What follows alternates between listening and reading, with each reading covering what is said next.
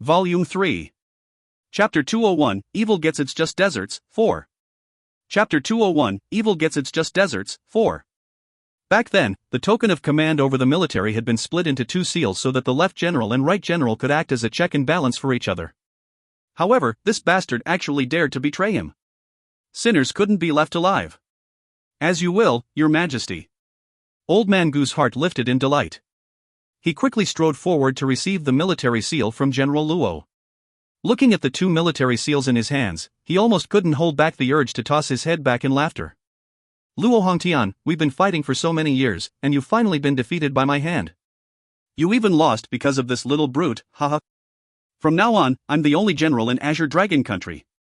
General Luo, do you regret it? Gu Ruoyan looked at General Luo, who was still kneeling on the ground on one knee, and asked in a light tone. Yuner, I'm no longer General Luo. You can call me Uncle Luo from now on. General Luo forced a smile and said, a man must keep to his word. Even 3 years ago, I could tell that you were a remarkable person. I was afraid that you would be a danger to Azure Dragon Country in the future, so I said that sort of thing back then. However, I also gave you my promise that Uncle Luo would stand by your side if Azure Dragon Country ever treated you unjustly first. Even though I'm a little reluctant to let go of the military seal, what I really can't let go of are the brothers who braved the battlefields with me. I don't regret my decision at all. Ha ha. Lang Wujing burst out into laughter when he heard General Luo's words. His eyes were spitting fire as he spoke. It was Azure Dragon Country that treated her unjustly first? Where have we let her down? Luo Hongtian, do you mean to say that we have done wrong? No one in this world can ever say that we've done wrong. No matter what Imperial concubine Ling has done, the only one who can hold her accountable to any crimes is this emperor. Who do you think you are? General Gu, what are you waiting for? Take this woman in immediately. After he finished speaking, Old Man Gu waved his hand and gave a single order, kill. In an instant, all the soldiers charged towards Gu Ruoyun, their murderous intent clear in their eyes. The woman dressed in green stood in the middle of the encirclement without any change in expression, casting an indifferent gaze upon the men rushing towards her with raised weapons. Boom! Suddenly, a tremendous force burst forth from her surroundings and a violent storm surged up from the ground. Without having any time to react, the men within the storm's reach were thrown up and away into the air. Following that, the young woman's domineering voice resounded within the imperial gardens that were bathed in the light of the setting sun. Let's see who else dares to come at me. Lang Wujing had made a reasonable assumption. He thought that she wouldn't be able to face down an army, no matter how strong she had gotten. There were more than 10,000 troops here. Even if they all went down, they would surely be able to exhaust her to the point of death. However, he hadn't thought that this woman would be even stronger than he had expected. If this kind of person wouldn't submit as one of his subjects, then she can only die. Imperial concubine Ling retreated a few steps, watching Gu Ruoyun with a pale face. She bit her lip, and her eyes filled with malice. This woman just wouldn't die. She'll never be able to have a peaceful night's sleep. Gu Ruoyun, I'm giving you one more chance to surrender. Otherwise, don't blame me for being rude. Old Man Gu's expression was dark and sinister. He looked at Gu Ruoyun with a sharp gaze.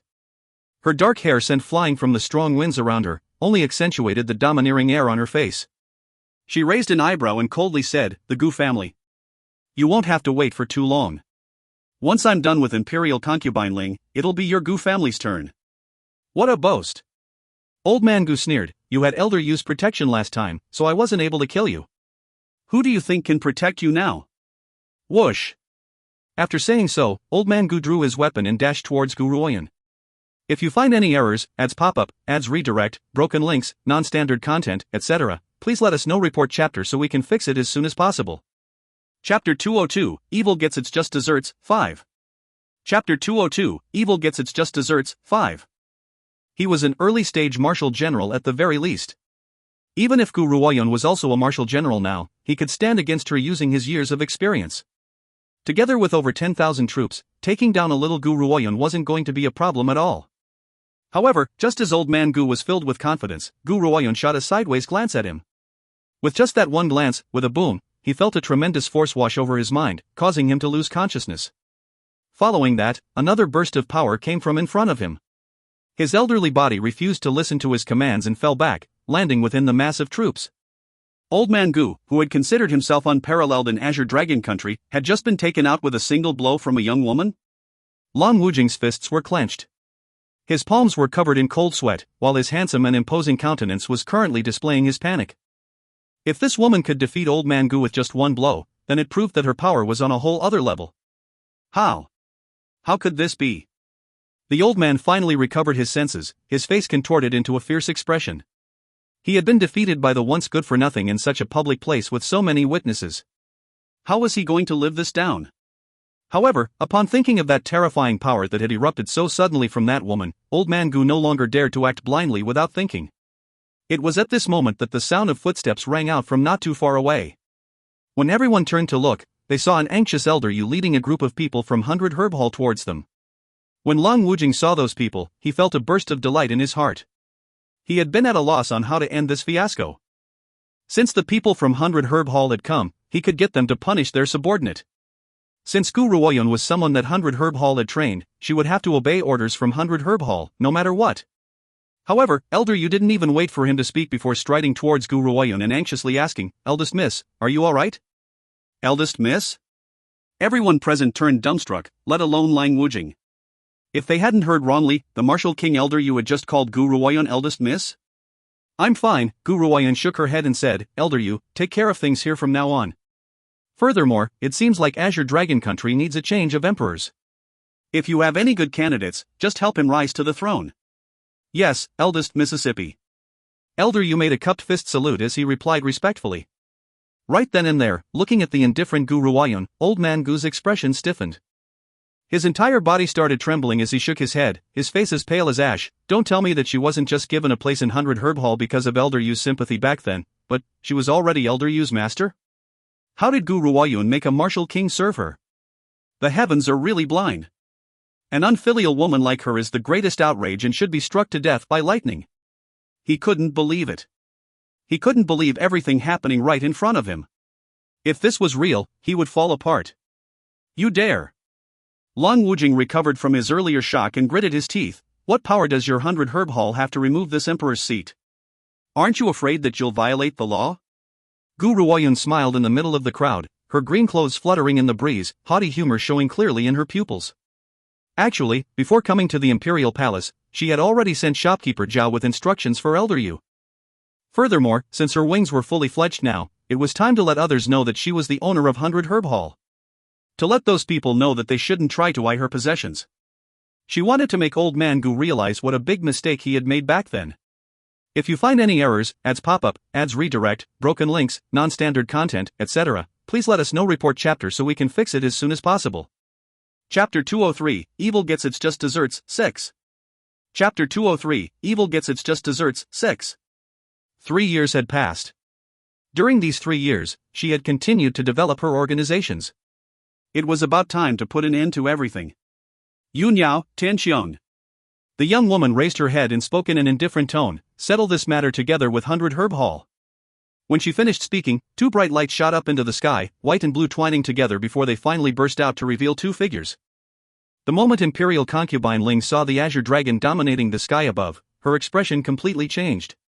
She had thought that Gu Ruoyun was still living because the azure dragon had reneged on their promise. She couldn't have imagined that the azure dragon had been subdued by Gu Ruoyun. No! She covered her mouth and retreated a few steps.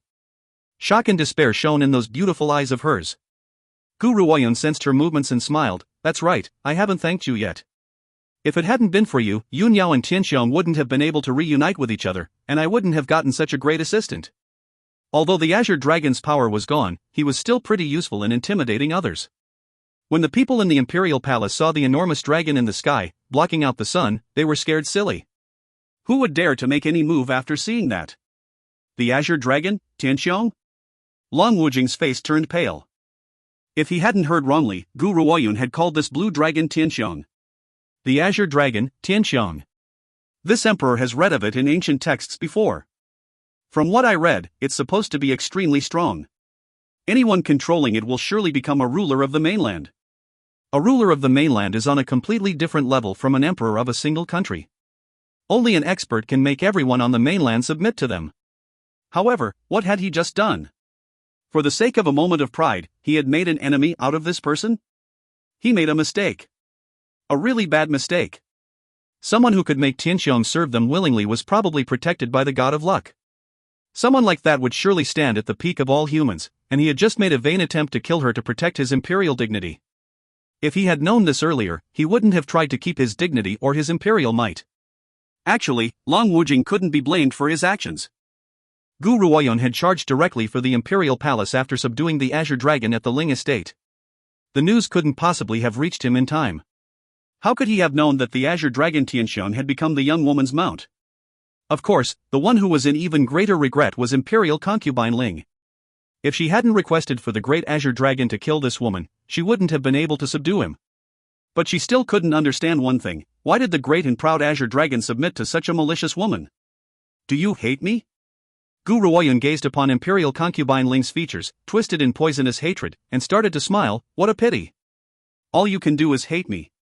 There are so many others who hate me, I don't mind adding one more. Elder Yu, take care of the rest. I don't want to see her alive, and I don't want her to die easy. After saying so, she turned and walked to Luo Hongtian's side. She paused for a moment before speaking up. Uncle Luo, what do you intend to do next? Luo Hongtian smiled bitterly. I can't stay in Azure Dragon country anymore. I'll just take each day as it comes from now on. Gu Ruoyun thought for a moment. I wonder if Uncle Luo would be willing to help me with something? I can help you with anything you need. Luo Hongtian smiled.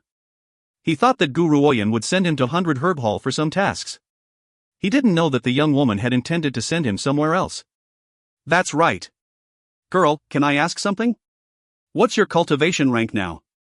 When she heard this question, Gu Ruoyun rubbed her nose and said, I managed to break through into the peak stage of Martial General last night, by a stroke of luck. Following that, under Luo Hongtian's dazed stare, she walked out of the palace gates with quick strides. If you find any errors, ads pop up, ads redirect, broken links, non-standard content, etc., please let us know. Report chapter so we can fix it as soon as possible. Chapter 204, Retribution, 1. Chapter 204, Retribution, 1. Have you heard? The real master of 100 Herb Hall is actually that good-for-nothing who was kicked out of the Gu family, Gu Ruoyun. Tisk, TSK. Who would have thought that the weak girl from 3 years ago would reach this point in the blink of an eye? I wonder how much the Gu family is regretting their decision now. In 3 years' time, she broke through and became a martial general from a lowly Qi level 2. Surely, even Gu Tian wasn't a genius of this caliber. That's nothing. I was actually outside the Ling estate that day and I saw that stunning scene with my own eyes. Have you seen that white tiger before? She was so fast and strong. And that Azure Dragon dominated half the sky. Those great spiritual beasts are under her command. Even though Gu Tian was a genius back then, his achievements can't be compared to those of his daughter. Ever since that incident, Gu Ruoyun's name resounded throughout Azure Dragon country. Of course, in contrast to the title of good-for-nothing she had 3 years ago, she was now the model that parents wanted their children to follow after. Right now, within Azure Dragon country, you could be forgiven if you didn't know the emperor's name. However, if you said you had never heard of Gu Ruoyun before, then everyone would look down upon you. How could you claim to be a citizen of Azure Dragon country if you have never even heard of her? Who else would dare to publicly challenge the Darkeen Palace? Furthermore, who else would dare to charge into the Imperial Palace and remove the Emperor just like that? Even if they had the power to do so, they wouldn't have her daring. Not only that, everyone heard that Gu Ruoyun had flown into a terrible rage because Imperial concubine Ling had sent assassins after her and hurt her servant girl instead. In the end, Gu Ruoyun had disregarded all consequences in pursuit of revenge for the servant girl. For the sake of avenging the grudge. At this moment, within the Gu estate, Gu Ponpon's pretty face contorted as she listened to the servants discussing the events of the day. She gripped her sleeves firmly and gritted her teeth so tightly that she almost ground them down to dust. All of you, shut up right now. With anger clearly showing in her eyes, she said viciously, I'll make sure that the next person to speak the words Gu Ruoyun again will suffer a most horrible death. No matter how great her achievements are now, she'll always be someone that our Gu family kicked out. All the servants fell silent in a moment. Frightened, they stood to one side and didn't dare to utter another peep. However, rage was still brewing in Gu Ponpon's heart, and she needed an outlet for the flames of her anger. These servants had, unfortunately, walked right into the fire. And don't forget, back then, all of you also took part in bullying Gu Ruoyun when Gu Shangxiao wasn't here. Now that she's famous, you guys are done for. So I don't want to hear any praise for her coming out of your mouths. If you want to talk about her again, you must call her a good-for-nothing like before. She couldn't accept it. She really couldn't accept it. How did someone, who had been a good-for-nothing 3 years ago, reach a point where she had to look up to them? The heavens were so unfair. An immoral woman like Gu Ruoyun, who had even harmed her own grandfather, should be struck by lightning and put to death. When Gu Ruoyun had charged into the imperial palace, Old Man Gu had led 100,000 men there for support. After the incident, he had been captured by Elder Yu and taken away.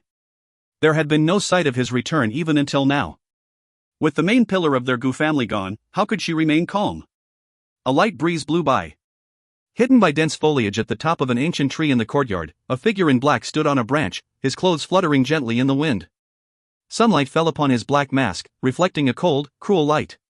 The man stood with his hands behind his back, his lips pressed together.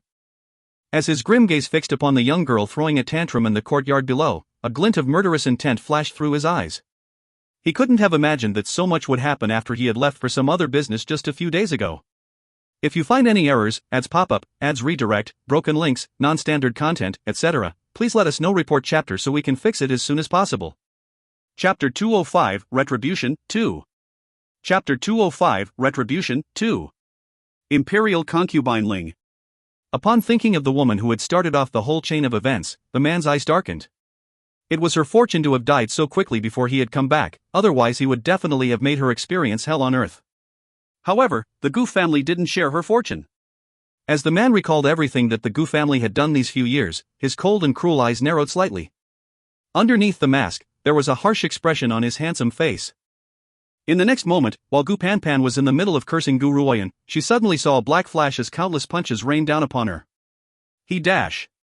LP. Before she could even finish shouting for help, she had already been beaten up to the point that she couldn't even speak. It was as if all the bones in her body had been shattered, then reconstructed so she could suffer the pain all over again. That vicious cycle repeated again and again. It hurt so much that she wanted to die. The servants weren't able to call for help either, their visions turned black and they all fainted. I wanted to kill you at first, but it's not up to me to end your Gu family's lives. You have to return what you owe to her. This is simply the interest I'm collecting for her. The man had impeccable control over his strength. He made Gu Panpan hover on the edge of life and death, but didn't let her faint. Conversely, her mind was extremely clear while she was suffering all that pain. She desperately wished for the torture to pass quickly. Just as she felt like a century had passed, the man finally withdrew his fists when she hit her limit. Immediately following that, freed from the torment, Gu Panpan finally fainted away. Meanwhile, as the culprit behind the incidents that were now the talk of the nation, Gu Ruoyun didn't pay the slightest attention to all the clamor and disputes. Every day she did nothing but cultivate, refusing to meet any visitors. Of course, the evildoer fourth prince was no exception to this and suffered many doors slammed in his face. However, just as Gu Ruoyun was intending to continue passing her days by cultivating, some news finally came from the assassin from the Cool Breeze faction, Li Chang, via soul telepathy. Master, I've been watching Second Master Gu recently because I overheard a conversation that Second Master Gu had with Second Madam Gu. They were talking about how a strong expert took a liking to Gu Shengxiao's root of wisdom back then, and how he wanted to take Gu Shengxiao away. However, Gu Tian and his wife didn't agree. That expert held a grudge against them and tasked Second Master Gu with killing them. He also wanted Second Master Gu to send Gu Shengxiao to him. Unfortunately, Second Master Gu wasn't able to complete his mission. Recently, he's been thinking of a new scheme. He wants to send a message to Gu Shengxiao saying that you've gotten in trouble to lure him back here, so that he can hand Gu Shengxiao over to that expert. Bang! A wave of rage burst out from within Gu Ruoyun's heart. Currently, she had an extremely cold and callous expression on her face. A storm was brewing within her clear pupils. She could tolerate whatever the Gu family tried to do except when they tried to hurt her kin. Second Master Gu had not only caused her parents' death, but was now trying to use her to lure her brother out. No matter what, she wouldn't let their sinister plans succeed. The Gu family. I wanted to let you live for a while more, but unfortunately. Gu Ruoyun sneered, ridicule brimming in the tilt of her lips. You were the ones who came looking for your own deaths.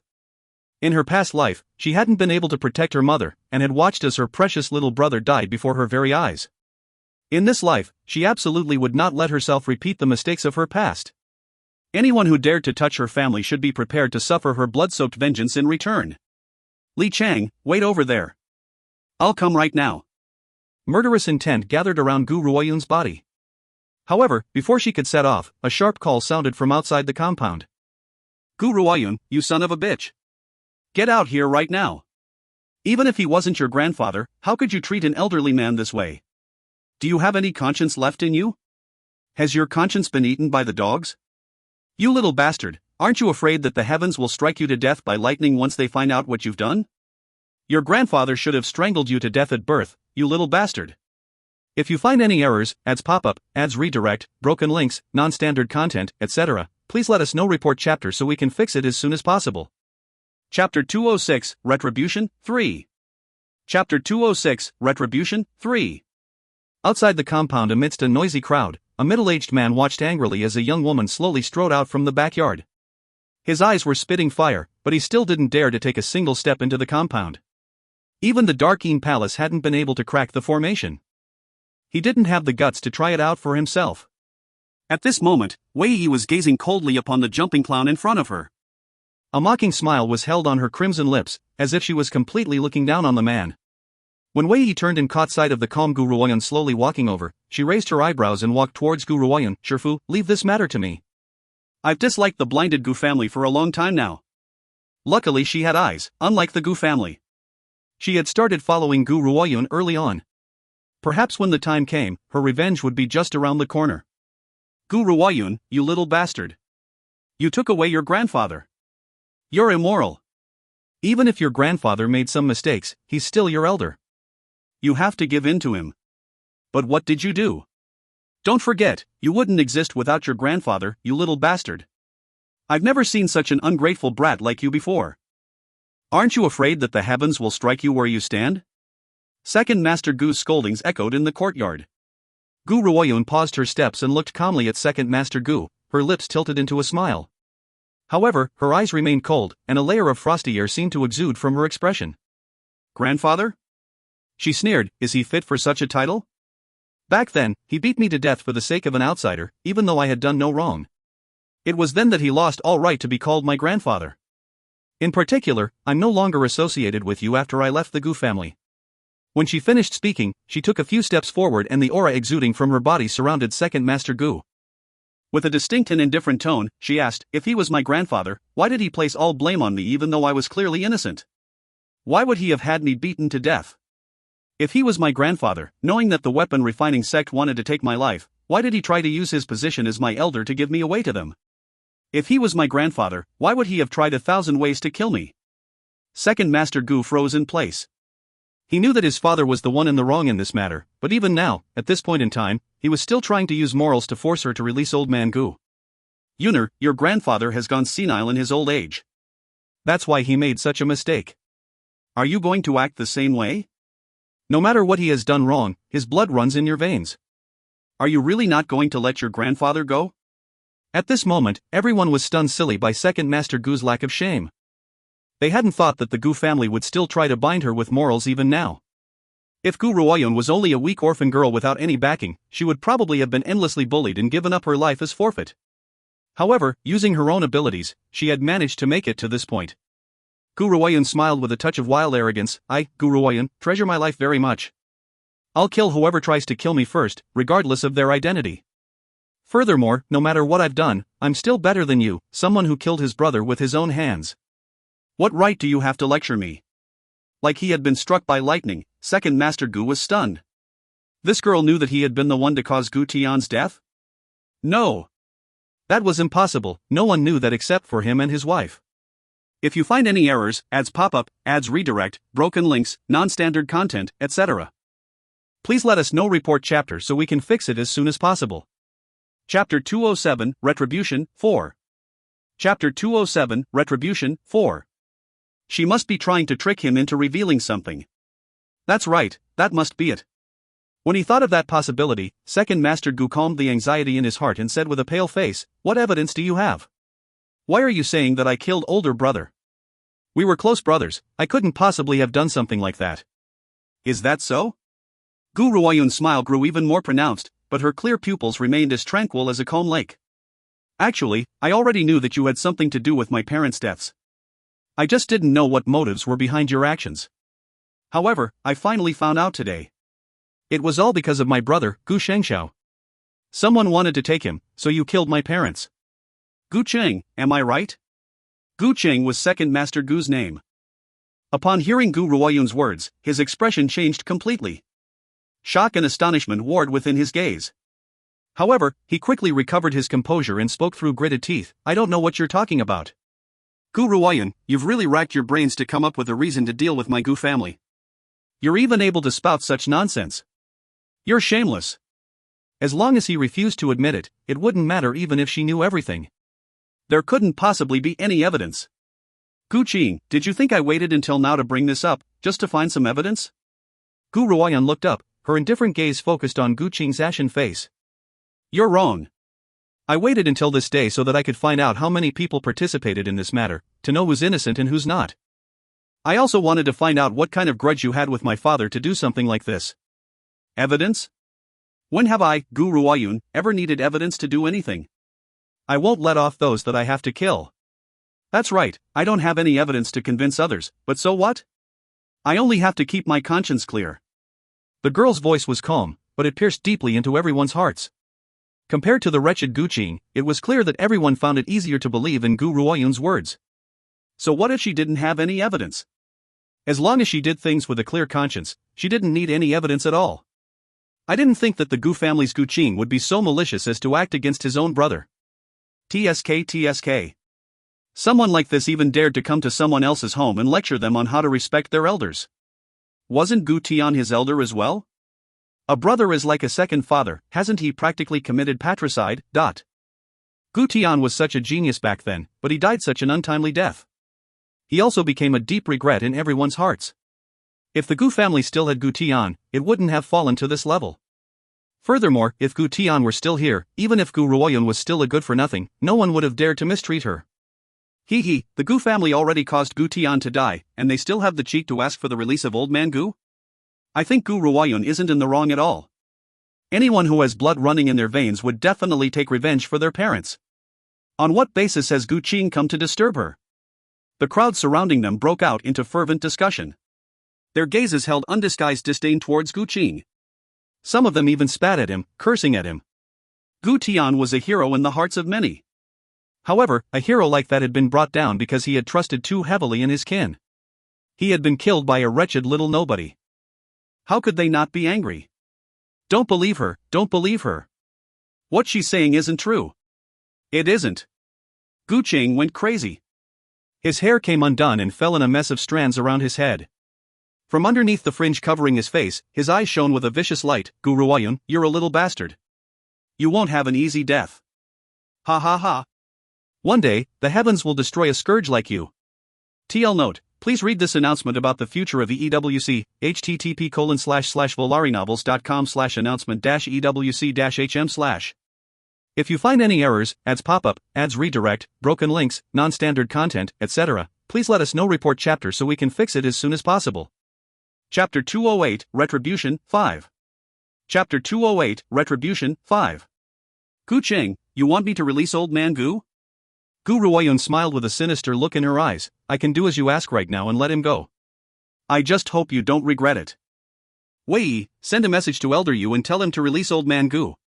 Wei Yi didn't hesitate at all after receiving Gu Ruoyun's orders, because she knew that there would be a show to watch after old man Gu returned home. As for them, all they had to was sit and watch. The Gu estate was in a state of clamor. Before he had even gotten the time to clean himself up, the sorry-looking old man Gu was disturbed by angry shouts from outside. "Hey, Gu family! Are you intending to avoid facing the truth by holding yourselves up in there? Call Gu Qing out now. He's actually Gu Tian's killer. Gu Tian once helped this old man out. This old man is here to demand justice for him. It was a loss for all of us in Azure Dragon Country when a hero like Gu Tian fell, and it was also a loss for the entire mainland. The one who caused this loss was that dog Gu Qing. He's a sinner to all of Azure Dragon Country. If Gu Tian were still here, who would even dare to invade our Azure Dragon Country? There wouldn't be any wars." Ever since Gu Qing had fled in disarray, taking old man Gu along with him, the events that happened outside the compound had spread like fire. Under the direction of 100 Herb Hall, some people who had been good friends with Gu Tian immediately came knocking at the Gu family's door. These people all trusted more in Gu Ruoyun. It would be an easy task for her to deal with the Gu family with her current strength. Furthermore, she was someone who wouldn't listen to reason at all, judging by how she had done things in the past. If she wanted to kill someone, she would just kill them straight away. Thus, with her personality and her conduct, she couldn't possibly be accusing the Gu family wrongly. Furthermore, a tiny Gu family wasn't worth the trouble for her to do such a thing. Old Man Gu unconsciously froze in place. He had rushed back upon leaving 100 Herb Hall, so he didn't know what the entire capital was gossiping about right now. When he heard the words outside, he immediately slapped Gu Qing. He roared in rage, "Gu Qing, you were the one who caused the death of Tianer?" Of course, Old Man Gu wasn't someone who valued family very much, or he wouldn't have gotten some stranger's corpse to impersonate Gu Tian. He was angry because if Gu Tian hadn't died, he would still be the elder of the Gu family, whom everyone would want to praise and flatter. How would the Gu family have fallen to this point if Gu Tian were still alive? "Father, I've been wronged." Gu Qing's face turned ashen as he spoke with grievance. "Elder brother's death had nothing to do with me. It was Gu Ruoyun. She's trying to drive a wedge between us." "Father, it's not like you don't know what kind of person she is. There's nothing she won't do."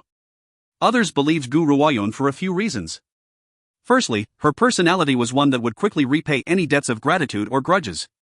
Secondly, it was because she was Gu Tian's daughter. However, Old Man Gu knew how cunning and deceitful she was. He could see that from how she had tricked the Gu family back then. Thus, she might really have wrongly accused Qinger. "Father, second master, please save Pan Pan." They took Pan Pan away. It was at this moment that a portly middle-aged woman came running in, weeping. She grabbed onto Gu Qing's sleeve and said, it was all your fault, you bastard. If it weren't for you, the news that we killed Gu Tian wouldn't have spread, and those related to Gu Tian wouldn't have taken away Pan Pan for his sake. If anything happens to my daughter, I won't forgive you, but..." Gu Qing had let out a sigh of relief, but upon hearing what second Madame Gu had said, his expression completely changed. His lips trembled and he had the overwhelming urge to slap her to death. TL note, please read this announcement about the future of the EWC, http://volarinovels.com/announcement-ewc-hm/. If you find any errors, ads pop up, ads redirect, broken links, non-standard content, etc., please let us know. Report chapter so we can fix it as soon as possible. Chapter 209, Retribution, 6. Chapter 209, Retribution, 6. You fool! You stupid fool! It hadn't been easy for him to clear his father's misgivings, but now this stupid woman had confessed everything just like that. He was done for. This time, he was completely done for. Actually, second Madame Gu couldn't be blamed for this. She hadn't followed Gu Qing when he went looking for Gu Ruoyun. Upon hearing what the people outside were saying, she assumed that they had found enough evidence somehow. Who would have thought that Gu Qing had just shamelessly denied everything? Father, don't listen to this stupid woman's nonsense. Smack. Old Man Gu slapped him so hard that Gu Qing fell to the ground. However, that wasn't enough to quell his rage. Old Man Gu raised his leg and started stomping on his body. With a vicious expression on his face, it was as if the person on the ground wasn't his very own son. You were the one who killed Tianer, and the one who brought our Gu family down. If not for you, everyone would still be trying to curry favor with me and fawning over me.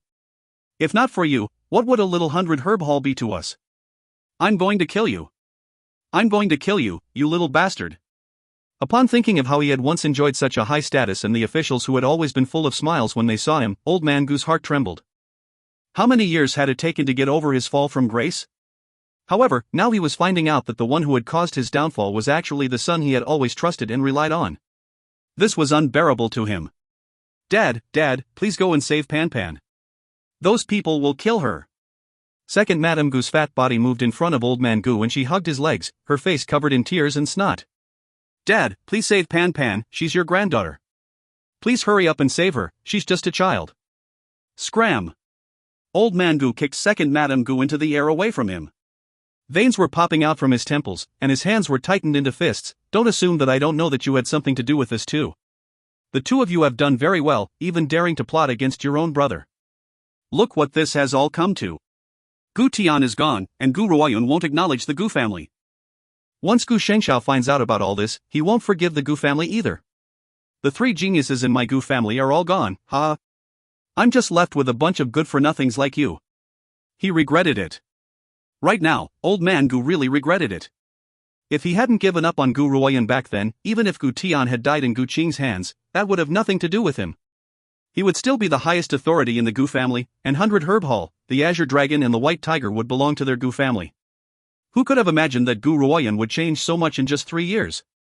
From a lowly good-for-nothing, she had turned into someone who could rule the mainland. When he thought of this, tears of regret rolled down the old man's cheeks. There's still Liner. That's right, there's still Linner. Second Madame Gu seemed to have thought of something. Her eyes shone brightly. Linner is the young master of the Cool Breeze faction. If the Cool Breeze faction stands up for us, then the situation will be different. The Cool Breeze faction. Gu Chang and Old Man Gu both thought of that power at the same time, and unconsciously exchanged looks. The old man couldn't help but calm down from his tantrum. The Cool Breeze faction is our last hope now. Where's Linner? Where is he now? Just as he finished speaking, an announcement rang out from outside the estate. This old man is an elder of the Cool Breeze faction. I'm under special orders from the faction master to meet the young master. May I ask if the young master is present? Someone from the Cool Breeze faction? Joy burst forth in Gu Qing's heart. That's great, the people from the Cool Breeze faction are here, we're saved. Right now, Old Man Gu's military powers had been taken away, so the Cool Breeze faction was their last remaining hope. TL note, please read this announcement about the future of the EWC, http://volarynovels.com/announcement-ewc-hm/. If you find any errors, ads pop up, ads redirect, broken links, non-standard content, etc., please let us know. Report chapter so we can fix it as soon as possible. Chapter 210, Retribution, 7. Chapter 210, Retribution, 7.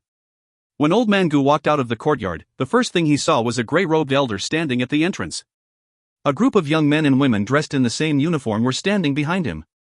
With one glance, Old Man Gu could tell exactly which faction these people belonged to. Gu Chang, bring Linner here, quickly.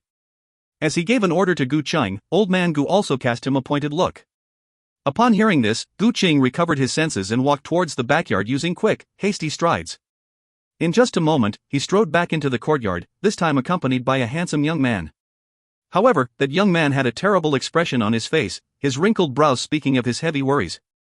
Young master, this old man is here under the orders of the faction master to receive the pill formula. Young master, you can pass the pill formula to me now. Gu Shanglin's expression turned even uglier. He glanced at Gu Chang, who was standing at the side, and remained silent. Linner? Old Man Gu frowned. Pass the pill formula to this elder, it'll be safer with him. He didn't understand why Gu Shanglin had such a troubled expression on his face. Hadn't he gotten the pill formulas to curry favor with the Cool Breeze faction? Why was he hesitating? Grandfather, those two pill formulas. Gu Shanglin finally hardened his heart and said, Father gave them away to someone else. While listening to Gu Shanglin, the visiting elder's bright smile had slowly begun to stiffen. It finally culminated in an instantaneous burst of rage, welling up from the depths of his heart. From the very beginning, he had been against letting an outsider become the young master of the Cool Breeze faction. Now that he heard that Gu Shanglin had actually given the pill formulas away to someone else, how could he not be angry? Gu Shanglin, did you really think that your seat as our Cool Breeze faction's young master was set in stone? If not for your talents and the untimely demise of our faction master's son, you wouldn't have gotten this position. However, when you found some treasures, instead of giving them to the faction master as tokens of your filial respect, you actually gave them away to some random stranger? Have you ever even considered your position as the young master of the Cool Breeze faction and acted accordingly? You dare to enjoy the benefits of our faction while giving away treasures to outsiders. The elder withheld nothing as he verbally flayed the skin off Gu Shanglin's back. With a sharp flick of his sleeves, he then said, Everyone, return to the faction with me. Gu Shanglin, you alone will stay here. I'm going to report this matter to the faction master. You should take care of yourself. After saying his piece, the elder turned and left without a single glance back. Old Man Gu was completely enraged. He picked up a wooden rod and started beating Gu Chang with the intent to kill, shouting all the while. You little bastard. First, you killed your brother, and now you even forced your son to give the pill formulas away to someone else. If not for you, how could this have happened? How could the Cool Breeze faction misunderstand the intentions of my Gu family? It's all your fault. If I don't beat you to death today, that'd be the real shame, you heartless little bastard. Even though Old Man Gu's vitality had taken a hit, he was still a martial general. Under the blows of his rod, Gu Ching cried pitifully and tried to escape anywhere he could. However, his very own son, Gu Shanglin, watched on as if it had nothing to do with him. This man had just ruined his life. How could he not hate him? Since he was a child, he had been outshined by Gu Shengshao in all aspects, so he had always sworn to defeat him. All for the sake of this goal, he had suffered many hardships in order to earn the trust of the Cool Breeze faction's faction master and get taken in as a godson. He had even managed to become the young master of a faction. But now? All his hard work had been ruined in an instant, and he had once again become a nobody. It's gone. Everything's all gone. Gu Shanglin shut his eyes, his expression wretched in agony. Even the muscles on his face were twitching. All my efforts over the years have been ruined by you alone. Ha! If I had known earlier that this would happen, I wouldn't have listened to you that day. So this is what they mean by losing your bride on top of losing your army, TL note, please read this announcement about the future of the EWC, http://volarinnovels.com/announcement-ewc-hm/. If you find any errors, ads pop up, ads redirect, broken links, non-standard content, etc., please let us know. Report chapter so we can fix it as soon as possible. Chapter 211, The Dongfang Family's Call for Help, 1. Chapter 211, The Dongfang Family's Call for Help, 1. Compared to the storm that they had weathered when Gu Tian had died, this time, the events that had happened at the Gu estate cast the Gu family into the heart of a calamity. A few days ago, a group of people had reportedly charged into the Gu estate and taken Gu Panpan away. No one knew if she was dead or alive, but regardless, she probably wasn't in a very good situation right now. Gu Qing, the murderer who had caused the deaths of Gu Tian and his wife, had been personally killed by Old Man Gu, and it was rumored that he had died in agonizing pain. Not a single person sympathized with him, he had only himself to blame for his own downfall. However, the fact that Old Man Gu had been the one to end him sent chills down the spines of many. That old fellow was heartless, even to his own kin. Currently within the Gu estate, second Madame Gu was curled up into a ball, trembling as she watched the white-haired Old Man Gu in terror. Although Gu Shanglin hated Gu Qing to the bone, he still had a soft spot for his mother. When Old Man Gu had attempted to kill second Madame Gu, he had held the old man back. Grandfather, we're already in such dire circumstances. We should discuss what we should do next, Gu Shanglin said, his brows furrowed together. Old Man Gu shut his eyes, clearly fatigued. He knew Gu Shanglin was trying, but at this point, he was tired. He was really tired. These past few days had aged him a decade each. He had changed from a man brimming with vigor into a dispirited shell. What should we do next, you ask? What can we do? The 10th prince has already ascended to the throne with Elder Yu's support. Most of our supporters are already gone, and we're probably going to be next. He understood Gu Ruoyun's personality very well. She would never let him off. As grandfather and grandson were talking, a sound of gentle laughter came from outside. I've finally returned after 3 years. It seems like a lot has changed in Azure Dragon Country. General Gua, no, you're no longer a general. I wonder if you've made any progress on the task I've given you. Old Man Gu froze on the spot. In the time it took for him to raise his head, a man dressed in brocade robes had already walked in, his form framed by the bright sunlight coming through the doorway. That man could be described in 4 words, as mild as jade. The combination of his natural beauty and gentle temperament softened hearts and eased minds. It was impossible to hold any suspicion or ill will towards him. However, upon seeing that jade-like face, Old Man Gu's expression changed for the worse. Dongfang Shaozi. The man who had made him look for Gu Ruoyun 3 years ago, Dongfang Shaozi, had finally returned. Furthermore, it was clear that he hadn't come bearing good intentions. I've already heard of the recent events on the way here. The man flipped open his fan and smiled as if he were discussing the weather. So the deaths of Gu Tian and his wife were caused by your Gu family? As he spoke, Dongfang Shaozi's gaze shifted to second Madame Gu, whose countenance was rapidly turning pale. Second Madame Gu gritted her teeth and said, "Who allowed that bitch to seduce Gu Tian? I really wonder how an unparalleled hero like Gu Tian could love a foxy woman like her. That woman was completely shameless. She was going to end up dead anyway, so why hold back the rage and dissatisfaction in her heart?" But from her point of view, Lu Yu had no other merits other than being extremely lucky. Gu Tian had to have really bad judgment to have chosen a woman like her. Dongfang Shaozi's calm gaze flickered. Then, he smiled, cold eyes pinning the fat woman in place. Even if she wasn't considered good enough, did you think you would have been fit to stand by Gu Tian's side? And now, not only did your family cause the deaths of Gu Tian and his wife, but you also almost killed Yuner along with them. Back then, I wanted to give you a little taste of revenge on the behalf of Yuner, but something urgent came up and I had to leave Azure Dragon Country. Upon coming back, I found that Yuner didn't disappoint me and she really discovered the culprits behind their murders. If you find any errors, ads pop up, ads redirect, broken links, non-standard content, etc., please let us know. Report chapter so we can fix it as soon as possible. Chapter 212, The Dongfang Family's Call for Help, 2. Chapter 212, The Dongfang Family's Call for Help, 2. Old Man Gu stared. What did young Master Dongfang mean by that? Back then, he had ordered them to find Gu Ruoyun and had threatened to massacre the Gu family if they failed. Was he saying that he had done all that to help Gu Ruoyun vent some of her anger on them? No wonder the door had always been shut in their faces when they tried to invite Gu Ruoyun out of 100 Herb Hall. So Dongfang Xiaozi had done all of that on purpose. Why? Why did you do that? Even if you were friends with Lu Yu, she's already been dead for so long. Why did you help Gu Ruoyun like that? Do you really want to know? Dongfang Xiaozi drew closer to old man Gu, a profound smile on his handsome face. He let out a peal of gentle laughter before, with an extremely mild tone, he said, "It's simple. It's because Lu Yu's surname was Dongfang." Boom, dot. It was as if an explosion had gone off in old man Gu's head, his mind crashed with no chance of recovery. Lu Yu's surname was Dongfang, what did he mean? Her surname was Dongfang, and she was part of the Dongfang family. She was the treasure of my family, and my older sister. Dongfang Xiaozi's smile disappeared bit by bit.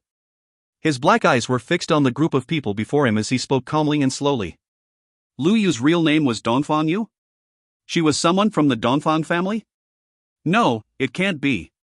That's impossible. Old man Gu began to retreat bit by bit, his body moving on its own as he succumbed to shock. He shook his head back and forth, the little remaining color in his wrinkled, old face draining fast. Why didn't she ever mention it?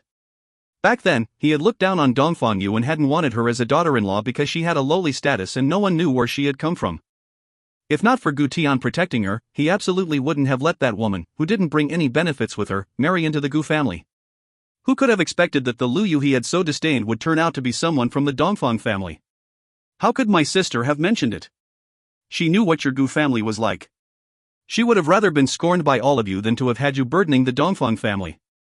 Whenever he thought of his sister's death, Dongfang Xiaozi's heart would hurt. The gaze he cast upon the Gu family was filled with murderous intent. So you said that she didn't have any merits? He turned to look at the trembling second Madame Gu and smiled once again. She was the treasure of the Dongfang family and she had the best education one could have since she was young. Her natural talents weren't inferior to Gu Tian's, but she was willing to conceal her gifts so she could stay with him. She had a beauty that could cause the downfall of nations, and everyone doted terribly on her. However, she never grew arrogant from all the attention and was never cowardly. My sister was brave. She was the greatest woman in the world. On this earth, Gu Tian was the only one who could match her. As for you, not only did you eye Gu Tian, you were delusional enough to think that you could be compared. Did you really think you could even hold a candle to her? Second Madame Gu bit her lip and remained silent. She had been jealous of Dongfang Yu, jealous to the point of madness. So, she had helped cause the deaths of Dongfang Yu and Gu Tian. However, she could never have imagined, never have foreseen, that the lowly woman in her eyes would turn out to be the eldest miss of the Dongfang family. Or that her talents were comparable to Gu Tian's. How could that seductress have been that outstanding? Alright, I've already told you what you should know. Now it's time for us to settle our debts. The corners of Dongfang Xiaozi's lips lifted. Gu Tian is already dead, so I have no way to settle my debt with him. It's up to you guys to take on the debt in his place. I'm going to make the Gu family disappear from the face of this earth. Although the three great authorities didn't allow them to interfere with the lives of ordinary people, there wasn't anyone else here apart from some dead men walking. Who would even know that he had been the one to kill them? He had restrained himself for so many years. It was finally time to take revenge for his sister and her husband. If you find any errors, ads pop-up, ads redirect, broken links, non-standard content, etc., please let us know. Report chapter so we can fix it as soon as possible. Chapter 213, The Dongfang Family's Call for Help, 3. Chapter 213, The Dongfang Family's Call for Help, 3. When she saw Dongfang Xiaozi's gentle expression, second Madame Gu broke out into cold sweat. A chill started from the bottom of her feet and climbed all the way to the crown of her head. Undisguised panic flitted across her bloated face as she cried, "I don't want to die, please let me go. I really don't want to die. If you had known of the consequences earlier, then why did you act like that back then?" Dongfang Xiaozi sighed as he saw that second Madame Gu had turned pale from fright. You have only yourselves to blame for the consequences today. The Gu family was already doomed when they made those mistakes back then. That day, the anguished wailing of second Madame Gu could be heard all the way from the streets. No one knew what happened, or even witnessed anyone entering the Gu estate, but her cries painted a vivid image of flesh being flayed off bit by bit. Closely following her screams, the entire estate went up in flames. The fierce fire burned for an entire day and night, and when it finally subsided, the insufferably arrogant Gu family had disappeared from the mainland. Within 100 Herb Hall, Gu Ruoyun was listening to Elder Yu report about the recent events. Suddenly, a burst of gentle laughter came from outside the door. Following that, the mild voice of a familiar man interrupted her thoughts. Yuner, it has been 3 years since we last met. I hadn't expected you to grow so fast, and you've even done so much to make people sit up and take notice of you. Upon hearing a voice she hadn't heard in 3 years, Gu Ruoyun slipped into a slight daze. Without waiting for her to speak up, Elder Yu went up to the visitor with a look of pleasant surprise. Young master, you've come back? Dongfang Xiaozi nodded. When his eyes landed upon Gu Ruoyun's face, a soft smile spread across his handsome face. For some reason, every time she saw Dongfang Xiaozi, Gu Ruoyun would feel a sense of kinship with him. That intimacy didn't come from the man's warm smile, but it came from within her heart. Furthermore, if not for Dongfang Xiaozi, she wouldn't have been able to become the master of 100 Herb Hall, and she wouldn't have been able to grow this fast. You've come back? Gu Ruoyun asked, raising an eyebrow. There was a bit of good humor in her expression. Dongfang Xiaozi smiled back at her, but he had a grave look in his eyes. After muttering to himself under his breath for a while, he spoke up, Yuner, there's something that I didn't want to tell you at first, because I didn't want to pull you into this dispute. But now, I have no other choice but to tell you. Young master? Elder Yu stiffened. Did something happen to the Dongfang family? Judging by how overprotective young master was of eldest miss, he would never reveal that matter to her unless it was a critical situation. Otherwise, it would only bring eldest miss unnecessary trouble. Thus, upon hearing the first half of Dongfang Xiaozi's words, Elder Yu knew that something had happened to the Dongfang family, something that even the young master couldn't solve. Gu Ruoyun didn't think too much of it and simply smiled as she said, Young master, if you have anything to say, speak freely. I'm all ears. Dongfang Xiaozi's mind seemed to be somewhere far away as he looked at the girl's pretty face. You're really like them. Your face is really similar to your parents. Actually, Yuner, you should call me uncle. The real name of your mother, Lu Yu, was actually Dongfang Yu. She was the eldest miss of my Dongfang family, and the older sister I admired ever since I was a boy. What kind of genius had Dongfang Yu been? Even if she was compared to Gu Tian, she absolutely wouldn't have lost to him. However, as the eldest miss of the Dongfang family, she had been hidden away since she was young. Except for the powers that were on the same level as the Dongfang family, how could anyone have known how glorious she had been? If you find any errors, ads pop up, ads redirect, broken links, non-standard content, etc., please let us know. Report chapter so we can fix it as soon as possible. Chapter 214, The Dongfang Family's Call for Help, 4. Chapter 214, The Dongfang Family's Call for Help, 4. Actually, Gu Ruoyun had already been mentally prepared for something like this. She knew that Dongfang Xiaozi's relationship with her parents couldn't be as simple as just friends. However, she hadn't expected that her own mother would turn out to be someone from the Dongfang family, but... For a short moment, astonishment flitted across her eyes, and then it was gone in a flash. Mother was the Dongfang family's daughter? Why haven't I heard of this before? Furthermore, since she was a Dongfang, why couldn't the Dongfang family protect her? Currently, Gu Ruoyun was extremely calm, so calm that a stab of guilt ached within Dongfang Xiaozi's heart. Yuner, I'm sorry. I wasn't able to protect your mother. Back then, after receiving the news, I wanted to rush here to investigate the truth behind her death. However, my father, your grandfather, held me back. You should know about the existence of the 3 great authorities. The reason father did this was because he was afraid that the Dongfang family would be destroyed, even as I didn't agree with his actions. How could a father not have been hurt by his daughter's death? Previously, even though father had admired Gu Tian, he hadn't approved of them being together. It was his sister who had insisted on staying with her lover, even leaving the Dongfang family for his sake. However, father had a lot to keep in consideration. If his sister had still been alive, father would definitely have put his all into saving her. However, since his sister was already dead, he wasn't willing to drag down the rest of the Dongfang family for this matter. Gu Ruoyun put on a smile that made Dongfang Xiaozi's heart ache once again. The Dongfang family. He was so afraid of the power of the 3 great authorities that he let his own daughter die in such tragic circumstances. After so many years, no one from the Dongfang family ever came looking for me. Even when I was beaten to death by the Gu family, no one ever stood up for me. If I hadn't been lucky, perhaps I would have already died. Honestly speaking, she didn't hold any goodwill towards the Dongfang family. She believed that they definitely knew about the circumstances she had grown up in, and considering that she never had a visitor come to the Gu estate. Not a single one of them had ever come to stand up for her, never. If just one person had come and said something for her, the Gu family probably wouldn't have dared to treat her like that. Yuner. Dongfang Xiaozi felt as if he had been stabbed in the heart. He reached out and pulled Gu Ruoyun into his arms. Tightly embracing the thin, young girl, he lowered his head and said, "I'm sorry, Yuner. Uncle came too late and you've suffered so much because of it." The man's warm embrace made Gu Ruoyun's hardened heart soften. No matter how the Dongfang family acted, this man before her had undoubtedly given her a lot of help. She would remember this debt of gratitude. "I don't have a favorable impression towards the Dongfang family, but you'll always be my uncle. Forever. The young girl raised her head, her delicate features infused with determination. Seeing her like this, warmth suffused inside Dongfang Xiaozi's chest. He raised his hand and rubbed Gu Ruoyun's head, a doting look in his eyes. "Yuner, perhaps your grandfather had his own apprehensions, and he wasn't able to do as he liked. However, he really did love your mother dearly. In addition, remember this. No matter what happens, even if the Dongfang family is unable to stand by your side, uncle will always be there for you." Gu Ruoyun shrugged the topic away and blinked as she asked, "Oh, that's right, uncle. This isn't the only reason you came looking for me, right? Did something happen with your Dongfang family?" Dongfang Xiaozi's heart gradually sunk. He couldn't help but let out a sigh at the reminder of the recent events within the Dongfang family. If you find any errors, ads pop up, ads redirect, broken links, non-standard content, etc., please let us know. Report chapter so we can fix it as soon as possible. Chapter 215, The Dongfang Family's Call for Help, 5. Chapter 215, The Dongfang Family's Call for Help, 5. Actually, it's nothing big. I just feel that your grandfather's health has been deteriorating lately, and his light is starting to wane.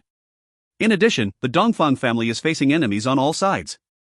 Not only do we have to face the enemies from the outside, now we even have to defend ourselves against inner struggles. He's gradually losing his strength. If he doesn't break through now, he'll probably only be able to hold on for another 1 or 2 years. Dongfang Xiaozi showed a bitter smile. Back then, so that the weapon refining sect would be too busy to deal with Gu Ruoyun, he had taken pains to convince his father to do something. However, in the end, it was the Dongfang family that suffered the consequences. 3 years. For 3 whole years, the Dongfang family and the weapon refining sect had been at war. If anything happened to father, then the Dongfang family would probably be destroyed. However, he didn't explain this to Gu Ruoyun. No matter what, he wasn't willing to use this debt to ensnare her. Gu Ruoyun sunk into silence for a while.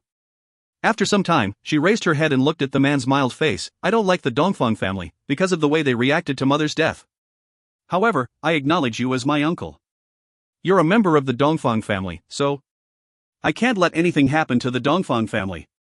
She was implying that she was willing to help the Dongfang family, but only because of him, Dongfang Xiaozi, and not because of any kinship with the Dongfang family. His heart warmed, but he was still filled with inerasable guilt.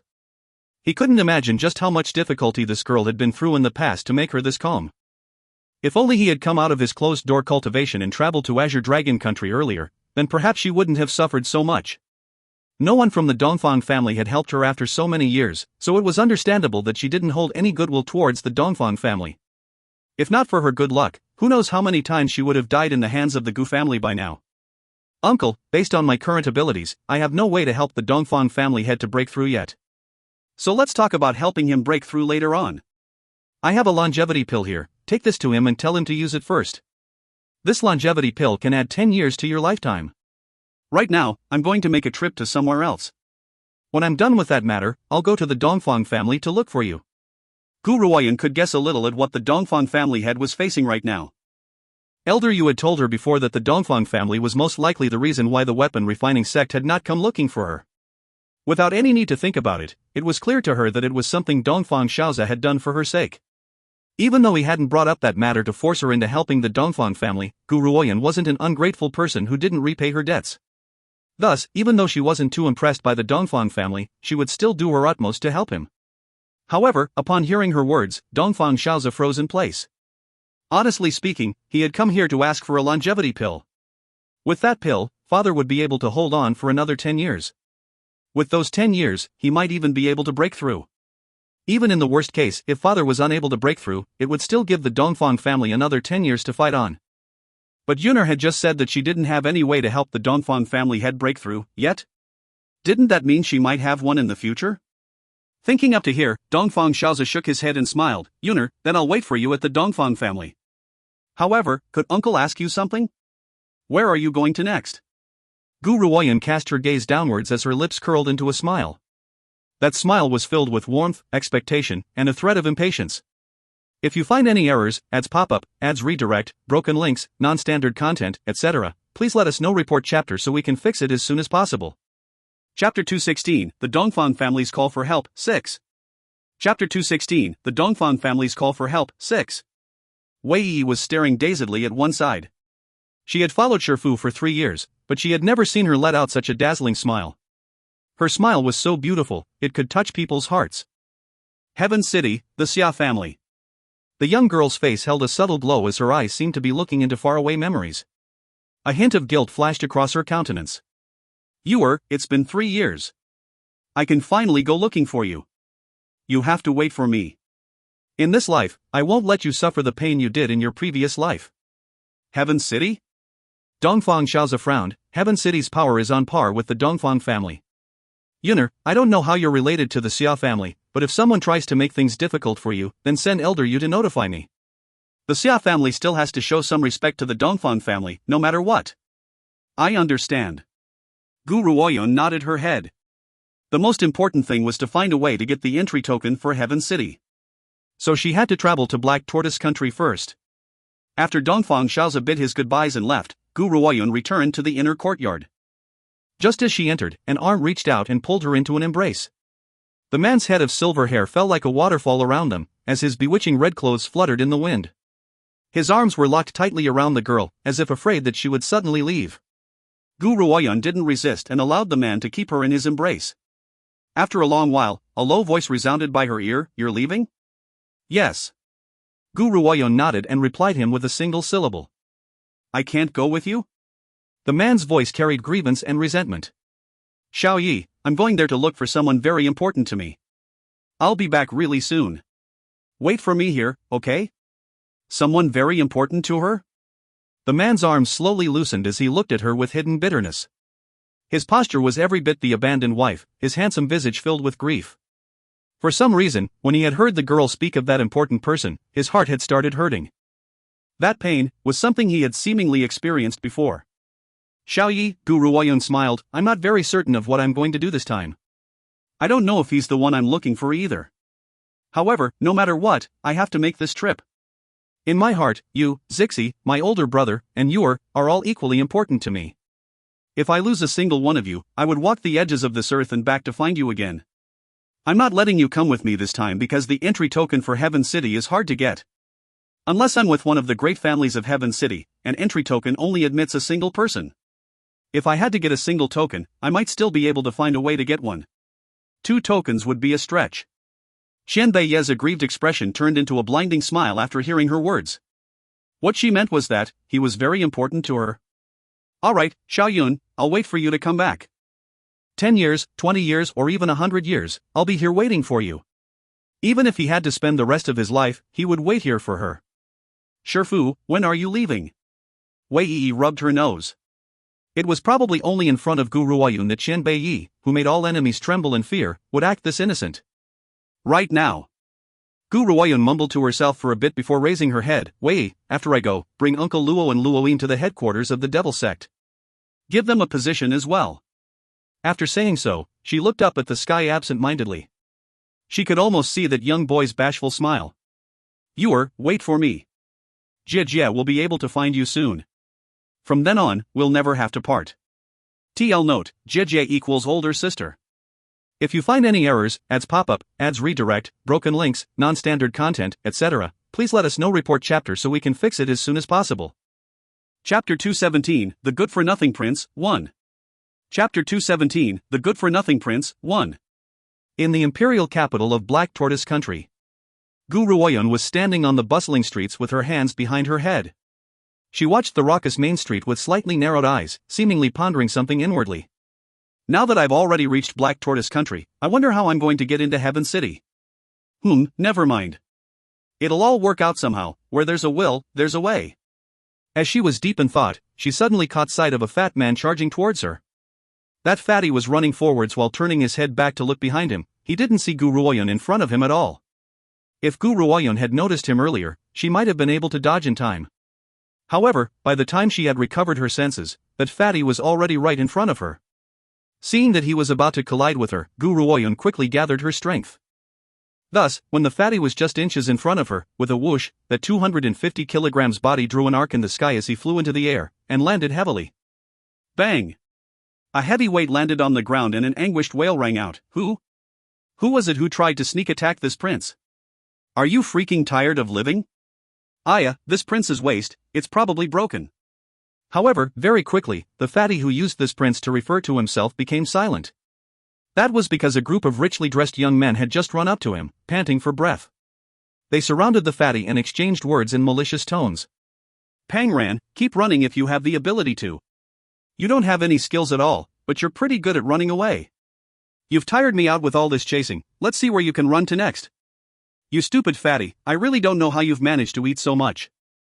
I feel disgusted just looking at your entire body full of fat, you look so greasy too. Pangran smiled sheepishly, and the flesh on his chubby face jiggled along with his smile.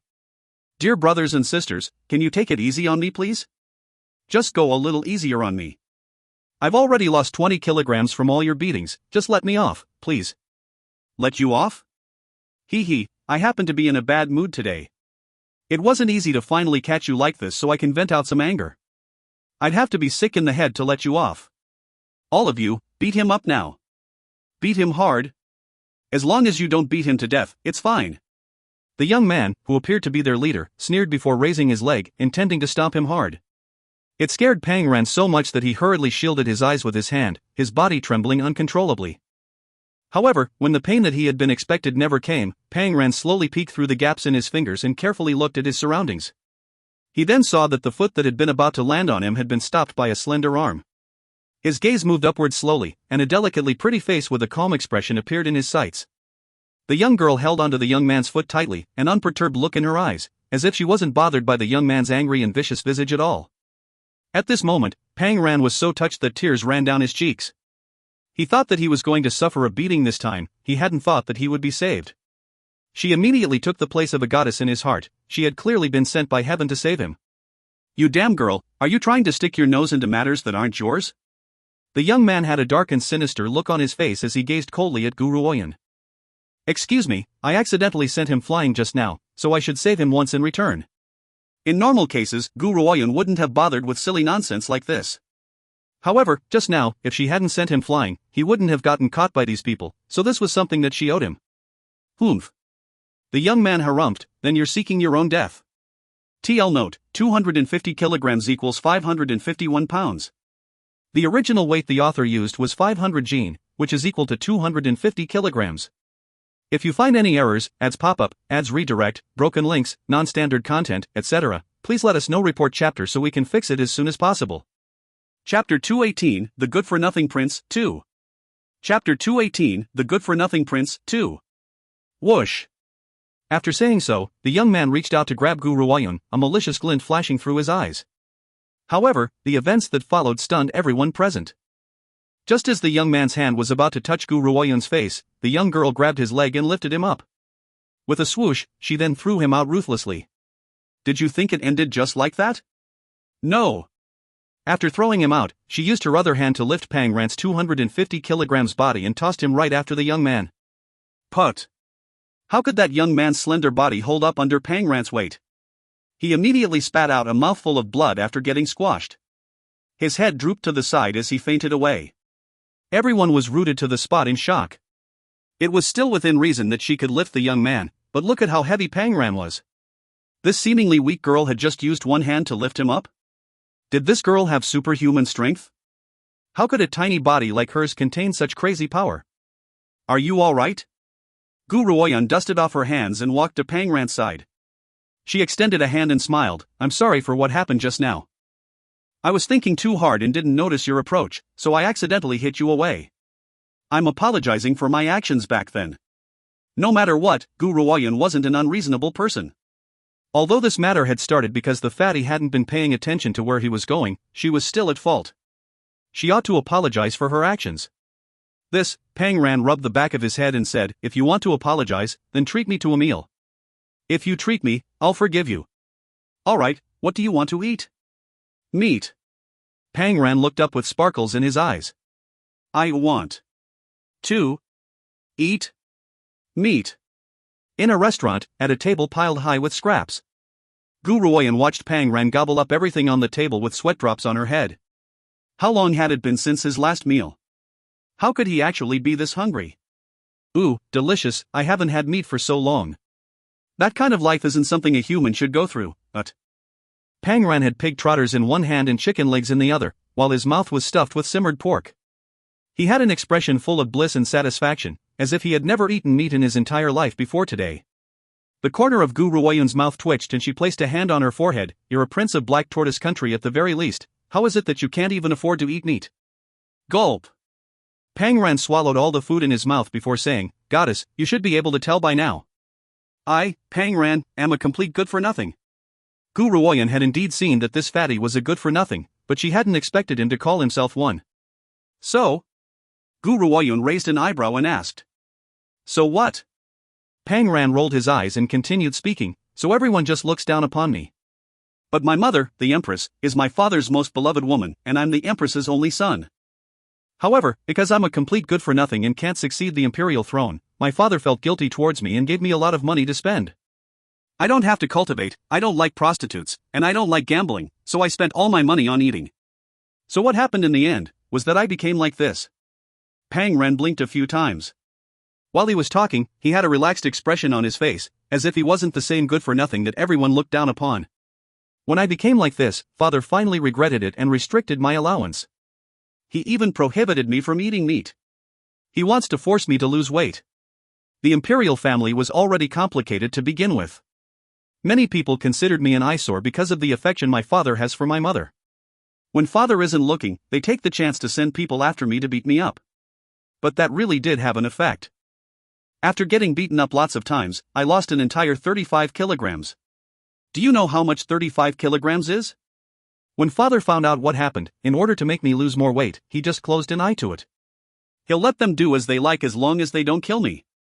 TL note, 35 kilograms equals 77 pounds. Poor Pang Ran W. If you find any errors, ads pop up, ads redirect, broken links, non-standard content, etc., please let us know. Report chapter so we can fix it as soon as possible.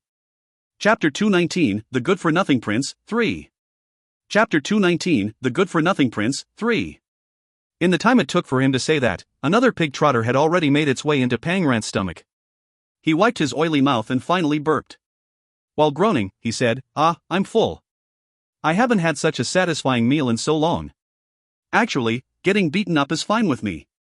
The most painful thing was getting forced to eat vegetables every day by father. Those green things aren't tasty at all, I was so disgusted. Sweat drops gathered on Gu Ruoyun's head. She was completely speechless thanks to this good-for-nothing prince. Of course, what made her even more speechless was that strange father of his, the emperor. Bang! It was at this moment that the door to their private room in the restaurant was kicked open and a domineering voice resounded. Pang Ran, come out here for this prince immediately. Heavens! Pang Ran was so frightened that he threw the bones in his hands away and quickly buried himself under the table. However, his body couldn't fit under the table at all, and he ended up flipping the entire table instead. Meanwhile, the bones that he had unconsciously thrown ended up flying in the direction of the richly dressed young man standing at the entrance of the room. With a bang, the bones landed on his face and slowly slid down to the floor. Upon smelling that oil on his face, the richly dressed young man could only feel his gut churning as he tried hard to keep everything he had eaten over the past few days down. With an ashen face, he gritted his teeth and shouted, Pang Ran, you little good-for-nothing. Today, as your older brother, I'm going to teach you how to respect your elders. Lin Luo is my subordinate. You actually dared to make him faint, so you have to bear the consequences. Gu Ruoyan calmly cast him a sideways glance and used her chopsticks to pick up a small piece of bone. While he was speaking, she tossed it into his mouth with a swoosh. The young man didn't close his mouth in time and that piece of bone flew right inside. A wave of nausea rose up from his stomach and he couldn't bear it any longer. He ran to a corner and puked. That piece of bone was something that fatty Pang Ran had gnawed on and spat out. It was too disgusting. Even more disgusting than kissing him directly. Your mouth is too dry. Gu Ruoyan tossed an unperturbed glance at him, treating him coolly. You? Just wait for me. You stupid girl. You'll suffer the consequences for helping this damn fatty. The richly dressed young man's face turned even more ashen. He glared fiercely at the two of them before running out. He couldn't take it any longer, he had to clear out his stomach. Within the room, Pangran got up from the floor and looked at Gu Ruoyun with a face full of worship. Goddess, you're too cool. Especially that last sentence, you're too awesome. Could you call me something else? The corner of Gu Ruoyun's mouth twitched as she spoke helplessly. No way. Pangran shook his head decisively on this matter. You're the goddess sent to me by the heavens to save me. I've already decided. From now on, I, Pangran, will follow you. Why would I want to be some shitty sixth prince? I don't care about that title at all, it's not like I'll get to eat any meat. I'll only be able to eat meat if I follow the goddess. He hadn't wanted to be the sixth prince for a long time. There wasn't any meat to eat, and he still had to suffer beatings. Anyone who wanted the position could have it, he didn't care about it at all. Looking at the longing on Pangran's face, Gu Ruoyun's eyes sparkled as she asked, Fatty, do you want to lose weight? I'm willing to lose weight if I can still eat meat. Meat is life. If I don't have any life left in me, what's the use of losing weight? Pangran pouted as he spoke. I can help you lose weight, but it's up to you to see if you're willing to work at it. Gu Ruoyun smiled as she watched Pangran. This time, she had a reason for helping him out. Since the people of Heaven City could decide the imperial successor to Black Tortoise Country, then Pangran would surely attract their attention if he displayed outstanding qualities. She might even get the chance to contact the people from Heaven City and get the entry token to Heaven City if she helped Pangran. If you find any errors, ads pop up, ads redirect, broken links, non-standard content, etc., please let us know. Report chapter so we can fix it as soon as possible. Chapter 220, The Good-for-Nothing Prince, 4. Chapter 220, The Good-for-Nothing Prince, 4. Can I eat meat? Pangran blinked pitifully as he asked. You can, Gu Ruoyun's lips twitched a little, you can eat meat, but you can't be too greedy. Following my method, within 3 weeks, I can help you slim down, but... A glint flashed through the fatty's almost invisible eyes, he was so excited that his face became flushed red. Really? I can slim down even if I don't eat vegetables or get beaten up? Goddess, you're really my goddess, I love you. Bang! Pangran threw himself at Gu Ruoyun, trying to hug her tightly with his open arms. However, looking at that enormous body flying towards her, Gu Ruoyun didn't even have to think about it, she immediately kicked him away. In a moment, that huge body drew a straight line as it flew out of the room. By some strange coincidence, he fell onto a passerby, causing that poor innocent man to froth at the mouth as his eyes spun around in circles. It was rather tragic for the passerby. He had only come here to eat a meal, but had mysteriously gotten flattened by a huge mountain. Especially since that huge mountain's butt was now sitting on his face. It was so disgusting that he almost puked up last night's dinner. I'm sorry, this prince didn't do it on purpose. Pangran casually stood up and expressed his apology to the person he had squashed. However, upon seeing the face of that person, his expression changed abruptly and he hurriedly charged back into the room to pull Gu Ruoyun towards the exit. Goddess, we have to leave now, we've really caused a disaster this time. Although the fatty had a huge body, he could run like the wind when escaping. In the blink of an eye, he had already sprinted out of the restaurant. It was likely because he was usually running for his life, that he had trained his escaping skills to this extent. What's going on? What happened? Gu Ruoyun dazedly looked at Pangran and asked. When he was facing the troublemaking young men from before, or the fellow who had called himself his imperial brother, she hadn't seen the fatty make such an expression. Could it be that that person just now was someone even more influential? After running for who knows how long, the fatty finally stopped. He gasped for breath and wiped the sweat off his face.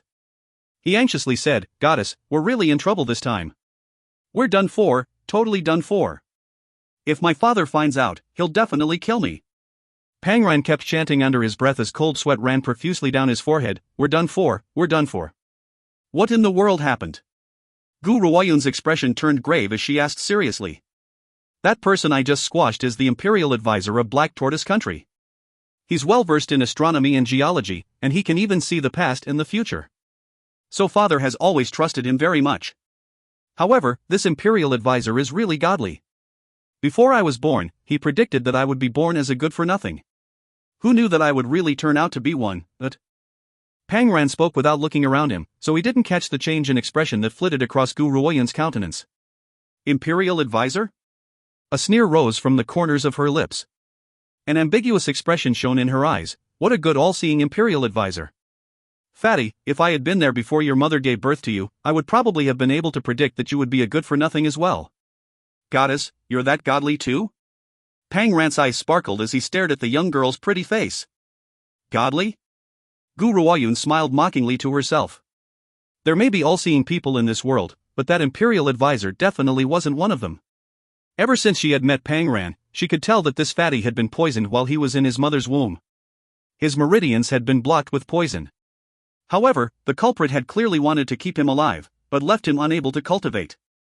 This fatty wasn't a natural-born good-for-nothing, but it was because he had been plotted against.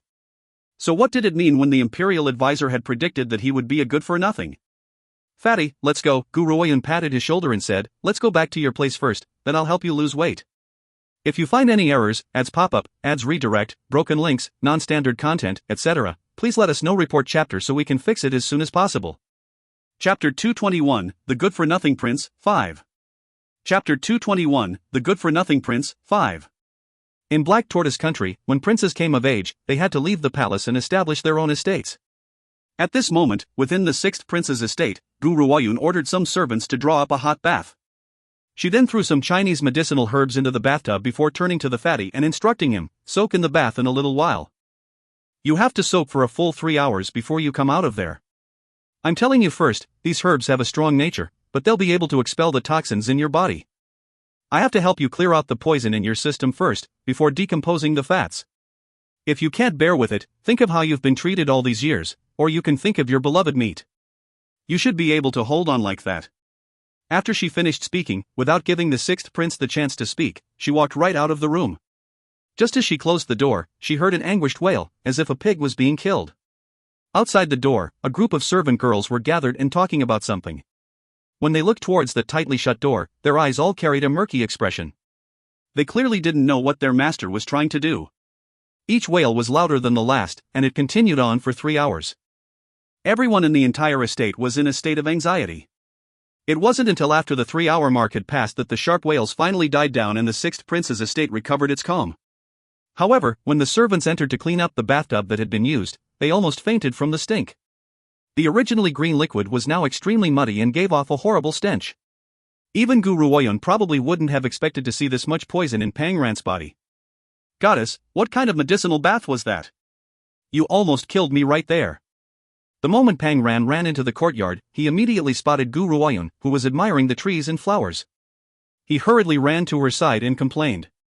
If not for the refreshing feeling suffusing his entire body right now, he might have started to suspect that the goddess had tricked him. Fatty, give cultivating a try now. The corners of Gu Ruoyun's lips curved slightly as she spoke in a calm tone. Goddess, what are you saying? I, Pang Ran, am a complete good-for-nothing. Something like cultivation has nothing to do with me.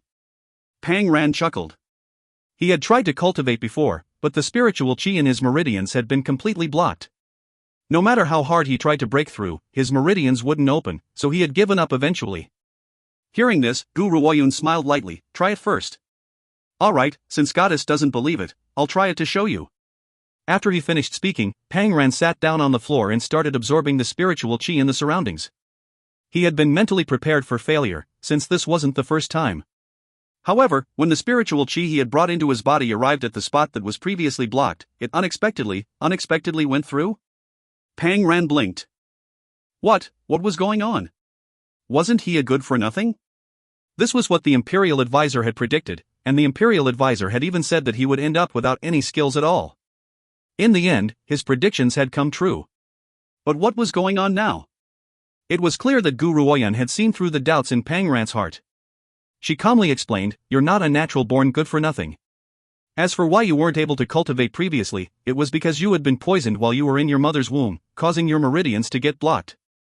This was also the reason why you couldn't absorb spiritual chi. I just helped you purge all the poison in your body, so now you can cultivate like a normal person." Pang Ran's mind took a while to wrap around this bit of information. After a few minutes, when he had finished digesting Gu Ruoyun's words, rage burst forth from his heart. If you find any errors, ads pop up, ads redirect, broken links, non-standard content, etc., please let us know. Report chapter so we can fix it as soon as possible. Chapter 222, The Good-for-Nothing Prince, 6. Chapter 222, The Good-for-Nothing Prince, 6. Damn it, who was so sinister and vicious as to poison me? If not for that bastard, I wouldn't have become a good-for-nothing. If I hadn't become a good-for-nothing, I wouldn't have given up on myself. And ended up letting myself go to this point.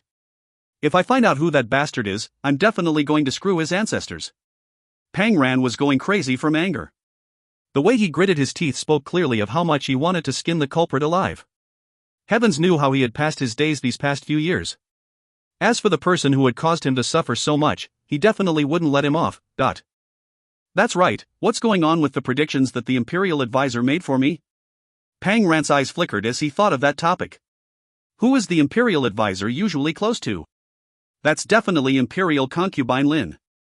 The Imperial Advisor is Imperial Concubine Lin's older brother, and her biological brother.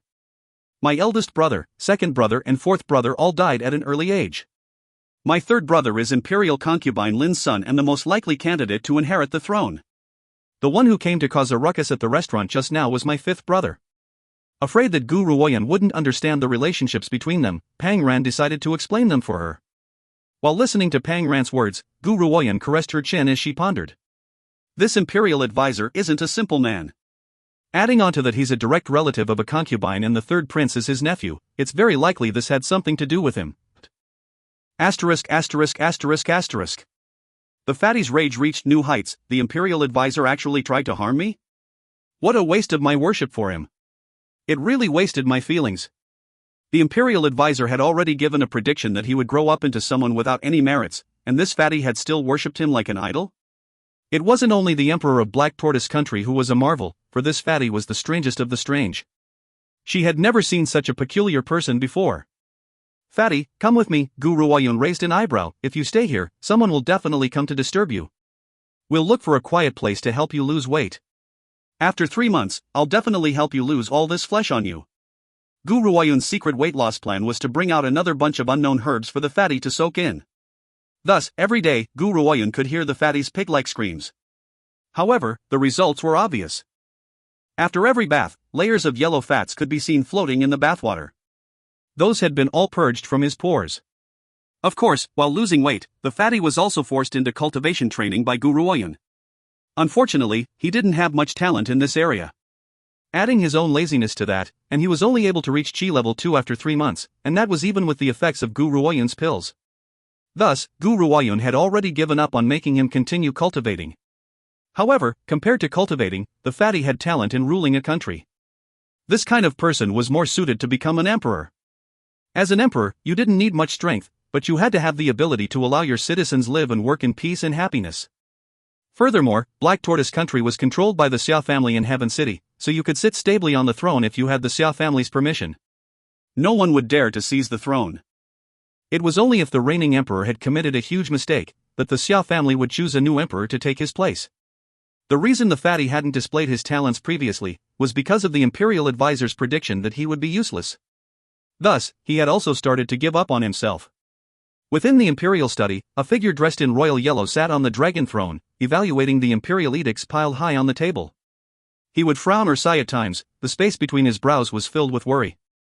If you find any errors, ads pop-up, ads redirect, broken links, non-standard content, etc., please let us know. Report chapter so we can fix it as soon as possible. Chapter 223, The Good-for-Nothing Prince, 7. Chapter 223, The Good-for-Nothing Prince, 7. It's been 3 months. That damn fatty has gone missing for 3 whole months. Did he run away from home because I was too harsh with him? Or could it be that he's hiding in fear because he caused some trouble? Pang Zihuang sighed lightly and pinched the space between his brows. Feeling a headache coming on, he said, didn't I do all that for his own good? Why can't he understand the efforts I'm making for him? While speaking, Pang Zihuang looked up slightly. It was at that moment that he noticed a figure sneakily approaching him, and rage abruptly welled up within him. Who are you? You actually dared to intrude into the Imperial study? Are you trying to assassinate me? Guards! Where are the guards? How could you let an intruder in? In his rage, Pang Zihuang simply leapt up from behind his desk and grabbed the sneaky young man. Without saying anything more, he slapped him. What daring! You're only at Qi level 2 and you still dared to come and assassinate me? Are you looking down that far on me? Alright, I haven't been in a good mood lately, and I haven't had any outlets. You'll be my practice dummy. Pang Zihuang usually didn't like to read the Imperial edicts with company around him, so he was alone in the Imperial study at the moment. Without caring too much for his image as the Emperor, he simply said everything out loud. Pang Ran had knocked the Imperial Advisor out and disappeared 3 months ago. Since then, the Imperial Advisor had come to him every day, demanding that Pang Ran should be found. He didn't dare to offend the Imperial Advisor since he had extraordinary powers, so he had suppressed his frustrations. Now, someone had simply offered their body up as a sacrifice for him to vent his anger. How could he reject such a convenient offer? However, just as Pang Zihuang started to enjoy beating up his new dummy, the young man he had caught let out an anguished howl. Daddy, stop beating me. It's me, your son. Mofo, you're just an assassin. How dare you try to impersonate my son? How could I not know that I had a son like you? Pang Zihuang was even more enraged now. This assassin's daring simply knew no bounds. After getting caught, he actually tried to claim kinship with him. Impersonating an imperial relative was a capital offense. However, after he had replied, the young man's crying grew even more miserable. Father, it's me, your son. It's Pang Ran. Pang Ran? Pang Zihuang stopped and stared blankly for a moment before carefully assessing the young man caught in his hands. Although this young man couldn't be called slender, he had a well-proportioned figure. Although his features weren't exceptional, they couldn't be called common either. Most importantly, his skin was extremely fair, and his aggrieved eyes were staring straight at Pang Zihuang. He had to admit that the young man before him did look quite similar to Pang Ran, even his voice was exactly the same. You're Pang Ran? Pang Zihuang eyed him suspiciously.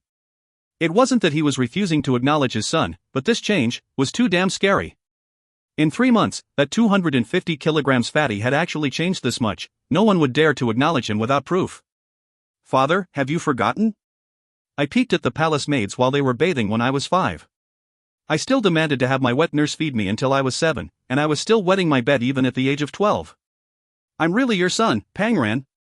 After hearing this, the disbelieving Pang Zihuang was finally convinced that the person before him was his son.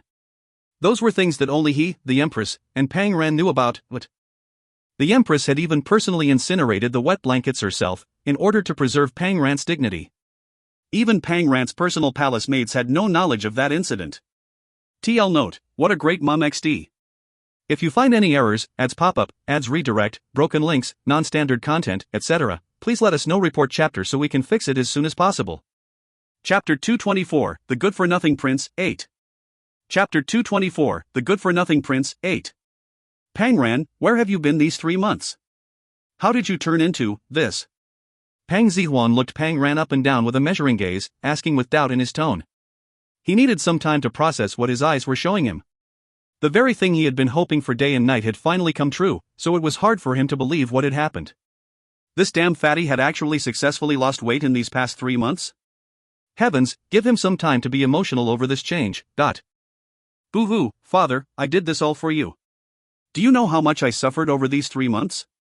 For the sake of buying a longevity pill for you, I ran all the way to Azure Dragon Country from Black Tortoise Country. I even had to put in tremendous effort to finally get a longevity pill. That long journey there and back, plus the mental pressure I was facing, caused me to lose this much weight. Pang Ran cried until his face was covered in tears and snot. He concocted an entire story of how hard he had worked in these 3 months and the price he had paid in order to get the longevity pill and told it line by line. To sum it up, the general story was that Pang Ran had gone through all that suffering because he loved his father. There was no one in this world who was a more filial son than he was. Pang Zihuang was successfully duped and started crying warm tears as well.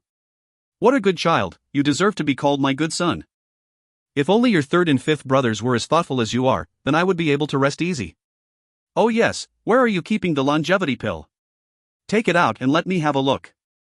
After saying this, his gaze was fixed onto Pang Ran, and even his breathing had quickened. Even though he was in Black Tortoise Country, he had long heard of 100 Herb Hall's fame. He hadn't thought that he would somehow be so lucky as to get a longevity pill. How could he not be excited? Pang Ran smiled sheepishly and took out a box from within his sleeves. His eyes swiveled about a little before he said, Father, the longevity pill is here. However, there's something important I have to tell you. I put in all my effort and managed to invite the master of 100 Herb Hall, the Shifu of that renowned ghost doctor, over here. I asked her to look at father's body. Goddess had asked him to think of a way to recommend her to his father. This method would probably work. Anyway, he had completed his task. She would have to settle the rest herself. What? Shock took over Pang Zihuang's expression and he gripped Pang Ran's shoulders tightly, undisguised joy on his face. Did you say, the master of 100 Herb Hall? The Shifu of the ghost doctor? That genius who refined the longevity pill? Where is she now? Quickly! Go and invite her here. No, wait, I should go personally to invite such a great personage. Servants! Help me prepare. Looking at how his normally imposing father was currently running around like a headless chicken, Pang Ran could only roll his eyes and give a kowtow towards Gu Ruoyan in his heart.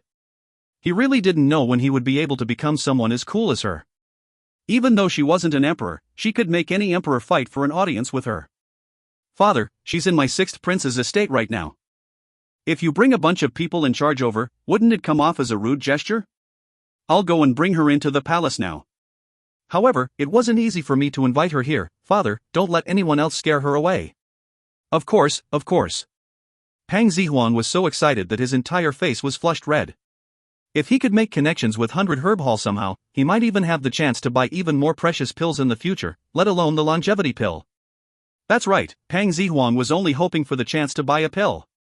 Right now, a single place to buy a pill from 100 Herb Hall was being sold at sky-high prices on the mainland. Many people didn't even have any chance to buy a single pill. If you find any errors, ads pop up, ads redirect, broken links, non-standard content, etc., please let us know. Report chapter so we can fix it as soon as possible. Chapter 225, A Familiar Figure, 1. Chapter 225, A Familiar Figure, 1. Father, I'm heading off to go invite my goddess now. However, please don't show that kind of vulgar expression to her when she arrives. Even I wouldn't be able to resist the urge to run away from that. Pang Ran rolled his eyes, showing his disdain towards his father without any restraint. However, after he finished speaking, he immediately turned around and ran away without a single bit of hesitation. As expected, 3 seconds later, a roar of rage burst forth from behind him. You little brat! Who are you calling vulgar? If you have the guts, then stand still for this old man. Pang Zihuan was so enraged that he had even brought out the words old man, completely unbefitting of his image as an emperor. Of course, Pang Ran simply ran even faster upon hearing that. Stand still? He wasn't stupid, his butt was going to be at stake here if he didn't run, but... You little brat, I'm the emperor of a nation at the very least. You didn't even leave a single shred of dignity for me. Pang Zihuan was on the verge of stomping his foot out of frustration. That little brat had actually called him vulgar? How was he vulgar in any way? And even if he was, that little brat was probably 1,000 times more vulgar than he could ever be. He swore that if he caught his son, he would give him a sound spanking. And he would quit being the emperor, to boot. No one was going to change his mind. Within the imperial advisor's estate, Lin Yu was currently listening to a report from his subordinate. The news was enough to make him clench his fists, just the barest glimpse of cold light flashing through the tiny slits of his narrowed eyes. You said that damn fatty has come back? He would never forget the humiliation he had suffered 3 months ago in that restaurant.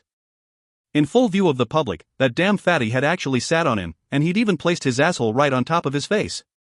Just thinking about it. Lin Yu had the urge to tear that fatty to bits. That was a humiliation he had never in his entire life suffered before.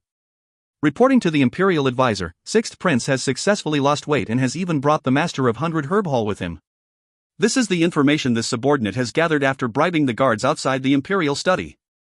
Below him, his bodyguard bowed his head as he awaited Lin Yu's next orders. 100 Herb Hall? Lin Yu's mouth curled up into a sneer full of mocking. Although that fatty was able to slim down somehow, it's not possible for him to have made connections with 100 Herb Hall. 100 Herb Hall occupies a high position on this mainland. Even though I've never seen their master before, she's a genius who's managed to shock the entire 4 countries. It's only natural that she's haughty and proud. That damn fatty is nothing exceptional. How could the real master take a liking to him?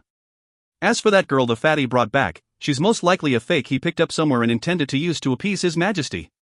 No matter what, I can't let his majesty suffer this deception. A vicious glint flashed through Lin Yu's eyes and his sneer grew even more pronounced. He really didn't know what fit that fatty was suffering. He had always been self-denigrating, but now he actually knew how to win his majesty's favor? However, no matter how much his majesty liked him, he could never be a candidate to the throne. That was because the only ones who could decide the right of succession in Black Tortoise Country were the Xia family. That damn fatty was only a good-for-nothing. The Xia family couldn't possibly consider him a candidate for the throne. This was what he and his younger sister, imperial concubine Lin, had achieved. Of course, he was still the most important factor in this ploy. If he hadn't predicted that the fatty would come to nothing in the future, then that fatty wouldn't have given up on himself so easily. And although he had somehow recently regained his spirit and had started to work hard for his future again, he had already neglected himself for over 20 years. What a pity. No matter how hard that fatty worked from now on, he'd still never amount to anything. The fifth prince was also trash, arrogant and despotic, looking down on everyone. He couldn't possibly match up to the third prince. However, if the fifth prince hadn't turned out that way, he would have ended up like the first, second, and fourth princes, dying a mysterious death. If you find any errors, ads pop up, ads redirect, broken links, non-standard content, etc., please let us know. Report chapter so we can fix it as soon as possible. Chapter 226, A Familiar Figure, 2. Chapter 226, A Familiar Figure, 2. At the sixth prince's estate. When Gu Ruoyun spotted that familiar figure sprinting towards her from afar, the corners of her mouth curled up into a faint smile. You're back? How did it go? Is your father satisfied with your change? Upon hearing this, Pang Ran was full of grievance. He complained, don't talk about it, I'll just get more angry. I'm starting to suspect that I'm not really his son. He couldn't even recognize me, his own flesh and blood. I couldn't even get a word out before he started beating me up. Damn it, it hurt so bad. I really don't know how he got such a temper recently. Gu Ruoyun raised a brow and the smile on her face became even more pronounced. The fatty had been 250 kilograms previously. Now he was a middling genius and the fat on his body had completely disappeared. It would have been stranger if Pang Zihuang had been able to recognize him. Oh yeah, Pang Ran seemed to have recalled something. I've already told my father about you and he wants to see you. However, be careful when you meet him. That old fellow has always been vulgar, he's not a good person at all. It was clear that Pang Ran was extremely dissatisfied towards his own father. Upon mentioning that fellow, he would feel a phantom pain in his butt and the urge to hide as far away as he could. If Pang Zihuang heard Pang Ran's words, he would likely even have the impulse to strangle his son. Old fellow? Vulgar? Was that the way he should be addressing his father? He was the emperor of a nation at the very least, but his son never left a shred of dignity for him. We'll enter the palace in a bit. In addition, Pang Ran, I want to ask you something. Do you want to be the emperor? Gu Ruoyun's eyes shone as she looked at Pang Ran. A strange light flashed through her eyes, so quickly that no one noticed. Pang Ran shook his head without even thinking about it. Emperor? Sorry, I don't even want to be the sixth prince. Why would I want to be the emperor? But, Gu Ruoyun paused deliberately before she continued, a sparkle in her eyes. The emperor gets to eat all the meat he wants. What? Pang Ran's eyes widened in shock as an indignant expression crept over his face. Who's the one who wouldn't let me be emperor just now? I'll fight anyone who won't let me become the emperor. That throne is mine. No one else is allowed to take it. It was probably only this natural airhead Pang Ran who would dare to say something like this in the entire Black Tortoise country. If anyone had overheard what he just said, Pang Ran would definitely end up getting charged with the capital offense of attempting to overthrow the emperor. Pang Ran, as long as you want to become the emperor, I can help you get the attention of the Xia family. However, you lack an assistant by your side. Suddenly, Gu Ruoyun thought of that person she had glimpsed in the restaurant, the one who had seemed to be indulging in complete debauchery. A hidden glint passed through her gaze. An assistant? Who? Pang Ran watched her dazedly, suspicious. The fifth prince. When she spoke those three words, Pang Ran stilled. It was obvious that he'd been rooted to the spot in shock. That was to be expected. After all, the fifth prince had always been at loggerheads with him. Their relationship was so bad that the fifth prince was even one of his bullies, chasing after him to beat him up. Pang Ran had suffered under that brat's fists quite often over the years. Goddess, are you joking with me? How could he be my assistant? My fifth brother might have some talent. Though of course, he can't be compared to you, goddess. While speaking, Pang Ran didn't forget to fawn over her, but he has a terrible personality. I like to eat and drink, he likes to play around. He practically lives in the brothel. In addition, he's an arrogant and spoilt brat. How could someone like him become my assistant? Gu Ruoyun cast him a sideways glance. Do you think that everyone's like you? When I first saw him, I already noticed his innate character. He's probably the one who's concealed himself the best amongst all of you. If you find any errors, ads pop up, ads redirect, broken links, non-standard content, etc., please let us know. Report chapter so we can fix it as soon as possible.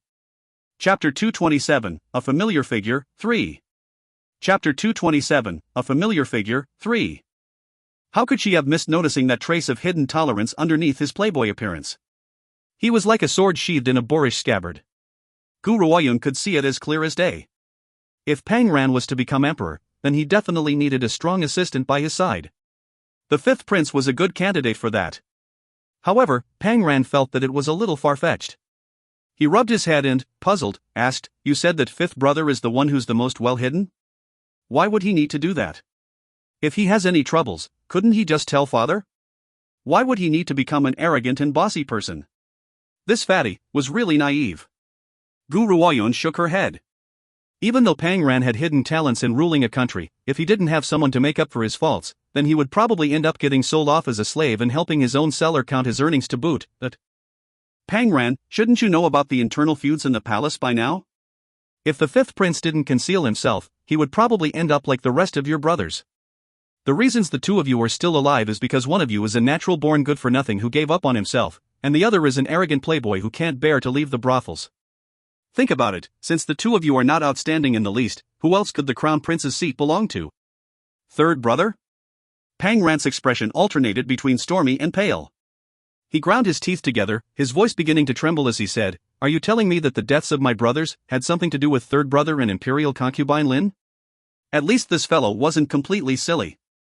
He had managed to understand the meaning behind Gu Ruoyun's words in an instant. A well of rage instantly filled to the brim within his chest, overflowing into each and every one of his words. "Although I've never seen my eldest brother, he was my full brother and my mother's son. Before I was born, he contracted an incurable disease and passed away. However, I will never forget the many nights my mother hugged my older brother's sword and cried. And the many nights my father would sigh as he watched my mournful mother. My eldest brother's death became the sorrow of my mother's life. I'll never forgive anyone who makes my mother cry." This time, Pang Ran was completely enraged. If those people had only touched him, he wouldn't be so angry. However, those people had actually caused his eldest brother's death. Although he didn't hold much feeling towards the brother he had never met, he couldn't turn a blind eye to his mother's sadness and depression. Anyone who made his mother sad deserved a painful death. "Relax, I'll help you." Gu Ruoyun patted Pang Ran on the shoulder, a resolute expression on her delicate features. For some reason, when he looked upon the young woman's confident stance, Pang Ran started to trust her from the bottom of his heart. It was as if there wasn't anything she couldn't do. As long as she was here, any plots would immediately vanish into thin air. "Let's go." She withdrew her hand and rolled her shoulders with an easy smile on her lips. Pang Ran blinked and stared for a moment. When his senses finally caught up, he hurried to chase after Gu Ruoyun, who was walking towards the courtyard entrance, afraid that she would leave him behind. "Yugij, wait for me." On the busy streets, a dainty figure chased after the youth in front of her with some haste. Her flushed cheeks were full of grievance and dissatisfaction. She finally gritted her teeth and sped up further to match his pace. "Yugij, didn't we come out to look for the godly doctor for Uncle Xia? Why are you suddenly heading towards Azure Dragon Country?" Luoli couldn't understand him. Yugij had always been sickly since he was young, and the doctors had predicted that he wouldn't live past 15 years of age. However, just 4 years ago, that frail youth, who had needed someone to support him just to walk, had miraculously recovered. Not only that, he had risen through the cultivation ranks at a godly speed with exceptional innate talent. He had become the top person amongst the younger generation in Heaven City in a single bound. However, ever since he had recovered. Even though she had known Yugij for so long, she could no longer understand him. There were countless mysteries hidden beneath the exterior of that elegant, experienced, handsome youth, unconsciously drawing people to him like moths to a flame. If you find any errors, ads pop up, ads redirect, broken links, non-standard content, etc., please let us know. Report chapter so we can fix it as soon as possible. Chapter 228, A Familiar Figure, 4. Chapter 228, A Familiar Figure, 4. Upon hearing Luoli's words, the youth walking in front of her paused and turned his head. His clear pupils were calm as he gazed at the person following behind him. Luoli was a little stunned silly. She stared at the youth's handsome face, and a tender and loving expression appeared on her own small, delicate face in an instant. However, she pouted as she said, "Yugij, I'm only worrying about Uncle Xia's illness. Uncle Xia is the young master of the Xia family. If anything happens to him, the Xia family will surely descend into chaos. The matter of finding the godly doctor for Uncle Xia is more important." This youth looked to be about 15 years old or so, and his appearance was extremely delicate. His features were as exquisite and flawless as fine porcelain, his eyes were clear and limpid, so bright that anyone who gazed upon them would surely feel their heart skip a beat. "I'm going to Azure Dragon Country to look for someone. No one else, other than this person, will be able to cure father. If you want to follow me, then don't talk too much." Otherwise, I'll send you back to the Luo family immediately. When he recalled the words he had heard on the street just now, he got excited for some reason. He slowly took in a deep breath and calmed his turbulent emotions. Azure Dragon Country, 100 Herb Hall, Guru Oyun. Jie, is that you? The personality of that girl called Guru Oyun changed so much after she woke up and she started showing off her abilities. I changed in the same way and at the same time. I can't think of any reason that would happen if it wasn't you in there. I really can't think of anyone else who would have such exceptional abilities, who could grow so powerful in just 4 short years. Jie, in our past lives, you suffered so much for my sake. This time, if I can find you in my current life, then let me protect you for the rest of your life. If anyone dares to hurt a single hair on you, I'll make sure they won't have any peace.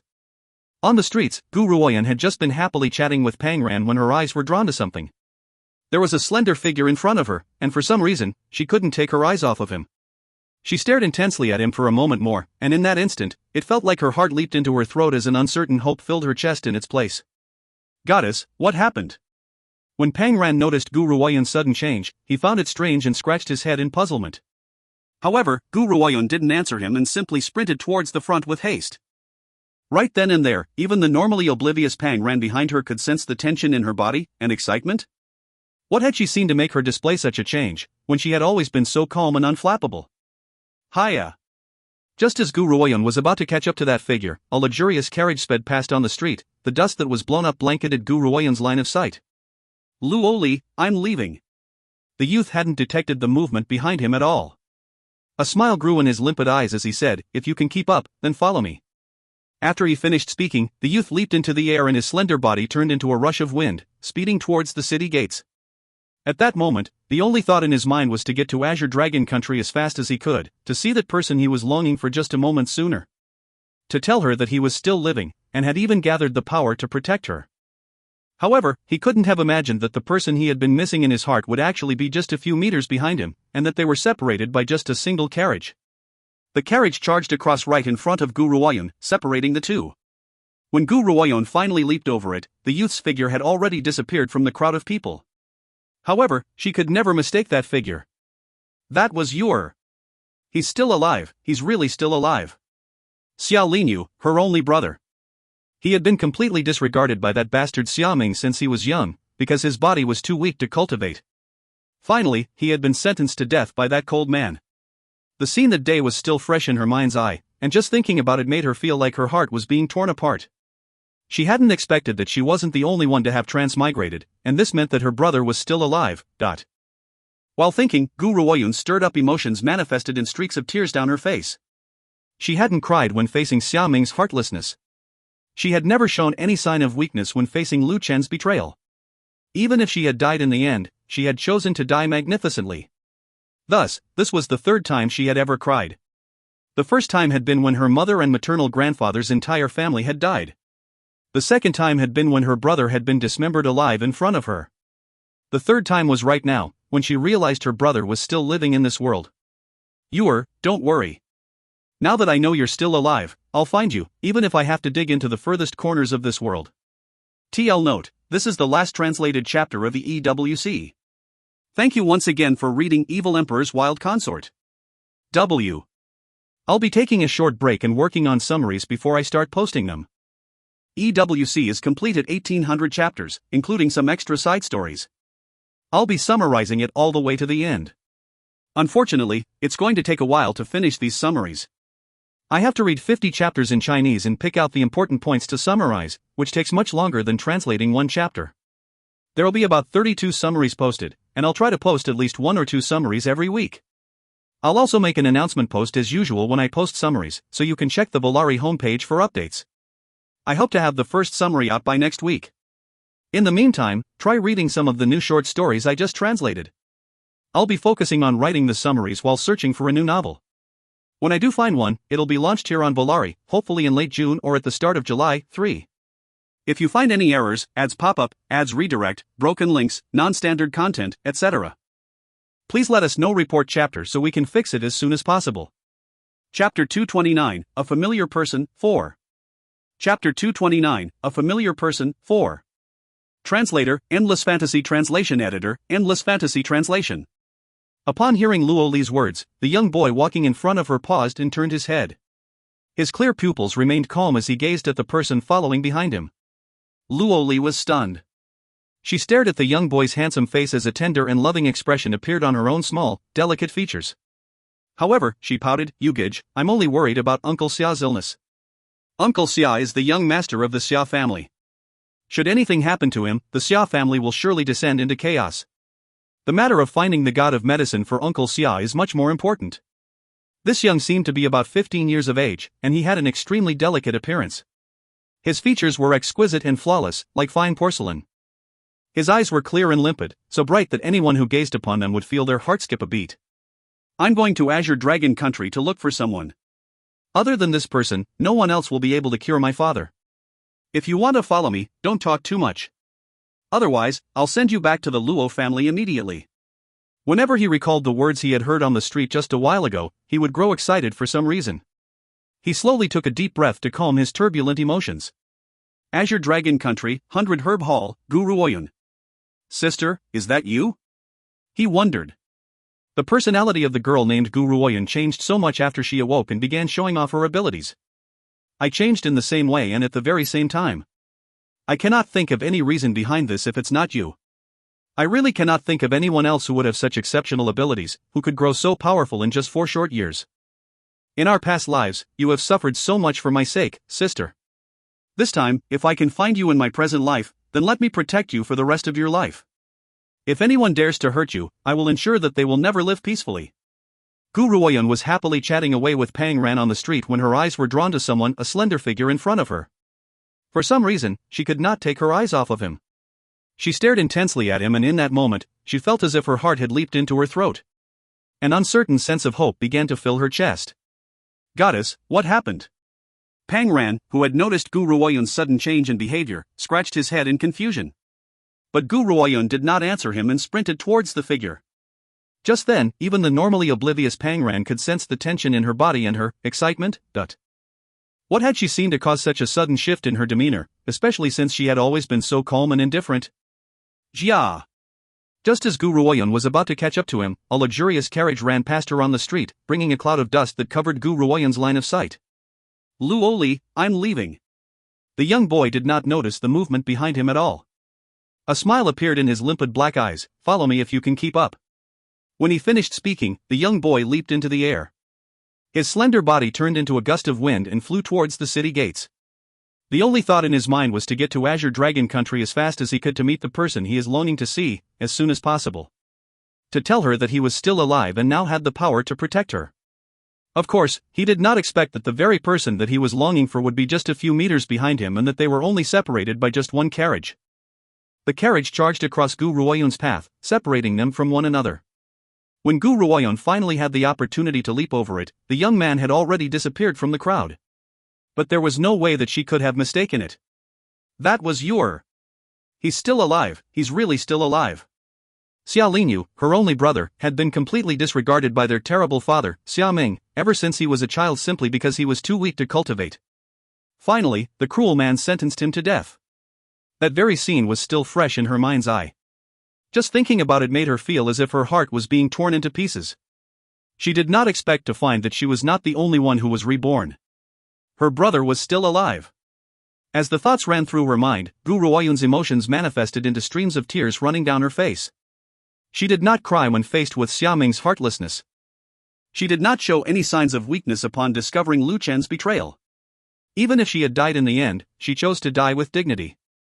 Hence, this was the third time that she had ever cried. The first was when her mother and the entire family of her maternal grandfather died.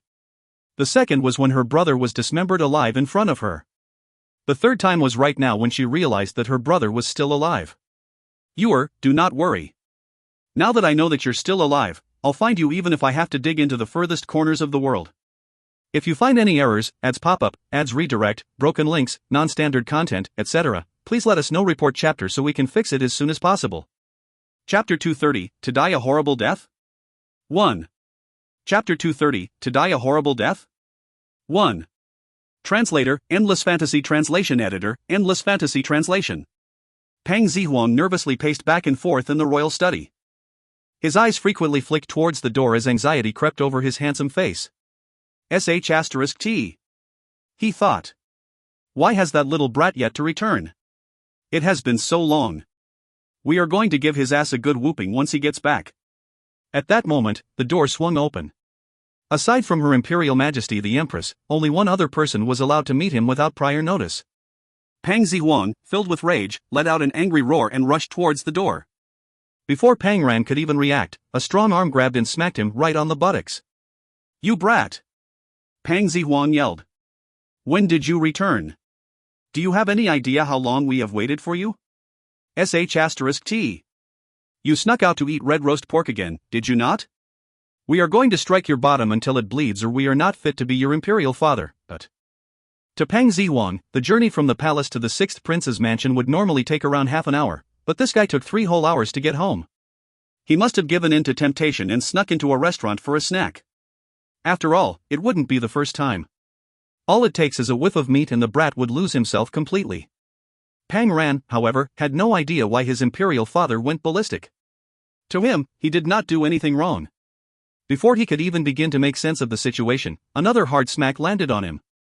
Pang Ran jumped in pain and ran for cover, shouting, Imperial Father! What could I have possibly done to enrage you? Your punishment is not justified, ow! Imperial Father, please stop hitting me! My buttocks are going to split open. Save me, goddess! My Imperial Father is going to beat me to death. Unable to hide from Pang Zihuang's hand, Pang Ran ignored everything else and dashed towards Gu Ruoyan. In his eyes, once he hid behind her, no harm would come to him. It was only when Pang Ran called out to Gu Ruoyan that Pang Zihuang realized that she was in the room. He quickly put his hands behind his back. With his handsome face showing clear signs of awkwardness, he said, You must be Lady Gu Ruoyan, the owner of the 100 Herb Hall?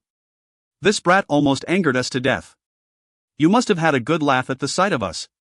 Well, Gu Ruoyan said in embarrassment. Actually, the reason why we arrived so late was not because of His Royal Highness the 6th Prince's naughtiness. It was my fault. I bumped into an old friend along the way, which caused our delay. His Royal Highness had absolutely nothing to do with it. You hear that, said Pang Ran angrily as he peeked out from behind the young girl, but he quickly hid in fear again when Pang Zihuang shot him a deadly glare. Suddenly, a booming voice came from outside the royal study, Your Imperial Majesty, the Imperial Advisor requests an audience. The Imperial Advisor? Pang Zihuang thought, creasing his eyebrows. Send him in, came his unenthusiastic reply. Almost instantly, a hand pushed open the door and a white-robed Lin Yu entered the room. His gaze swept past Gu Ruoyan and Pang Ran before landing on Pang Zihuang. He stepped forward and joined his fists in a salute before bowing deeply, saying, Your Imperial Majesty, I, your humble minister, have come before you to request for a fair decision. The Imperial Advisor held a considerably high position in Black Tortoise country. He was one of the few who did not need to kneel and kowtow when meeting the emperor. His privilege could go to such extent not only because he was a clairvoyant, but also because his younger sister had become a small concubine of a relative of the Xia family in Heaven City. Even though the man was only a distant relative, and Lin Yu's sister was merely a concubine, no better than a mistress, so long as one had any connections with the Xia household, even if they were a simple household sweeper, no one would dare to cross them. Therefore Pang Zihuang had no choice but to show respect to the Imperial Advisor despite his personal disgust towards the man. If you find any errors, ads pop up, ads redirect, broken links, non-standard content, etc., please let us know. Report chapter so we can fix it as soon as possible. Chapter 231, To Die a Horrible Death? 2. Chapter 231, To Die a Horrible Death? 2. Translator, Endless Fantasy Translation Editor, Endless Fantasy Translation. Imperial Strategist, please state the issue in which you require our decision. But actually, Pang Zihuang had already known of the purpose for Lin Yu's visit. Obviously, Lin Yu had been notified of Pang Ran's return and had come to cause trouble. However, only we have the authority to discipline the prince. We had previously closed one eye to anyone who dared to bully the prince with the intention of helping him lose weight. That fat body of his would sooner or later contract an incurable disease. Now that he has lost weight, he would be faster than anyone who dared to try and touch him. Your Imperial Majesty, Lin Yu said. The 6th prince has been neglecting his duties, and is only ever interested in eating, drinking, and merriment. Moreover, he has been wreaking havoc at the restaurants. If it were not for my own good fortune, I would have long been crushed to death by his rear. He would often disappear without your Imperial Majesty's approval. This is simply an outrage. Furthermore, he has knocked out the Minister of Finance's son.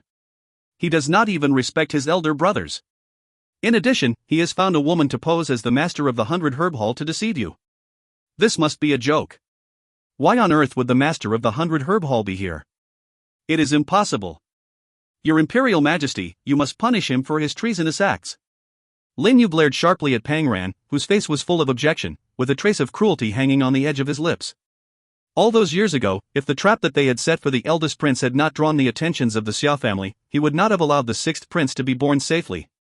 So, in order to prevent himself from getting into further trouble, he could not kill the sixth prince outright.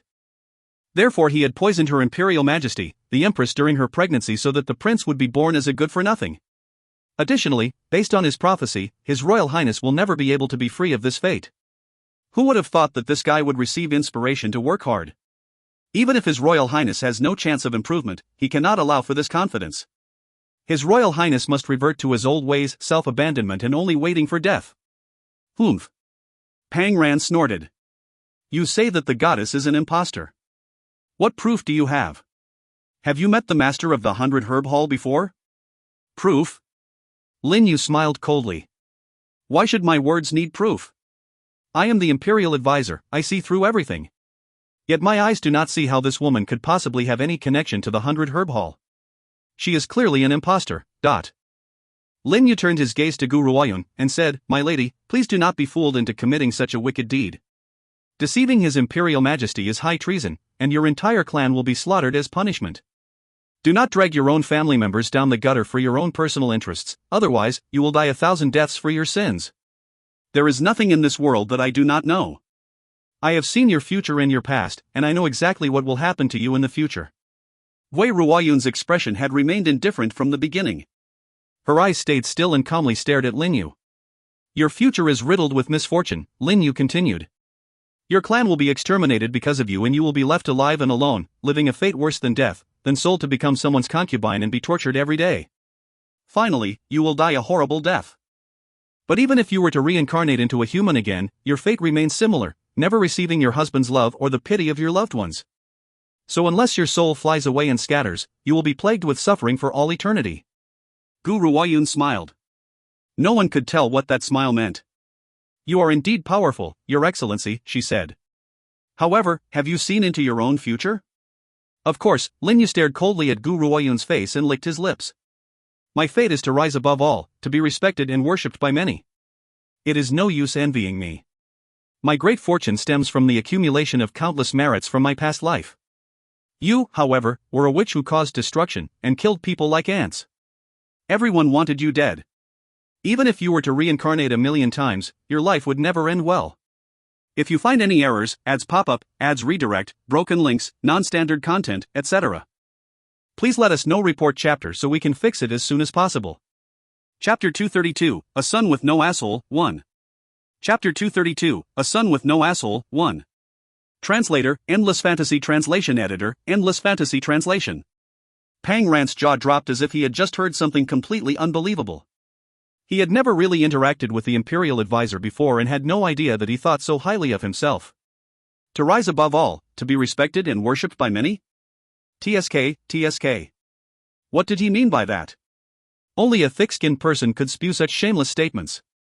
But it was not just Pang Ran who found this pronouncement appalling, for even Pang Xiaowang's face has turned into a particularly ugly expression. What a complete disgrace to his own family. Pang Zihuang thought. His Excellency is usually a fairly composed man, but today it seems as though he has been seriously provoked. Has he lost his senses? That must be it. The more Pang Zihuang thought about it, the more he felt that his theory was sound. He glanced pitifully at Lin Yu's arrogant face and said, Your Excellency, I understand the feeling of having Pang Ran's rear on your face, so it's completely understandable that you would have somehow lost your wits. Luckily, the master of the 100 Herb Hall is here today. I have heard that she is the master of the ghost doctor herself. Please let her examine you. Such wild behavior will not help anyone. Upon hearing Pang Xiaowang's words of concern, Lin Yu's expression sunk. Even if the person next to him was the supreme ruler of Black Tortoise Country, he had always kept his anger under control. Is your Imperial Majesty implying that this humble minister is brain damaged? And does your Imperial Majesty wish for this quack of an impostor to cure me? This dog of an emperor dares to chastise me. he thought, angrily. I would have long assassinated him if it were not the Xia family rules against changing dynasties at will in Black Tortoise Country. Your mother's *SS. Pang Ran was enraged. To him, Gu Ruoyun was an invincible goddess, and this swindling messenger of the gods had dared to reprimand her. He simply could not tolerate it. With eyes ablaze, Pang Ran pointed his finger at Lin Yu and spat on his face. You mother *Ker, you are only the messenger of the gods, not a real god. Even if you are one has never seen a god quite as ugly as you. To say you look like a ghost or a goblin is already praise of a high order. Are you not a clairvoyant? Are you not omniscient? Then tell me, what meals did I have yesterday? How many times did I use the toilet? If you cannot even answer these questions, how can you be considered psychic? Come on, tell me my fortune. Lin Yu trembled in rage. He touched the spit on his face and glared fiercely at Pang Ran. He then turned towards Pang Zihuang, joined his fists and bowed, saying, Your Imperial Majesty, His Royal Highness has greatly insulted this humble minister. Please take action on my behalf. Ha! Pang Zihuang was shocked. He looked as if he had just woken from a daze, unable to tell between fantasy and reality. My apologies, Imperial Strategist. We were in the middle of a daydream. What were you all talking about? We did not manage to hear it. Could you please repeat it all over again? Lin Yu, you wretched man, he thought. We have never liked the look of you. If it were not for your connection with the Xia family, we would never have allowed this disaster remain in the palace. And now he has asked us to punish Pang Ran? TSK. He must be delusional. What right does an outsider like him have to issue punishments to a son from our family? Dream on, Lin Yu. You. Lin Yu took a deep breath. He could feel his heart trembling at that very moment. In the end, he decided to calm his rage as his eyes fixed sharply on Pang Zihuang. Very well then, he spat. Did you forget about the Xia family now, Your Imperial Majesty? Should they ever find out what an incapable ruler Your Imperial Majesty is, gone will be your seat on the Imperial throne. Humph. If you find any errors, ads pop-up, ads redirect, broken links, non-standard content, etc., please let us know. Report chapter so we can fix it as soon as possible. Chapter 233, A Son with No Asshole, 2. Chapter 233, A Son with No Asshole, 2. Translator, Endless Fantasy Translation Editor, Endless Fantasy Translation. After finishing his speech, Lin Yu threw his sleeves angrily and made his way towards the door, stopping in front of Gu Ruoyun to stomp his feet. His lips turned upwards into a ghastly curve as he said, My lady, sometimes when wrong decisions are made, your life could be entirely destroyed. Heed my words, my prophecy will soon come true. Your poor choice will result in a life miserable beyond compare. You will live a browbeaten life for the rest of your days. Ha ha ha. Gu Ruoyun had remained silent since she last spoke, only staring icily at Lin Yu. Do not worry, goddess, Pang Ran vowed solemnly, thumping his chest, completely ignoring Pang Zihuang. I will never allow anyone to hurt you. When I become emperor, my first order of business will be to send Lin Yu into the dungeon. Pang Zihuang was enraged. He swung his leg forward, giving Pang Ran a real good kick in the butt and bellowed, You dirty little brat. Your imperial father is not yet dead and you are already dreaming of becoming emperor? What? Plotting to seize the throne, Pang Ran jumped in pain as he hurriedly covered his rear end and cried, Spare me, imperial father. Spare me. I was wrong. I admit my wrongs. Please stop kicking me, Io. If your imperial majesty keeps on kicking me, I will no longer have an asshole. Then all the gossips will say that your imperial majesty has an heir without an asshole. You insolent half-wit, how dare you *King curse your imperial father? Fine. We will stop kicking you. We will beat you to death instead. Watching the scene unfold before her, Gu Ruoyun smiled gently. Although Pang Zihuang was currently beating Pang Ran up with a stick, she felt a sense of warmth, as if this was not the royal family but an ordinary household. This was the first time she had seen royalty display so much affection. Of course, what she did not know was that the royal family of Black Tortoise Country fell under the jurisdiction of the Xia family, and the head of the Xia family respected sincerity. This was why they had elected Pang Zihuang to become the emperor. Foolish child, you better remember this, said Pang Zihuang, gasping for breath while pointing his stick at Pang Ran. If you ever dare to curse your imperial father again, we shall beat you until you are bedridden. And do not even think of crying about this to your imperial mother. She has gone to visit her mother for a few days, therefore no one can shield you now. Pang Ran tearfully massaged his swollen buttocks, deciding that once he became emperor, he would give this B***star a taste of his own bottom-whacking medicine instead. Furthermore, he would forbid him from eating meat for a whole month. "You are certainly full of energy, Your Imperial Majesty." In that instant came a soft giggle from a side of the room, abruptly bringing Pang Zihuan back to his senses. He wiped the sweat from his forehead, looking clearly distressed. "Lady Gu, how ridiculous we must seem to you," he bemoaned. "This son is simply too disrespectful." "Ah, right, the reason why we have invited you here is to ask you to examine our health. Why is it that we have been experiencing such constant headaches? We have seen countless imperial physicians, and none have been able to solve the problem." After finishing his explanation, Pang Zihuan fixed his eyes on Gu Ruoyun, and noticed the frown between her eyebrows. His heart gave a loud thump. Could it be that our illness is incurable? He wondered. After a while, the deep lines between the young girl's eyebrows relaxed and a kind of clear brightness shone in her eyes. She asked, "Did your Imperial Majesty recently touch a plant named Trigonotus peduncularis? If you find any errors, ads pop-up, ads redirect, broken links, non-standard content, etc., please let us know. Report chapter so we can fix it as soon as possible." Chapter 234, Planting the Blame, 1. Chapter 234, Planting the Blame, 1. Translator, Endless Fantasy Translation Editor, Endless Fantasy Translation. Trigonotus peduncularis? Pang Zihuan furrowed his brows. His eyes were full of suspicion. What Trigonotus peduncularis? We have never heard of such a thing. Trigonotus peduncularis is a kind of poisonous herb. Generally, anyone who comes into contact with it will begin to experience its delayed poisonous effects. If my guess is correct, someone has recently presented Your Imperial Majesty with the plant as a gift. The plant had probably withered within 3 days, and Your Imperial Majesty has been experiencing acute headaches since then. Is this correct? Gu Ruoyun smiled gently, her eyes observing Pang Zihuan from the start. Upon hearing her words, Pang Zihuan's face sank, and his eyes glazed over as if looking at a faraway landscape. But he remained silent. Because he would not speak, Gu Ruoyun did not press for a reply. All in all, even though Pang Zihuan was open-hearted, this matter was confidential and he would not expose any palatial matters to an outsider. "Lady Gu," Pang Zihuan said, taking a deep breath, his expression solemn. "Can we be saved?" Gu Ruoyun nodded, raising the corners of her lips. "There is a way, however." Upon hearing that he had a chance to live, Pang Zihuan burst into joy and quickly said, "Lady Gu, as long as you can save us, we will fulfill any request." "All right." A bright light flashed across her clear eyes, and Gu Ruoyun smiled radiantly, saying, "Remember your words, Your Imperial Majesty.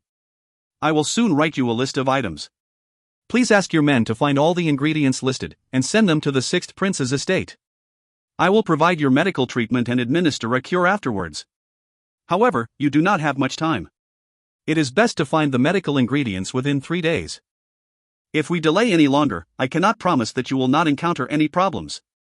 Lady Gu, we guarantee that we will send over the ingredients in less than 3 days. You only need to give us the list. Then, I shall await you at the 6th Prince's estate." Gu Ruoyun raised a writing brush, and promptly wrote down the ingredients for the cure on a piece of paper, then left the room with Pang Ran. The moment they were gone, Pang Ziawan's expression turned cold. "Servant," he said solemnly, "take this list to the Imperial Physician's office. Have them send the ingredients on the list to the 6th Prince's estate immediately. Also, summon Imperial Concubine Lin. Trigonotus peduncularis." The very thought of the name froze his heart. "Nice one, Imperial Concubine Lin," he muttered angrily. "So you have all plotted to harm us. If that child Pang Ran had not invited the master of the 100 Herb Hall, we probably would not even know how we died." Pang Zihuan gritted his teeth. He had always been particularly generous towards Imperial Concubine Lin on account of her relation to the Xia family. Who would have known that that woman wanted us dead? He fumed. The Trigonotus peduncularis herb had been a gift from Concubine Lin, who told us that it would help alleviate weariness. Who would have expected for it to wilt in 2 days? At the time, we assumed that it was some unknown plant that was difficult to care for. We never thought that it was the cause of our ailment.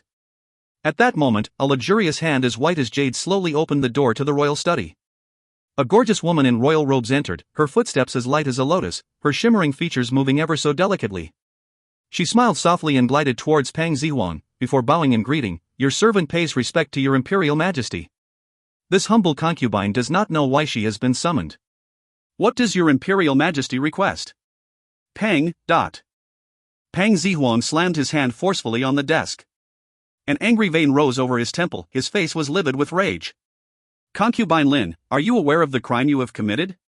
If you find any errors, ads pop-up, ads redirect, broken links, non-standard content, etc., please let us know. Report chapter so we can fix it as soon as possible. Chapter 235, Planting the Blame, 2. Chapter 235, Planting the Blame, 2. Translator, Endless Fantasy Translation Editor, Endless Fantasy Translation. Imperial concubine Lin staggered back in fright, her liquid black eyes stared at Pang Zihuang's handsome yet grim face in astonishment. Your Imperial Majesty, what has your humble servant done to deserve your ire? If I have done anything wrong, I humbly submit to punishment. All I ask for is that your Imperial Majesty takes care of the Imperial body. Her spoken words sounded fair and reasonable. Her lovely liquid black eyes overflowed with concern, almost as if she was sincerely worried about Pang Zihuang's well-being. Take care of the Imperial body? Ha! Pang Zihuang laughed derisively while clenching his fists. His eyes stared coldly at Imperial concubine Lin's gorgeous face. It should go without saying that this woman was indeed stunning. Even though she surpassed the Empress in looks, she did not have the benevolence and sincerity of the Empress, who was a motherly figure to the nation, neither did she have the latter's elegance and grace. Therefore, in his heart, none could ever measure up to the Empress, no matter how beautiful they were. Imperial concubine Lin, Pang Zihuang sounded grave as he gritted his teeth. Do you feel no guilt in the words you speak? We see that you are far too anxious for us to die an early death so that the third prince can ascend the throne. Not on your life. We will not die, no matter what, neither will we allow you to get away with your plan. Your Imperial Majesty? Imperial concubine Lin looked up in surprise and asked uncertainly. Why would your Imperial Majesty say such a thing? When has this humble servant ever wanted to take the life of your Imperial Majesty? Humph. Are you still pretending? A few days ago, you sent us a potted plant as a gift. Now, we ask you, was the plant called Trigonotus peduncularis, which contains a slow-acting poison? Imperial concubine Lin's heart thumped loudly. Initially, she assumed that her ploy would have stayed a secret. She did not expect that His Imperial Majesty would have found out about it. It seemed that she could no longer hide it. So be it, she thought. I shall strike first and gain the upper hand. Imperial concubine Lin's eyes gleamed a strange glint at the thought. She lightly puckered her lips and smiled, saying, It seems that your Imperial Majesty has found out. What a pity that it is far too late. However, if your Imperial Majesty is willing to abandon and kill the Empress, then I will gladly give the cure to your Imperial Majesty. Therefore, whether your Imperial Majesty lives or dies, stays out of my hands. Angry thoughts crossed Pang Zihuang's mind. If Imperial concubine Lin's target had been us all alone, that would have been fine. We did not think that she had wanted to harm the Empress as well. This was because there were many instances where he, as the Emperor, had no volition, and he had already let the Empress down many times. How could we have caused another woman to harm her? You want to be Empress, Imperial concubine Lin? Pang Zihuang laughed in spite of his anger. Unfortunately, even your finger is unfit to become Empress. There is only one true Empress of Black Tortoise Country. Even if she were gone, we would forever leave her throne empty. So do not even think about it. And do not even think about asking us to hurt her. The Empress is the love of our life. Even if we were to die from the poison today, we will never give in to your demands. Imperial concubine Lin laughed coldly, her glamorous face turned icy. Simply due to her old affection for him, she had only wanted him to kill the mother and son, for she would not have been so calculative. She did not expect that he would rather let the poison spread all over his body than kill the Empress. Nice, very nice. She thought. Then he'll pay the consequences for his stupidity. It seems like a choice has been made, Your Imperial Majesty. No matter, Your Imperial Majesty will soon die a very sudden death. The two other princes left in Black Tortoise Country, one is a good-for-nothing, and the other is a drunkard whose only interest is in wine and women. Only my son is fit to carry such a demanding responsibility. Ah, one more thing, I should probably tell Your Imperial Majesty that my elder brother and I caused the deaths of the other three princes, especially the eldest prince. He looked particularly miserable as he died. He even begged me to let the Empress off with her life once I have seized power. TSK, now why would I let her live? If it were not for her, I would have become the Empress long ago. If you find any errors, ads pop-up, ads redirect, broken links, non-standard content, etc., please let us know. Report chapter so we can fix it as soon as possible. Chapter 236, Planting the Blame, 3. Chapter 236, Planting the Blame, 3. Translator, Endless Fantasy Translation Editor, Endless Fantasy Translation. Imperial concubine Lin's face twisted into a sinister expression. She laughed maniacally, as if she did not see the emperor before her. You? Pang Zihuang clutched his chest with eyes wide open. He felt as if he had trouble breathing, and shot a deathly glare at Imperial concubine Lin. He had never felt such hatred in this entire life. Even if he had eaten her flesh and drank her blood, it would never dissolve his loathing. It was you, he said aghast. You were behind the first prince's sudden death, you were also behind the deaths of the second and fourth princes. Lin Fingyi, if we do not dismember your corpse piece by piece, how shall we ever face our dead sons or the empress whose tears wash down her imperial majesty's face every day? He let out a huge roar, spurting out a mouthful of blood, his pale face turning chalk white. Pang Zihuang raised his head and glared at concubine Lin, saying, "What did you do to us, that?" With a frosty smile, concubine Lin eerily said, "Did your imperial majesty really think I would let you live after my grand confession? Even though I used to harbor feelings for you, I still cherish my life. If I let you go, my death is certain. Therefore I placed a fatal poison on you during the accusation. Oh, and do not bother seeking the guards outside for help, for they have long allied themselves with my brother. What a useless emperor you are. Not only are you only capable of producing good-for-nothings or dead princes, even the underlings have betrayed you. But worry not, we would definitely need a scapegoat after your death. Seeing as the sixth prince was just here for a visit, my brother will be sending his men to the sixth prince's estate to capture the person responsible for assassinating you. Justice is assured. TSK, TSK. She thought. Pang Zihuang was so enraged, he spat out another mouthful of blood. With his eyes ablaze at Imperial concubine Lin, he spoke slowly, "Imperial concubine Lin, if you dare lay a hand on the empress or Pang Ran, even if we were to become a ghost, we would never let you get away with it." In that instance, his face became even whiter with an awe-inspiring expression. For one fleeting moment, Imperial concubine Lin felt panic, but she quickly regained composure. She curled her enchanting lips and said, "Have you forgotten who my brother is, your Imperial Majesty? He is a celestial being, respected by all. Do you think that a celestial being would fear ghosts? Besides, with my brother's prestigious rank in the country, if he says that the sixth prince was responsible for poisoning you, no one would suspect his words. Besides, as an imperial advisor who can read fortunes, his words will never be seen as falsehood. So rest assured, the sixth prince and the empress will be accompanying you very soon." Ha ha ha, dot. Imperial concubine Lin burst into a laughing fit, looking like a lunatic. Her beautifully coiffed hair had now come loose, masking her gorgeous face. "My empress, for years I could not match up to you, and his imperial majesty remains utterly infatuated with you," she thought jealously. "But soon, my son will become the emperor of Black Tortoise Country, and then death will come for you."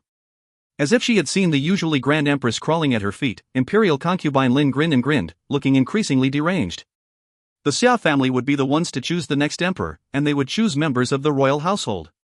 Because the few princes of Black Tortoise Country were either dead or good-for-nothings, the only eligible candidate was her own son, the third prince. After all, who else but the third prince would be qualified enough to sit on the throne?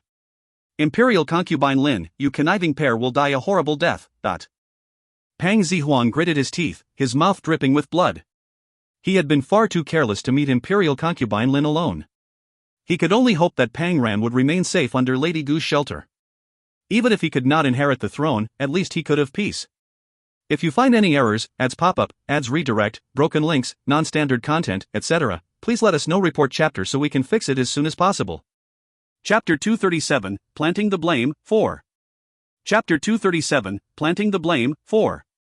Translator, Endless Fantasy Translation Editor, Endless Fantasy Translation. At the sixth prince's estate. Pang Ran lay on his bed like a dead pig, letting maidservants apply medicine on his swollen red rear.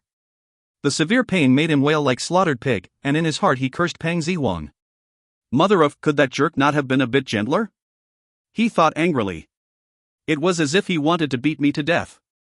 Am I even his biological child? Dot. Amid his wailing, the bedroom door swung open.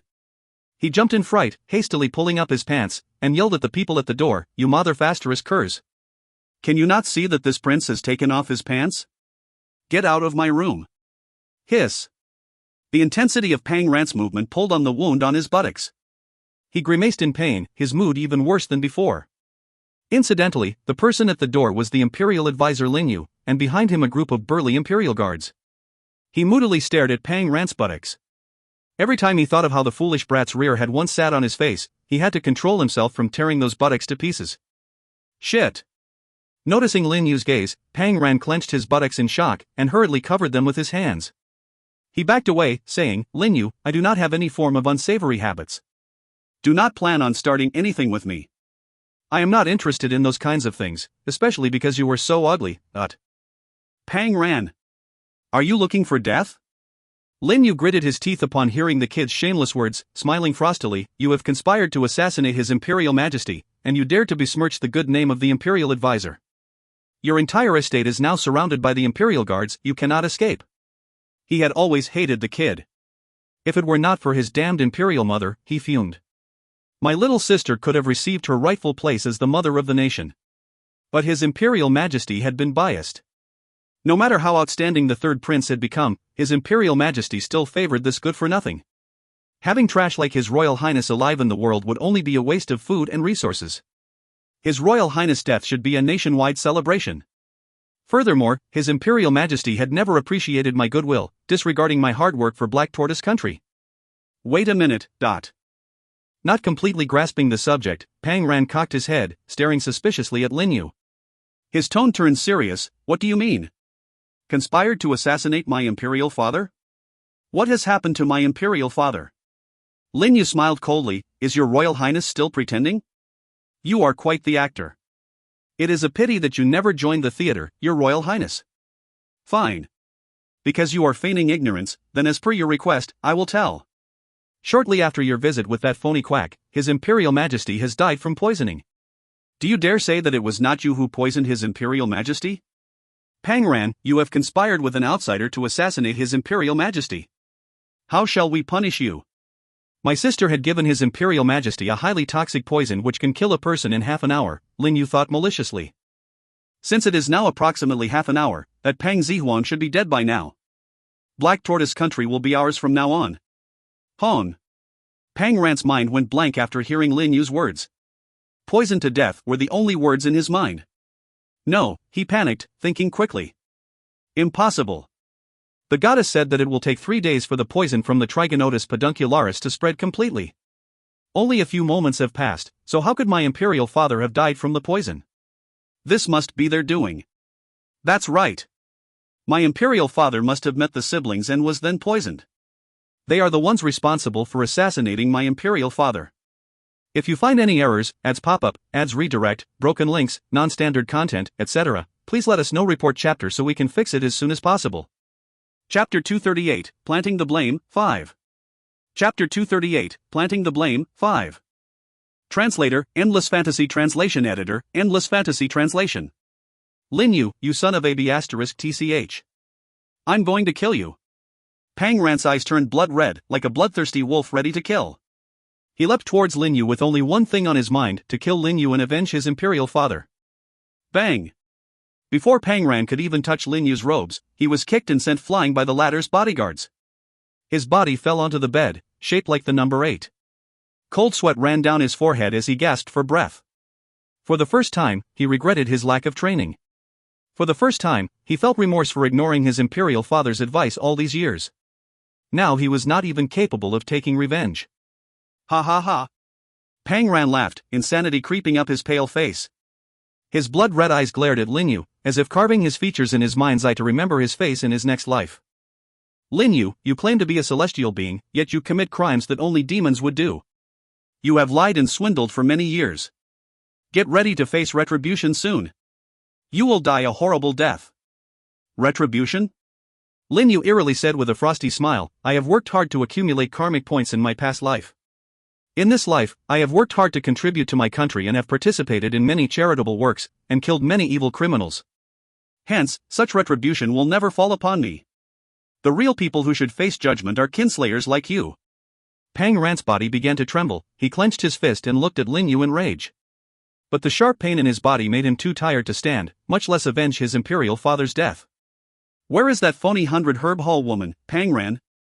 Lin Yu slightly squinted his eyes with a cold smile. Do not try to hide her. Even if I do not manage to deal with her, do you really think that the powers that be of the 100 Herb Hall would allow anyone to offend their leader? I am doing this for the sake of Black Tortoise Country, or else the powers of the 100 Herb Hall will bring disaster to our country. I am doing this for the sake of our people. After all, the master of 100 Herb Hall has an azure dragon and a white tiger as her spirit animals. She is closely linked to the Dongfang family, and has good connections with various powerful entities. Under these circumstances, not even the Xia family would protect Black Tortoise Country. No one else knew about the current situation in the Xia family, so how could Lin Yu have known? It has been reported to him that the young master of the Xia family was heavily ill, and the whole family has been in disarray because of it. How could they possibly care about Black Tortoise Country? Hence, he simply did not want to provoke the 100 Herb Hall, especially not that woman who has been called a demon god by everyone in the 4 countries. If I could capture this phony 100 Herb Hall woman, I just might be able to establish good relations with the 100 Herb Hall, he schemed. I might even be able to request for a slot in the pill purchasing quota. Money certainly cannot buy that. As for the longevity pill that Pang Ran had presented to Pang Zihuang, I did not even bother to give it a second look. After all, none of them had ever seen a true pill. Who would have known if it was fake? Pang Zihuang trusted in Pang Ran, which was why he believed in the phony product.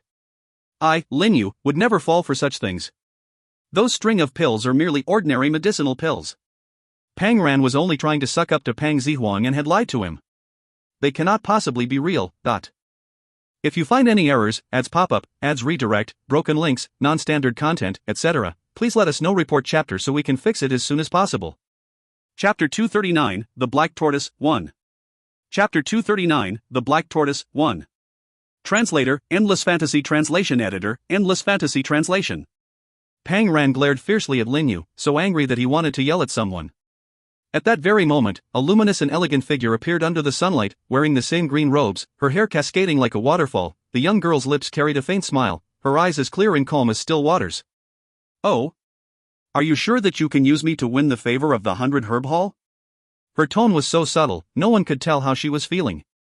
Only her clear eyes darkened, her lips curved slightly upwards. Pang Ran wasn't sure why, but seeing Gu Ruoyan in this state gave him an indescribable sort of feeling. However, he quickly repressed the unusual feeling upon hearing Lin Yu's solemn voice. You've arrived just in time. Men, arrest this impostor. I want to present her for her crimes to the 100 Herb Hall. It wasn't because Lin Yu didn't believe in whom Gu Ruoyan really was. If she had been a citizen of Black Tortoise Country, he might have seriously reconsidered. Unfortunately, it was Pang Ran who invited her. Seeing as Pang Ran was such a useless good-for-nothing, how could he possibly have connections with the 100 Herb Hall? She's obviously a fake. Lin Yu thought. Gu Ruoyan completely ignored him and walked straight to Pang Ran, who was sprawled on the floor. She then took out a pill and put it into his mouth. Once the pill entered his body, Pang Ran felt completely relieved, his aches and pains disappeared. Godlike. Pang Ran thought, amazed. This was simply miraculous. Pang Ran's eyes shone. If I had these pills, I wouldn't have to worry about getting beaten up ever again. You want to arrest us? Gu Ruoyan turned around, speaking calmly. Alright, I'll take a stroll with you. Even though Lin Yu could see what Gu Ruoyan was doing, he didn't manage to see what she had fed Pang Ran with. Therefore, he didn't think too much of it, only waved his hand and said, Men, take these treasonous assassins away. Yes, Your Excellency. A few of the guards advanced to tie them up. However, once Gu Ruoyan shot them a look, they jumped and backed away, not daring to take a single step further. There is no need for trouble, Imperial Advisor. We will follow you on our own. Gu Ruoyan smiled faintly. Pang Ran, let's head to the palace to investigate the situation regarding your Imperial father. Trust in me. Nothing bad will come when I'm around. Trust in me. Pang Ran's heart felt moved. He raised his head, looking at the young girl's calm figure. He wasn't sure why, but Gu Ruoyan's words made him believe in her. Nothing bad will happen with her around. Hearing her words, Lin Yu smiled disapprovingly. My little sister has given His Imperial Majesty a highly toxic poison which will spread quickly, killing a person in half an hour. He sneered. Even if they were to see His Imperial Majesty, there wouldn't be any other conclusion. Does she think that she's a god? Even a celestial being won't be able to save a dying man. Heaven City, at the Xia family residence. Within an ancient secret chamber, an old man carried an expression of respect. His elderly features looked as if he was filled with pious devotion towards the heavenly object. His body was stooped into a low bow, not daring to raise his head, as if doing so would be blasphemous to the heavenly object. If the rest of the Xia family were here to see this, they would certainly be shocked. Just who was this old man?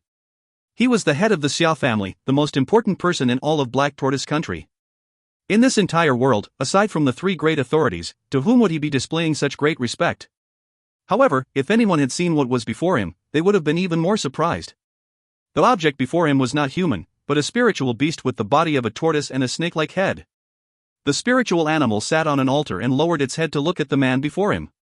If you find any errors, ads pop up, ads redirect, broken links, non-standard content, etc., please let us know. Report chapter so we can fix it as soon as possible. Chapter 240, The Black Tortoise, 2. Chapter 240, The Black Tortoise, 2. Translator, Endless Fantasy Translation Editor, Endless Fantasy Translation. It's been over thousands of years. Humph. Your members of the Xia family are completely useless. Many years have passed and you're still unable to find the people I'm looking for. If you're still unable to find my friends within these few years, I will leave the Xia family, and your survival will be none of my business. The ancient voice sounded highly displeased. Master Xia began to produce a bout of cold sweat. Lord Lingxiao, fret not. I have recently received the information you need, all we need to do is confirm it. Master Xia could not feel even the slightest discontent, for the reason why the Xia family could remain strong for thousands of years was because they had a strong power overseeing them. This spiritual beast has been around for thousands of years, inherited from generation to generation, and only the heads of the Xia family knew of its existence. Furthermore, the Xia family has been searching for two people for over thousands of years, yet none of them knew who they were. Obviously, once the head of the Xia family issued an order, no one dared to question it. Humph. Lingxiao said coldly, I certainly hope that this information is accurate, otherwise, I will no longer shelter the Xia family. If the white tiger and the azure dragon were here, then this spiritual beast must be the black tortoise. Unfortunately, they have yet to appear in the Xia family's residence in Heaven City. Master Xia immediately felt nervous after hearing those words and said hurriedly, Lord Lingxiao, I've received new information. I've heard that Azure Dragon Country has a strong power backing the 100 Herb Hall. There are people who have seen the master of 100 Herb Hall, Guru Oyan, summoning an azure dragon and white tiger. I would immediately invite her to the Xia residence, but these words are only rumors and I'm still unable to confirm them. In order to prevent exposing who you really are, Lord Lingxiao, please wait for me to receive confirmation before inviting her over to meet you. The black tortoise Lingxiao paused, muttering incoherently to himself, then slowly nodded his head, good. Then I'll give you one last chance. If the information you have is once again false, then I will leave the Xia family immediately. Do not worry, Lord Lingxiao. A part of Master Xiao's heart shook. Aside from Lingxiao's protection over the Xia family, it is also closely linked to the Xia family's lifeline. If it were to abandon them, then the Xia family will face extermination after a few generations. Hence, he must meet that woman, Guru Oyan, no matter what, and personally confirm the truth behind the rumors. Lingxiao's true identity was of great importance, hence, prior to confirming whether the Azure Dragon and White Tiger are in the possession of the other party, Master Xia cannot carelessly bring just anyone to meet with him. Meanwhile, in the Xia family courtyard, a middle-aged man stared coldly at his reporting subordinates, and said gravely, Are you saying that Xia Lingyu and that girl from the Luo family have left to Azure Dragon Country?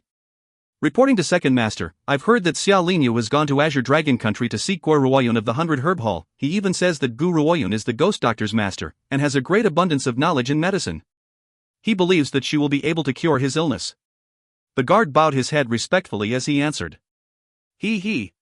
The middle-aged man laughed softly, and sinisterly said, Guru Oyan? She's only a silly little girl. I don't understand how the shrewd ghost doctor could possibly join her. She must have concocted a grand scheme. I do not believe in rumors, neither do I believe that that little girl would possess such capabilities. I'm not even going to give that elder brother of hers a chance. Send your most skilled men to Azure Dragon Country, and find her before Xia Lingyu does. A shadow fell on his eyes, a cold smile flashed across the middle-aged man's face. As long as that kid dies, the Xia family will be mine. He thought sinisterly. Guru Oyan? He. She's only a little girl in her teens. He will never allow her to foil his plans. Actually, the middle-aged man wasn't too worried about Guru Oyan. His main concern was in the ghost doctor's prodigal medical skills. If the ghost doctor were to offer help, it would be troublesome. Of course, based on the ghost doctor's temperament, it would be extremely difficult to receive her help. However, if he were to murder Guru Oyan, and push the blame on Xia Lingyu's father, no matter how many benefits the old master Xia provided, they would never be able to persuade the ghost doctor for help. At this very moment, Guru Oyan, who was following Lingyu to the palace, was completely unaware that the Xia family had sent two parties to find her whereabouts. Obviously, those two parties had no idea that the person they were searching for had already left Azure Dragon Country, and was already in Black Tortoise Country in the court of jurisdiction of the Imperial Palace. If you find any errors, ads pop up, ads redirect, broken links, non-standard content, etc., please let us know. Report chapter so we can fix it as soon as possible. Chapter 241, The Xia Family Arrives, 1. Chapter 241, The Xia Family Arrives, 1. Translator, Endless Fantasy Translation Editor, Endless Fantasy Translation. Damn it, Lin Yu. I warn you, you'd better not let me catch you. Otherwise, I would have you on your knees calling me master. And you bunch of traitors, you have no humanity, you will meet the same end as this swindling imperial advisor. Pang Ran's curses continued nonstop throughout the journey, frustrating everyone around him who couldn't wait to silence his mouth with a smelly old sock. It was only because of Lin Yu's silence that the guards had forced themselves to remain tolerant. However, their faces were livid every time they heard his ugly words. Humph. Lin Yu coldly said, his eyes swept over Pang Ran's face, you may say whatever you want for now, your royal highness, for you will not have the opportunity to do so soon enough, as you will be sent to the dungeons. Once you've been sentenced, your deaths will come very soon. Who says that I'll be going to the dungeons? I want to see my imperial father, and where is my imperial mother? Pang Ran rolled his eyes, he would never go anywhere near the dungeon. His only concern was his imperial father's health. Ha ha. Lin Yu laughed loudly, as if he had heard a funny joke, his smile full of ridicule. You still insist on seeing his imperial majesty? Dream on. I will never allow you to go near him. The dungeons is where you should be. And as for your imperial mother, she has already been banished to the cold palace. However, I might let her live, if you begged me. F***ck. Pang Ran was enraged. He raised his head, clenched his fists and charged towards Lin Yu. This guy has brought harm unto my imperial father, and still dared to bully my imperial mother. I will never forgive his sin. However, before his fist could even land on Lin Yu, he was blocked by the latter's hand. Lin Yu smiled gravely at him, and directed a heavy punch towards Pang Ran's stomach. In that instant, Gu Ruoyun, who had remained silent since their departure from the 6th prince's mansion, finally made a move. She took a step forward, pushed Pang Ran aside with one arm, and stood in his place. The punch that Lin Yu had intended for Pang Ran landed on Gu Ruoyun instead.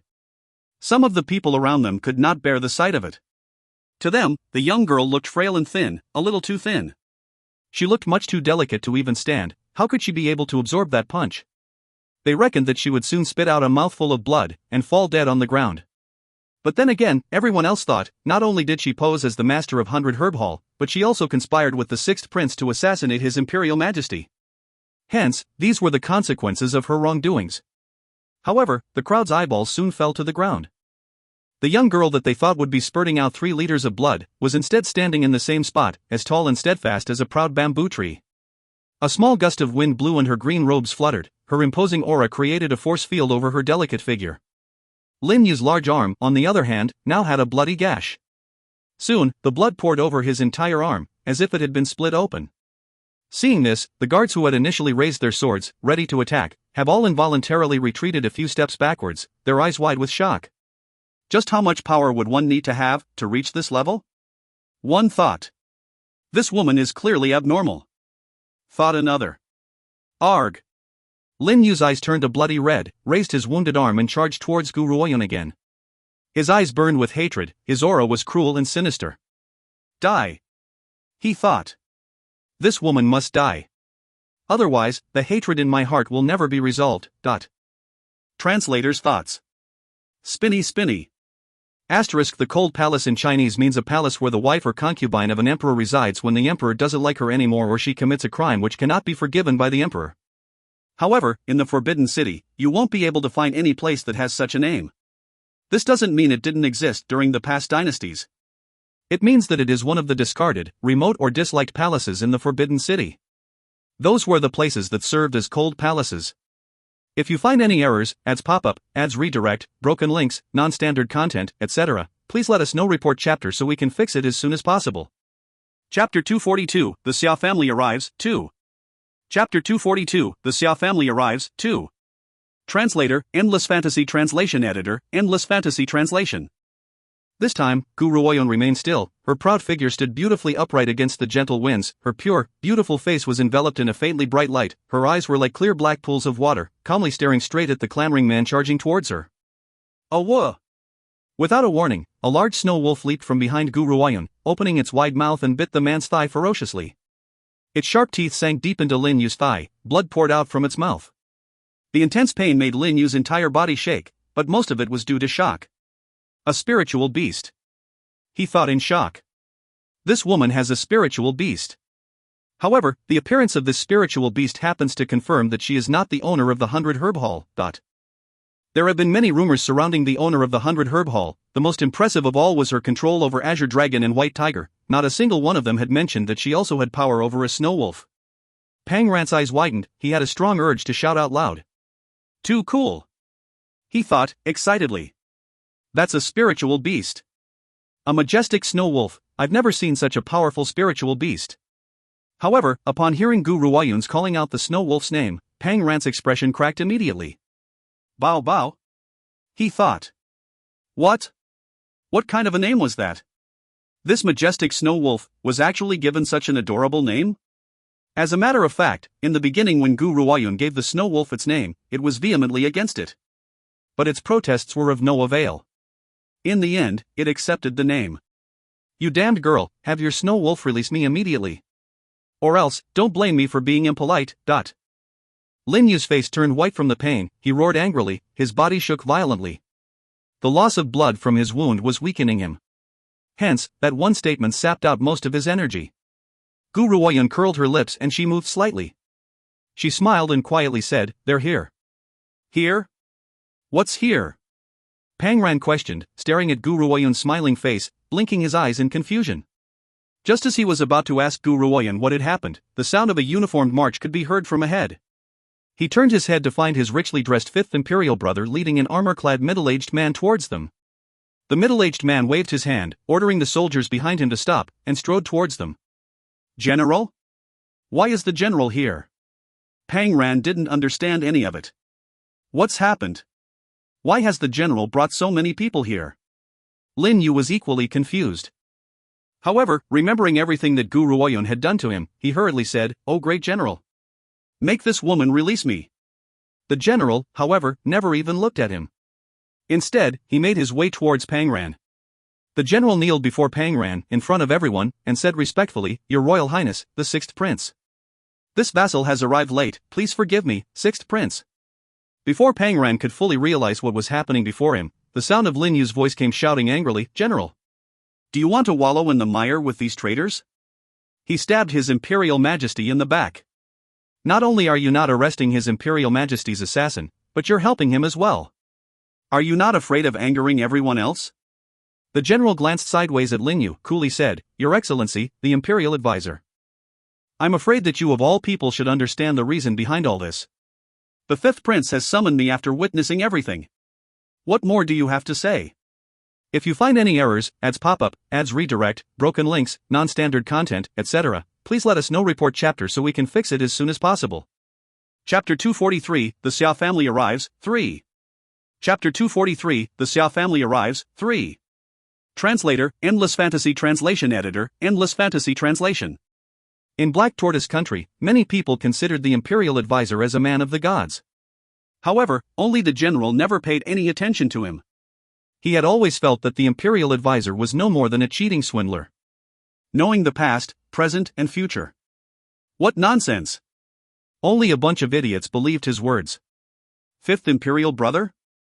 Pang Ran blinked his eyes, staring at the 5th Prince confusingly. He didn't know why, but he felt that his 5th Imperial brother looked particularly different. However, he simply couldn't put his finger on it. General! Lin Yu was angered to his very core. Unfortunately, with his thigh firmly in Bao Bao's mouth, he didn't dare make a single move. He was only able to glare furiously at the general's expressionless face, then sweeping his eyes towards the 5th Prince. Suddenly, he laughed, and taunted, "I understand now. You are all conspiring against His Imperial Majesty. Are you not afraid that your families will be slaughtered by 9 generations?" He was actually gritting his teeth through those last few words. However, in the end, the general didn't even raise his eyelids. His voice coldly said, "Men, take Lin Yu away. I will now make my way to visit His Imperial Majesty." "Yes, Lord General." Hearing this, Bao Bao finally released its grip, raising its paw, sending Lin Yu flying towards the army with one giant slap. Just as Lin Yu was scrambling to get away, countless weapons raised towards him. He couldn't get away now. The fifth prince walked towards Gu Ruoyun's side, his eyes full of gratitude.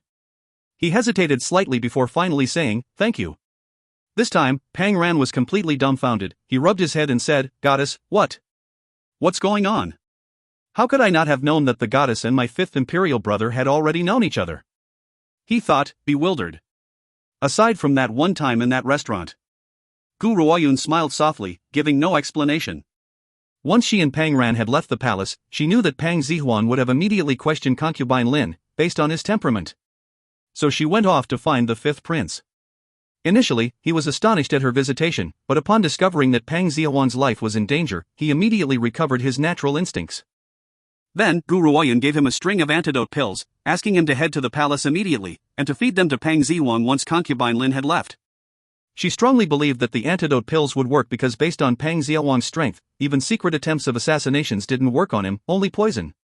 The fifth prince had indeed heard a lot of shocking information, and sneaked in to feed the antidote pills to Pang Zihuan after concubine Lin and her brother left, then summoned the general for his help. As for the reason why Gu Ruoyun did not warn Pang Zihuan of the danger before him, it was entirely because she wanted to use the opportunity to expose concubine Lin and her brother's wild schemes. This way, Pang Ran would be able to inherit the imperial throne. When all is said and done, it was merely a Trigonotus peduncularis plant. That would not be enough to accuse them of treason. After all, they could simply make up an excuse to say that they had never seen the Trigonotus peduncularis plant, and Pang Zihuan wouldn't be able to do a thing. Ha ha ha. Suddenly, a loud laugh came from Lin Yu's mouth. "Do you really think that the general can save you? Have you both forgotten who I am, fifth and sixth prince?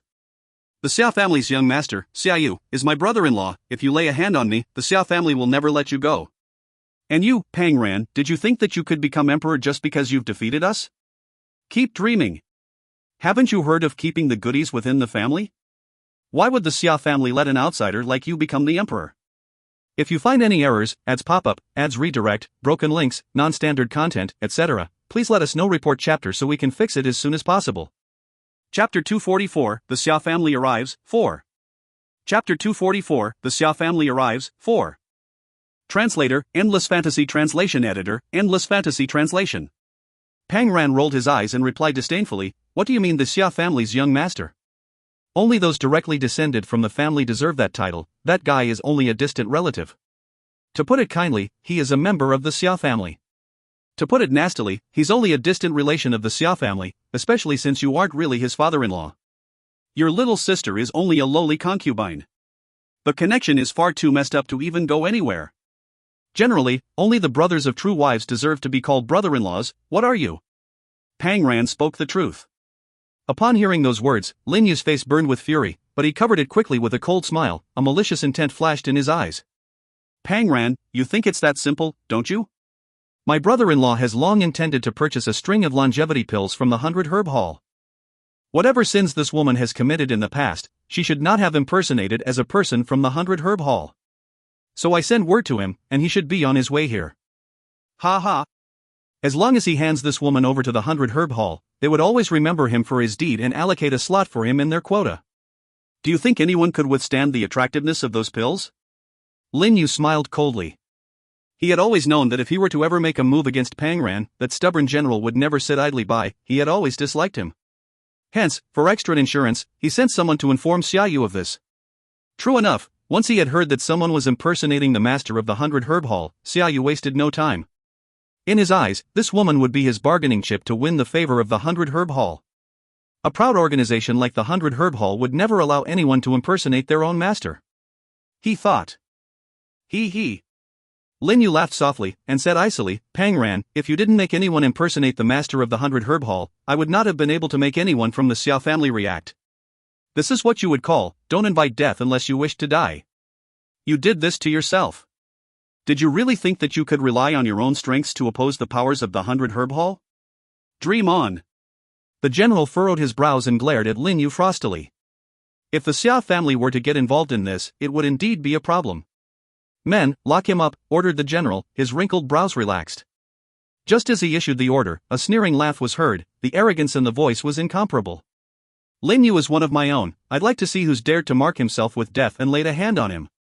A middle-aged man dressed in gray robes appeared, walking slowly towards them. His stature and looks were considered average, sheer arrogance gleamed in his sharp eyebrows, his eyes swept across the people before him in disdain.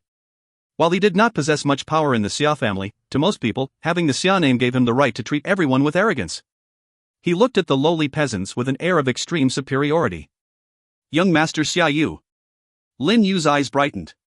He hurriedly said, Young Master Xia Yu, please save me. The 6th and 5th princes have joined forces to orchestrate my death, the general is on their side, and that audacious girl, impersonating the master of the 100 Herb Hall. They place no importance to the dignified Xia family. The princes of the imperial household, Xia Yu looked scornfully at Pang Ran and the 5th prince, and laughed mockingly, you are mere dogs to the Xia family. Isn't the imperial household supposed to listen to the orders of our Xia family? You, little princes, dared to harm one of my own? What daring of heavenly proportions! Even dogs learn not to bite their masters, this world has certainly changed, no? If you find any errors, ads pop up, ads redirect, broken links, non-standard content, etc., please let us know. Report chapter so we can fix it as soon as possible. Chapter 245, The Xia Family Arrives, 5. Chapter 245, The Xia Family Arrives, 5. Translator, Endless Fantasy Translation Editor, Endless Fantasy Translation. Pang Ran and the 5th prince's faces turned ugly. It's true, the Xia family had complete control over the succession of the imperial throne, but the imperial family certainly were not the Xia family's dogs. Aside from the line of succession of the imperial throne, other matters were determined by the imperial family themselves. The Xia family has never interfered. Yet this guy has humiliated them to such a degree. However, compared to Pang Ran's temper, the 5th prince was far more stable. His eyes looked solemnly at Xia Yu, not saying a word. Over the years, he has learned to conceal his emotions, otherwise, he probably would have been assassinated a few times already. Noticing Pang Ran's urge to step forward in anger, Gu Ruoyan raised her hand, blocking his way. Her clear, beautiful eyes fell on Xia Yu's face, smiling softly. It would seem that even the head of the Xia family has never made the imperial family of Black Tortoise Country his watchdogs. Could it be that you have greater rights than the head of the Xia family himself? Or have you always been yearning for the position as the head of the Xia family? Do you plan on going beyond the sacrificial altar and taking over their kitchen? Her smile was light and clear, her eyes like sharp rays of light stared straight at Xia Yu. Now it was Xia Yu's face that had turned an ugly shade. He was merely distant relative and did not have a prominent position in the family. However, the young girl's words had undoubtedly pushed him to where the wind and waves are the fiercest. If Master Xia heard this, he would never let him hear the end of it. Evidently, he had underestimated this clever and eloquent woman. Humph. Xia Yu showed his disagreement, curled his lips coldly and shot a glance towards Gu Ruoyan's calm face. You're the girl who's impersonating as the owner of the 100 Herb Hall? You're already powerless to defend yourself, and yet you're still involving yourself in this matter? You're truly reckless. At that very moment, Pang Ran's clenched fist began to shake. His heart was desperately worried over Pang Zihuang. They'd been standing here very far too long. He did not know if his imperial father could hold on any longer. Let's go. As if reading Pang Ran's thoughts, Gu Ruoyan's eyes swept briefly over Xia Yu's arrogant face, coldly turned her gaze away, and icily gave the order, Bao Bao, if anyone dares to stand in my way, kill without mercy. Kill without mercy. The 3 words spoken sounded like thunder, exploding beneath the skies, making Lin Yu's face, which was originally filled with hope, fall like dead ash. He had initially thought that this impostor would have been afraid of the Xia family. Instead, she didn't even bother with giving face to them. This is it. We're truly finished. He thought hopelessly. No. I don't want to die. Especially not in this uncomfortable place. 5th Prince, Lord General, both of you and this woman will die a horrible death. I've already seen your destinies. If you kill me now, your days in the future will be filled with immeasurable suffering. And you, the soldiers and officials of Black Tortoise Country, my heavenly eyes have seen it. It was the 6th Prince and this woman who conspired to poison His Imperial Majesty. Are you really siding with the enemy? How could my words possibly be lies? If you are truly loyal to His Imperial Majesty, you will join me and kill this wicked woman and avenge His Imperial Majesty.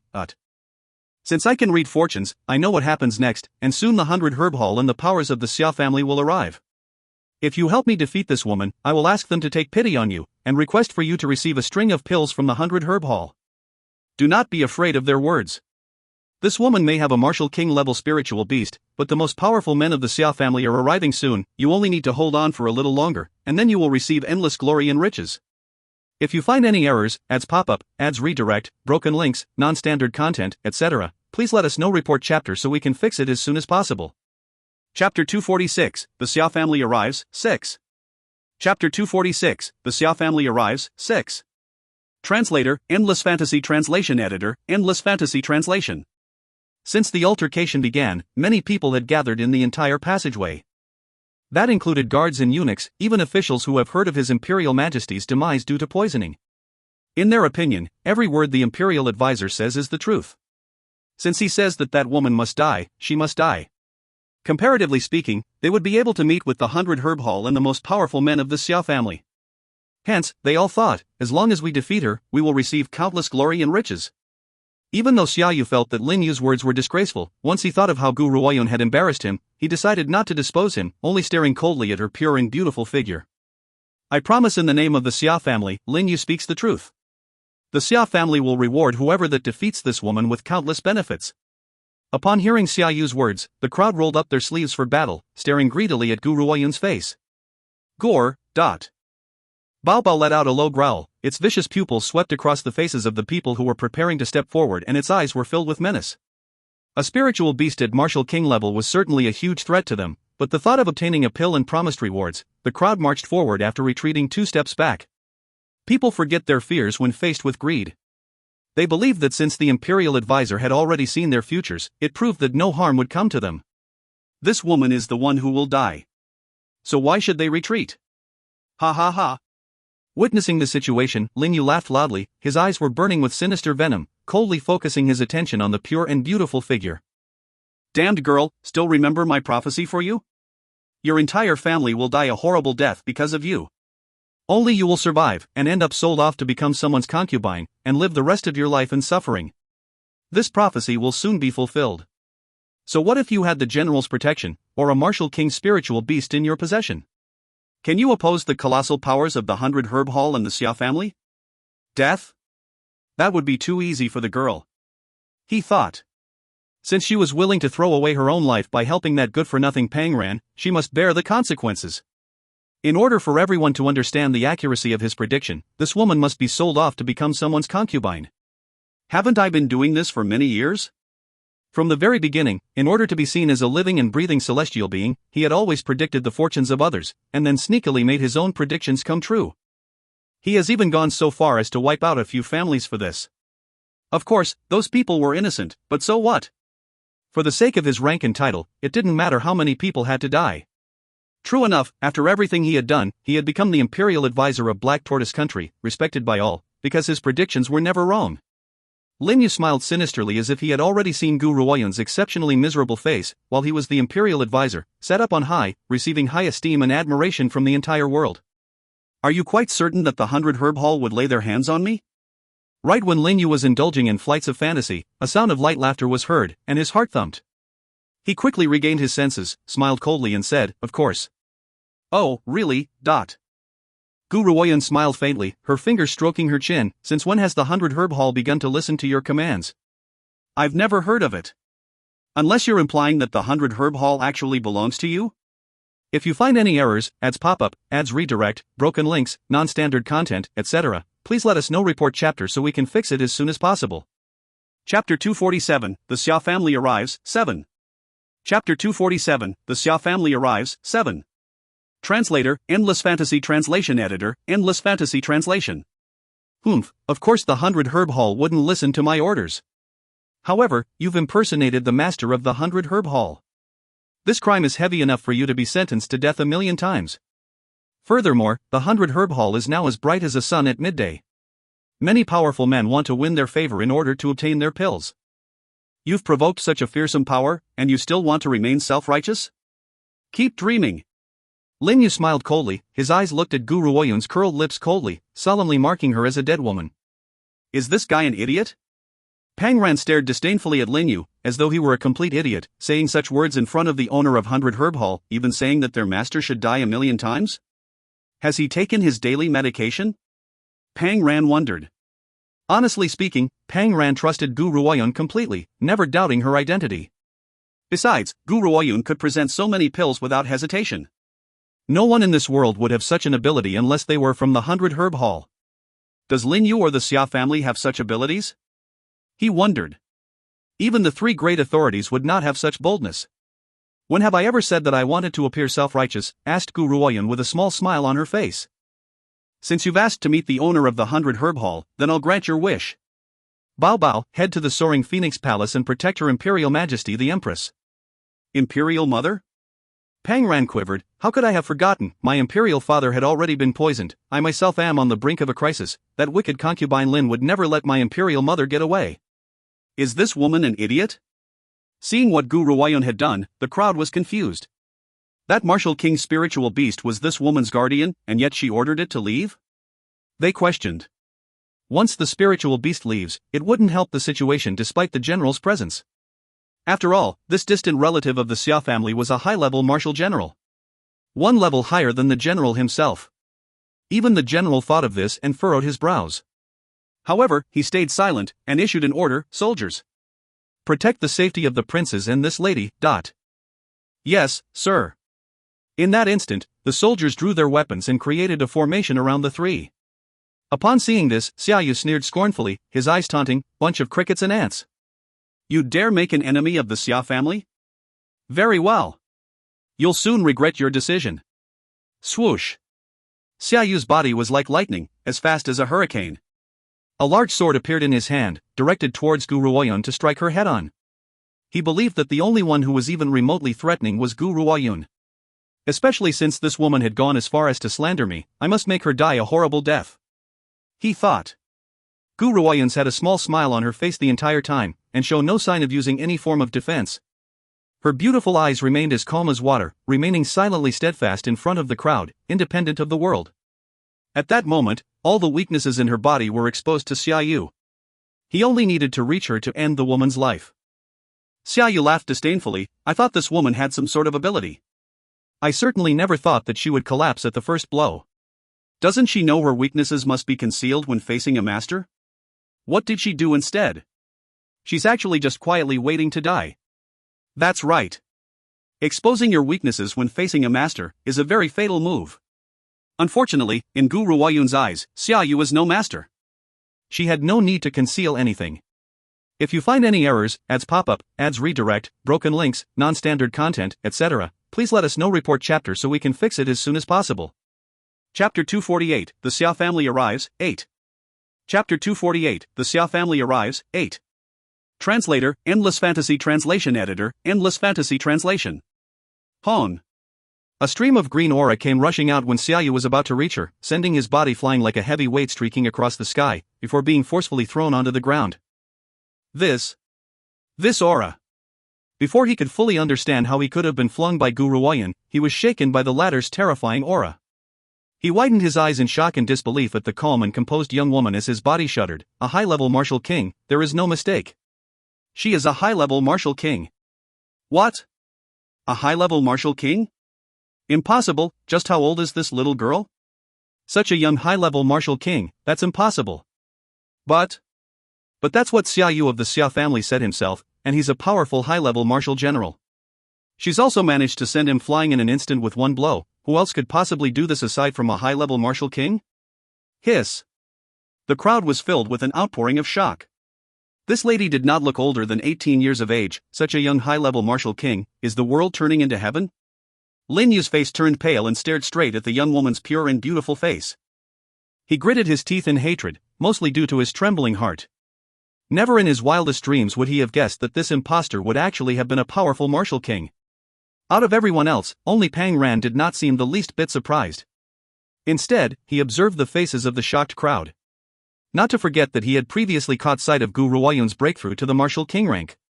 His reaction then was much bigger than everyone else in the area, nearly wanting to cut a sliver in the latter's body to check its structure. Is there a need to be so perverse? 3 months ago, Gu Ruoyun was rapidly improving while training Pang Ran at the same time. That was when she had her breakthrough to martial king. Didn't you say that the 100 Herb Hall would never let me get away? Asked Gu Ruoyun with a slight smile on her face. Lin Yu angrily grit his teeth and said, even if you are a martial king, there is also a high-level martial king residing in the 100 Herb Hall. Besides, I hear that the owner of the 100 Herb Hall has an azure dragon and a white tiger as her spiritual beasts. Do you think that you can oppose such a power by simply relying on your own capabilities? You really don't know when to give up.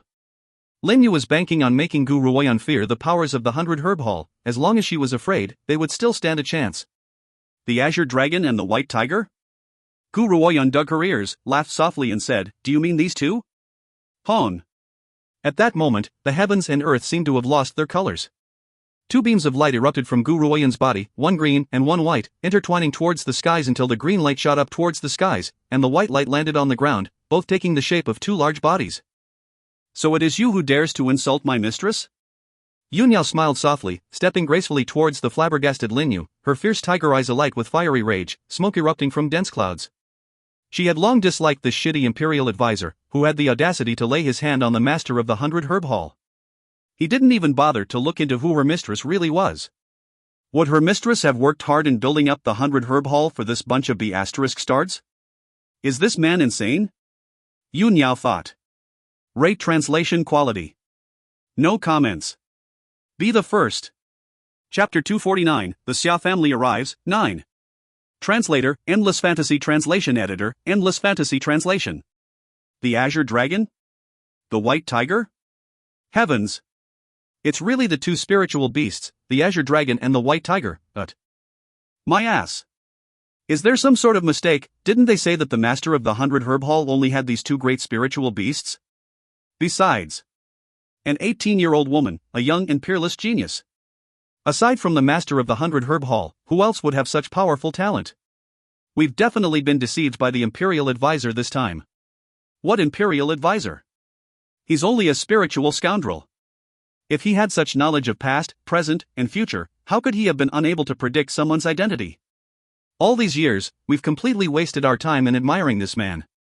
Hearing the surrounding noise, Lin Yu's face turned from green to white, then white to green again. It was obvious that he was frightened. Was this woman truly the master of the 100 Herb Hall? What rank or talent did Pang Ran have to establish a connection with such a person? No. I don't believe it. This isn't real. Don't listen to that woman. That's not even the Azure Dragon or the White Tiger. She's using some way to trick us, she's a fake. How could a good-for-nothing like Pang Ran have met the owner of the 100 Herb Hall? Lin Yu bellowed madly. However, no paid him any attention, even Xia Yu was scrambling to find a way out of this. This is all that idiot Lin Yu's fault. He thought, angrily. He dared to tell me things without confirming the situation. I had wanted to establish a relationship with the 100 Herb Hall and use it to my advantage. This is the complete opposite. I've insulted the master of the 100 Herb Hall. Xia Yu felt his body burn with rage at the thought. He walked straight towards Lin Yu and fiercely kicked him, saying angrily, "Lin Yu, you've brought calamity upon me. For so many years, how many lives have you destroyed in order to prove that your predictions were accurate? How many families have you ruined? I closed my eyes to it all on account of Lin Dyer. This time, it's even better. You've even set your sights upon the 100 Herb Hall. Even if you **king want to die, don't drag me down with you." Shwa! In an instant, the crowd exploded. No one could believe what their ears. Their astonished eyes fell on Lin Yu's dusty face. What did Xia Yu of the Xia family just say? In order to prove himself, Lin Yu destroyed many lives, said one.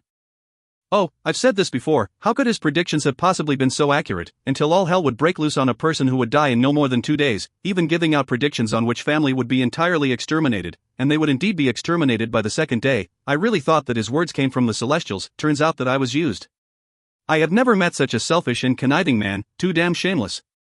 The crowd scolded Lin Yu viciously as if they had forgotten that they were all completely bewitched by Lin Yu to go against Gu Ruoyun. Yunyao, Tianxiong, watch Xia Yu and Lin Yu for me. Pang Ran, let's go visit your imperial father, he should be waking up soon. What? Lin Yu's eyes widened, he exclaimed in surprise. Pang Zihuang is still alive? That's impossible. Upon uttering his final word, he was immediately astonished at what he had revealed. He was so afraid that he began to tremble, his face turned pale. Lin Yu, you finally confessed to causing harm upon His Imperial Majesty, the general smiled coldly. Furthermore, the fact that His Imperial Majesty is still alive must be a huge disappointment to you, am I right? However, this general will not exceed one's place and meddle in other people's affairs and punish you. We'll wait until His Imperial Majesty awakens to take action. You'd better behave yourself. Humph. The general straightened his sleeves and followed Gu Ruoyun towards Pang Xiaowang's palace. At that moment, Lin Yu's looked as dead as ash, his eyes full of despair. He suddenly remembered something, and his eyes lit up with hope again. The third prince. That's right. The third prince was not in the imperial palace at the moment, but as long as he was alive, there was still a chance for them to take revenge and wipe up this grudge. If you find any errors, ads pop up, ads redirect, broken links, non-standard content, etc., please let us know. Report chapter so we can fix it as soon as possible. Chapter 249, The Xia Family Arrives, 9. Chapter 249, The Xia Family Arrives, 9. Translator, Endless Fantasy Translation Editor, Endless Fantasy Translation. The Azure Dragon? The White Tiger? Heavens!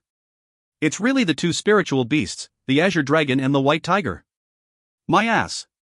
Is there some sort of mistake? Didn't they say that the master of the 100 Herb Hall only had these two great spiritual beasts? Besides, an 18-year-old woman, a young and peerless genius. Aside from the master of the 100 Herb Hall, who else would have such powerful talent? We've definitely been deceived by the Imperial Advisor this time. What Imperial Advisor? He's only a spiritual scoundrel. If he had such knowledge of past, present, and future, how could he have been unable to predict someone's identity? All these years, we've completely wasted our time in admiring this man, but... Hearing the surrounding noise, Lin Yu's face turned from green to white, then white to green again. It was obvious that he was frightened. Was this woman truly the master of the 100 Herb Hall? What rank or talent did Pang Ran have to establish a connection with such a person? No. I don't believe it. This isn't real. Don't listen to that woman. That's not even the Azure Dragon or the White Tiger. She's using some way to trick us, she's a fake. How could a good-for-nothing like Pang Ran have met the owner of the 100 Herb Hall? Lin Yu bellowed madly. However, no paid him any attention, even Xia Yu was scrambling to find a way out of this. This is all that idiot Lin Yu's fault. He thought, angrily. He dared to tell me things without confirming the situation. I had wanted to establish a relationship with the 100 Herb Hall and use it to my advantage. This is the complete opposite. I've insulted the master of the 100 Herb Hall. Xia Yu felt his body burn with rage at the thought. He walked straight towards Lin Yu and fiercely kicked him, saying angrily, Lin Yu, you've brought calamity upon me. For so many years, how many lives have you destroyed in order to prove that your predictions were accurate? How many families have you ruined? I closed my eyes to it all on account of Lin Dyer. This time, it's even better. You've even set your sights upon the 100 Herb Hall. Even if you F***king want to die, don't drag me down with you. Schwa! In an instant, the crowd exploded. No one could believe what their ears, their astonished eyes fell on Lin Yu's dusty face. What did Xia Yu of the Xia family just say?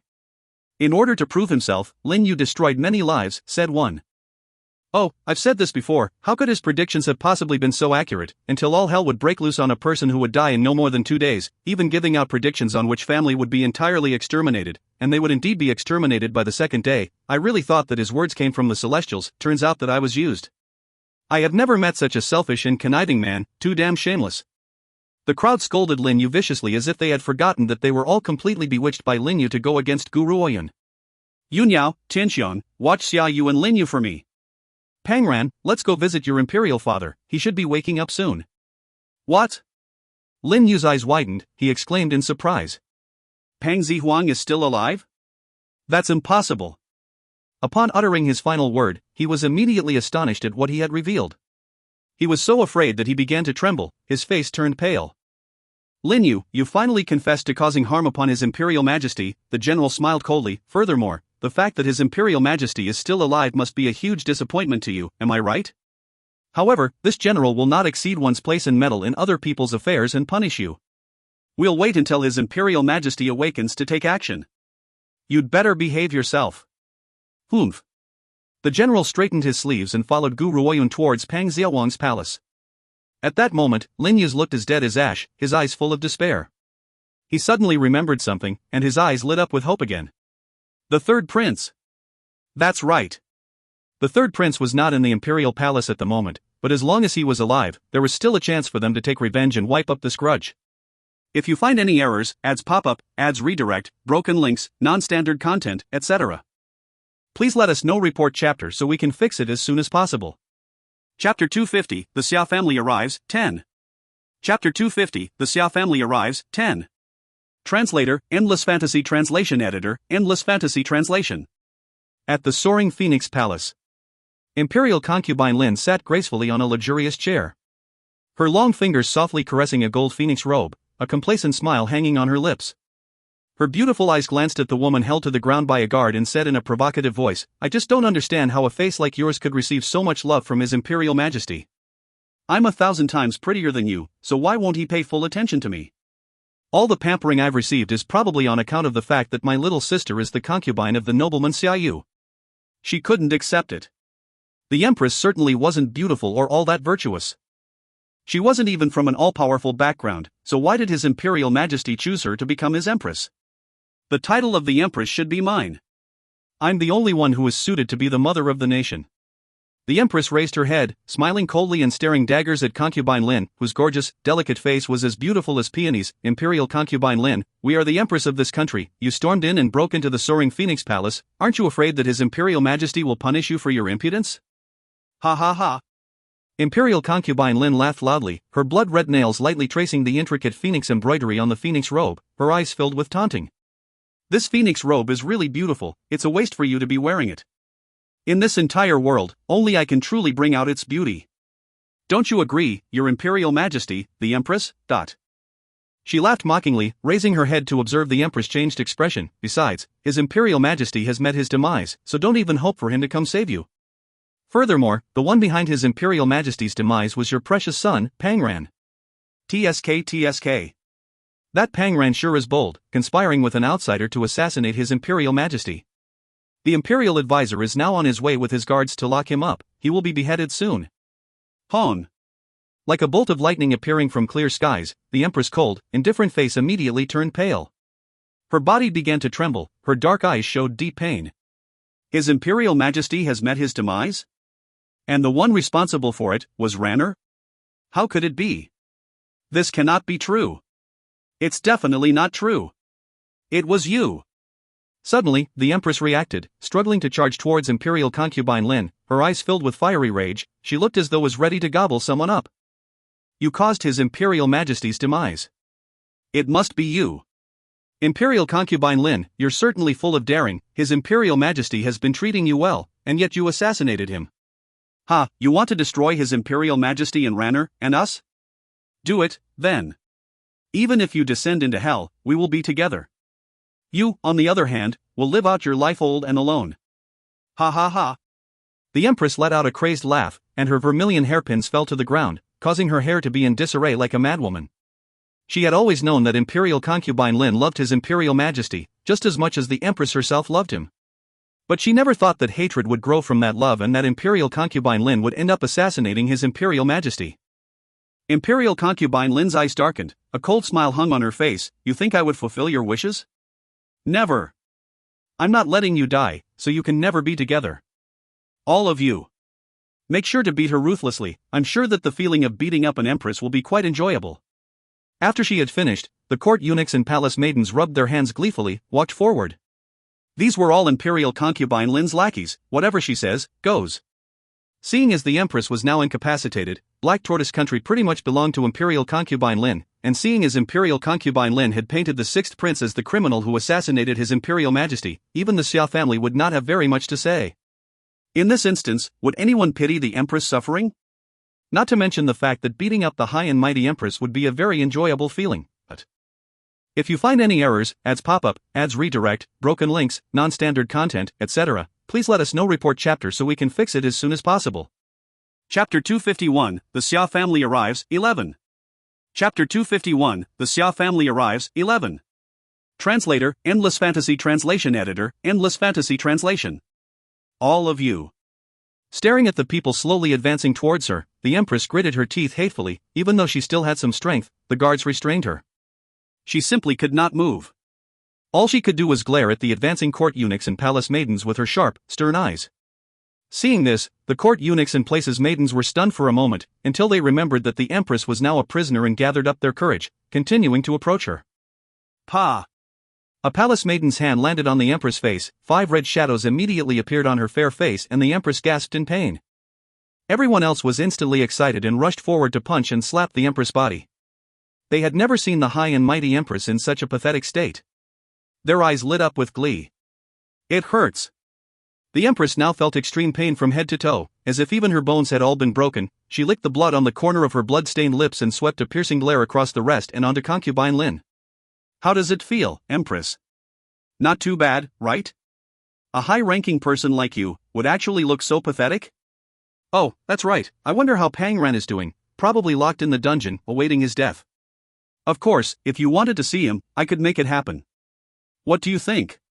Upon hearing her words, the Empress, who was initially still full of rage, felt her heart sink. Can you really arrange for us to see Ranner? I always mean what I say. Imperial concubine Lin raised her arrogant chin, smiling frostily at the woman who was crawling on the ground.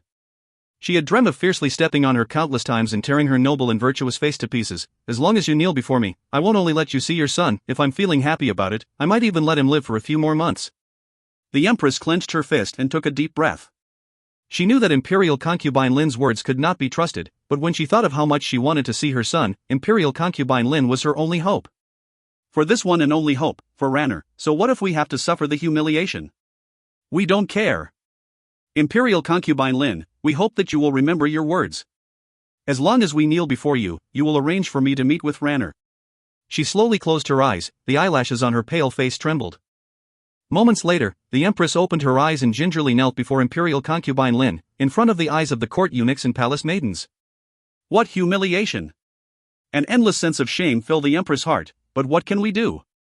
As long as we can see Ranner, even if she asked us to die, we would not hesitate, much less kneel before her. This was a tiny sliver of hope. Such is the heart of a mother, no matter the circumstances, her heart would only long for her son. At this moment, she was no longer a high and mighty Empress, but a mother who held her son in her heart. Imperial concubine Lin, we have done as you've asked. Can you bring us to see Ranner? The Empress' voice shook, her long fingernails dug into her palms, fresh blood began oozing out. Suddenly, Imperial concubine Lin laughed loudly. She laughed so hard that she was on the brink of tears. Ah, Empress, even you would encounter a day like this. All these years, it has always been I who had to kneel before you, it was always I would have had to greet you with respect, and you have done whatever you pleased with His Imperial Majesty's pampering. But now, you would have such a day like this.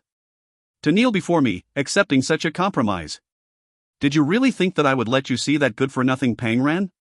I tell you now, that I want your family of 3 divided.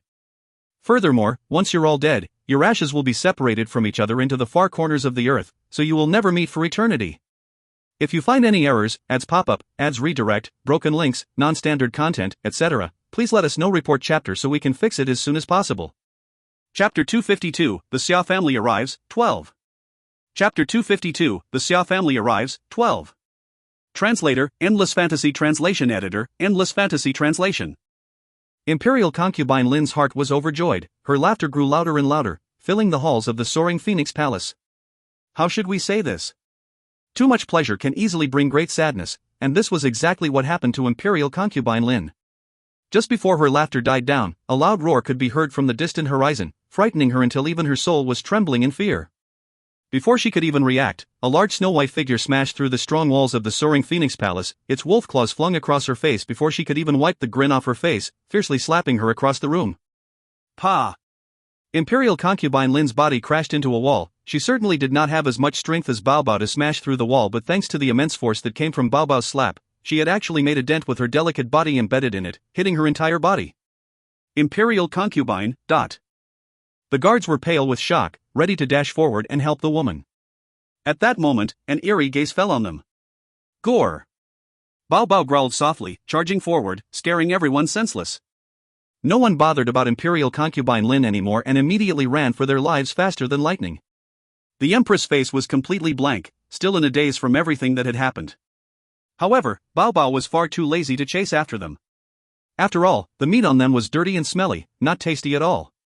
It stepped forward, proudly walking towards Imperial concubine Lin before biting her thigh and dragging her along with him. After a bit of consideration, Bao Bao turned its head towards the Empress and growled softly, as if hinting for her to follow it. Although the Empress' head was still dizzy from shock, she ended up following Bao Bao anyway. She did not know why, but she felt that the spiritual beast would never harm her. Pangran could immediately see Pang Zihuan lying on the imperial bedchamber. He hurriedly threw himself towards him. Coincidentally, Pang Zihuan was slowly awakening from his sleep. Upon opening his eyes, he could vaguely make out a blurry figure rushing towards him. His expression changed quickly at the sight of it. He had not forgotten that he only just met with concubine Lin, and the woman had tried to poison him to death. Could it be that the poison did not work, and did not kill us at all? Pang Zihuang then raised his leg into a kick, sending the figure that was rushing towards him flying and loudly yelled, "Guards! Arrest this assassin!" Pang Ran, who had no idea what was going on, ended up falling buttocks first onto a cactus. He yelled in pain like a pig being slaughtered, his eyes filled with resentment. What did I do this time? Suddenly receiving such a harsh kick, what could I have possibly done in my past life that was so disastrous that I should receive such harsh punishment? What a tragedy! Where is the assassin? The general, who arrived slightly later than Pang Ran, was initially overjoyed upon hearing Pang Zihuang's voice from outside the imperial bedchambers, but upon hearing his words a little clearer was then filled with rage. He immediately rushed in with his soldiers. "Your Imperial Majesty, your humble servant has come to your aid too late. Where is this assassin?" Although Lin Yu had been reprimanded, he certainly didn't expect for him to have even more accomplices who go as far as to harm his Imperial Majesty right in front of his eyes. Such boldness! However, once he entered the palace halls, he was shocked. What did he see? Pang Zihuang looking enraged and ready to kill, and the person he was facing was his most precious son and prince, sitting on the floor and covering his buttocks sadly, and a pure, honest, and delicate young lady standing on one side of the room, with the corners of her lips tilting upwards into a grin, both hands on her chest. It wasn't hard to tell that her delicate and pretty face looked as if she were enjoying a good joke. Translator's thoughts. Spinny spinny. Poor Pang Ran. Sweating face. If you find any errors, ads pop up, ads redirect, broken links, non-standard content, etc., please let us know. Report chapter so we can fix it as soon as possible. Chapter 253, The Xia Family Arrives, 13. Chapter 253, The Xia Family Arrives, 13. Translator, Endless Fantasy Translation Editor, Endless Fantasy Translation. What's going on? Wasn't there an assassin in the room? Where did the assassin go? The general asked in confusion, "Your Imperial Majesty, where is this assassin?" The assassin? Why, he's right. Pang Ran? What are you doing here? Pang Zihuang widened his eyes. Shouldn't the Lin Yu siblings be here? Why is this kid, Pang Ran, here? Actually, Pang Zihuang cannot be blamed for having mistaken Pang Ran for somebody else. After all, he had only just woken up and his eyesight had not returned. He did not even see Pang Ran coming. All he saw was a figure rushing towards him, and Pang Ran's figure was quite similar to that of Lin Yu's. So he naturally thought that the former was the latter. Because he had identified the man as Lin Yu, poor Pang Ran received the kick in Lin Yu's place. It would seem that your Imperial Majesty's vigor has returned quite well. Gu Ruoyan smiled gently while stroking her chin. That one kick has sent Pang Ran flying towards a distance of about 3.3 meters. He. Pang Zihuan felt slightly embarrassed, only understanding what had happened after Gu Ruoyan's explanation. The assassin we had seen was actually Pang Ran by mistake? But then again, it was the kid's fault for charging towards us for no apparent reason. If it weren't for him, we would not have embarrassed ourselves in front of so many people. The more he thought of it, the more the notion made sense to him.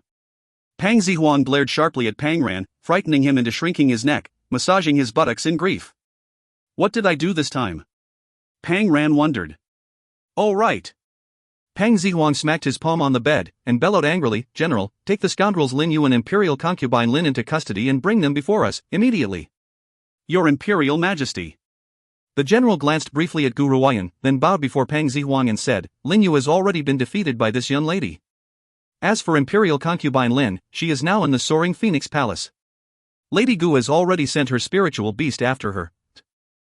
Then, the general began relaying the events that had happened after Pang Zihuan was poisoned in detail. Upon finding out that the siblings had tried to frame Pang Ran, Pang Zihuan was furious. He raised his sword and rushed out, forgetting to even put on his dragon robes. Everyone who saw Pang Zihuang in this state was dumbfounded and still in a daze even after he had left. The end for Lin Yu will truly be miserable to an extreme point. You can imagine how terrifying and enraged Pang Zihuan would be. As for Imperial concubine Lin, once she had heard that Gu Ruoyan was truly the master of 100 Herb Hall, she screamed and fainted immediately, the hatred in her heart nearly swallowing her whole. The Empress had absolutely no idea over what was going on from the very beginning.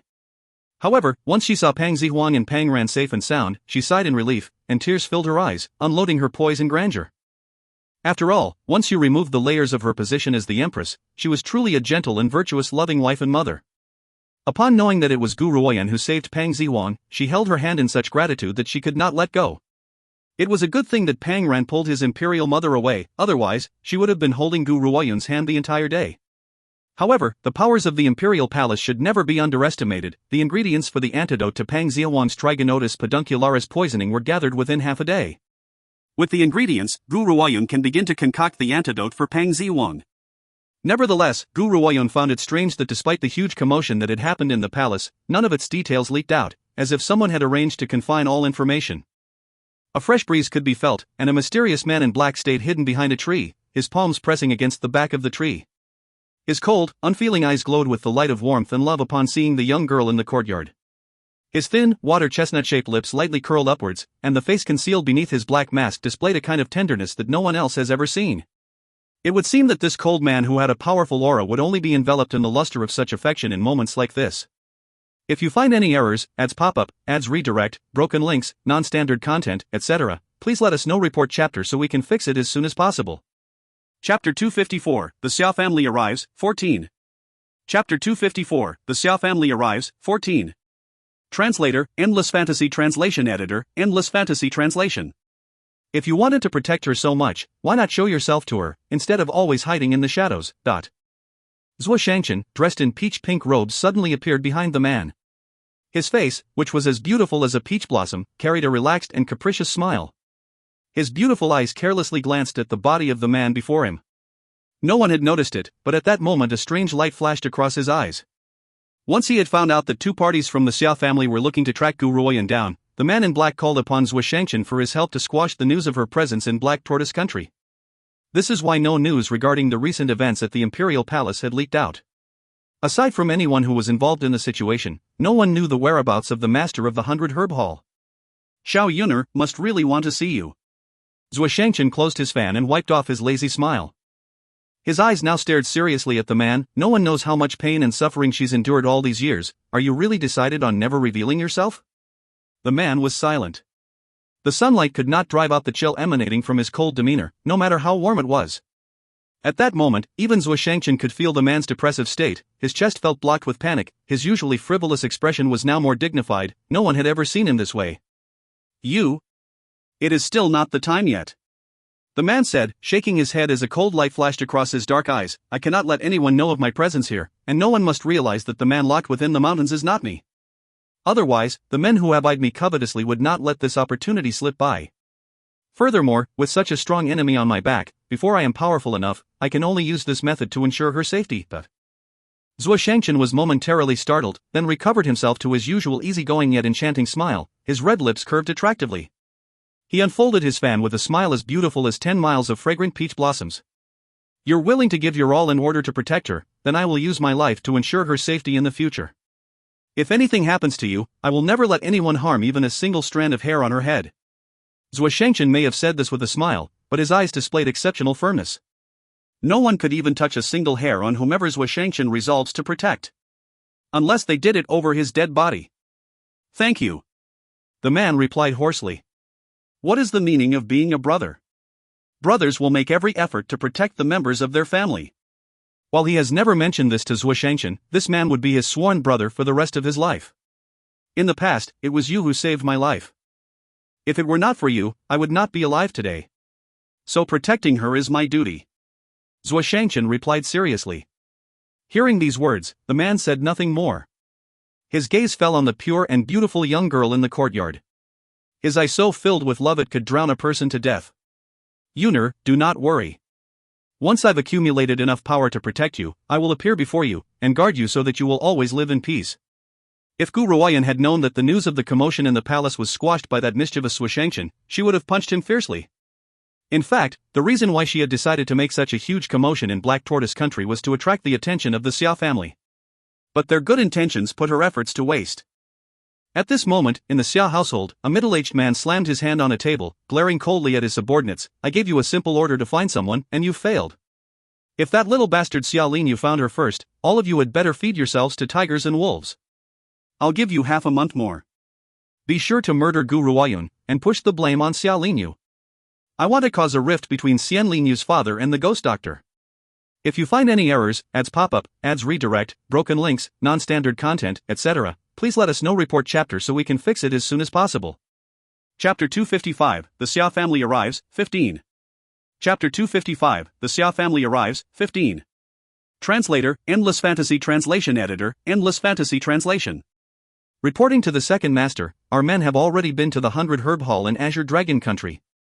However, it seems that Gu Ruoyun was not in the 100 Herb Hall, said a man who was drenched in cold sweat, trembling in fear while awaiting the middle-aged man's response. Even though the second master had always put on a gentle and warm face, only they knew that this man was shady and cruel to the bone. Anyone who offended him would never live in peace. A haze formed in Xiaqi's eyes, his lips curled eerily. Xia Lingyu, this time, no one can save you or your father. Even if your travels prove fruitful and you're successful in curing the tuberculosis in your body, it does not mean that your father would have the same good fortune. The Xia family will sooner or later be mine. I will eradicate anything that stands in my way. In the restaurant, Gu Ruoyun stared at the evildoer who was fanning himself with a coquettish smile on his face before her and rubbed her temples as if she had a headache. This person was like the soul of a deceased who has yet to disperse.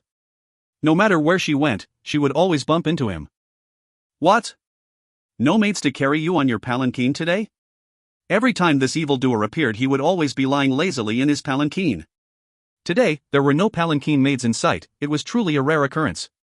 Gu Ruoyun was indeed slightly astonished.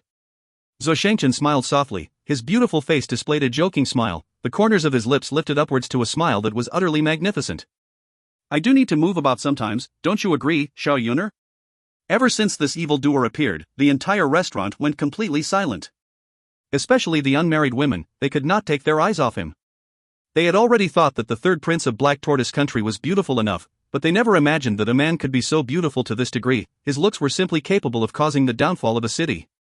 Even his slightest smile could pull at anyone's heartstrings, so beautiful that he could turn living things upside down.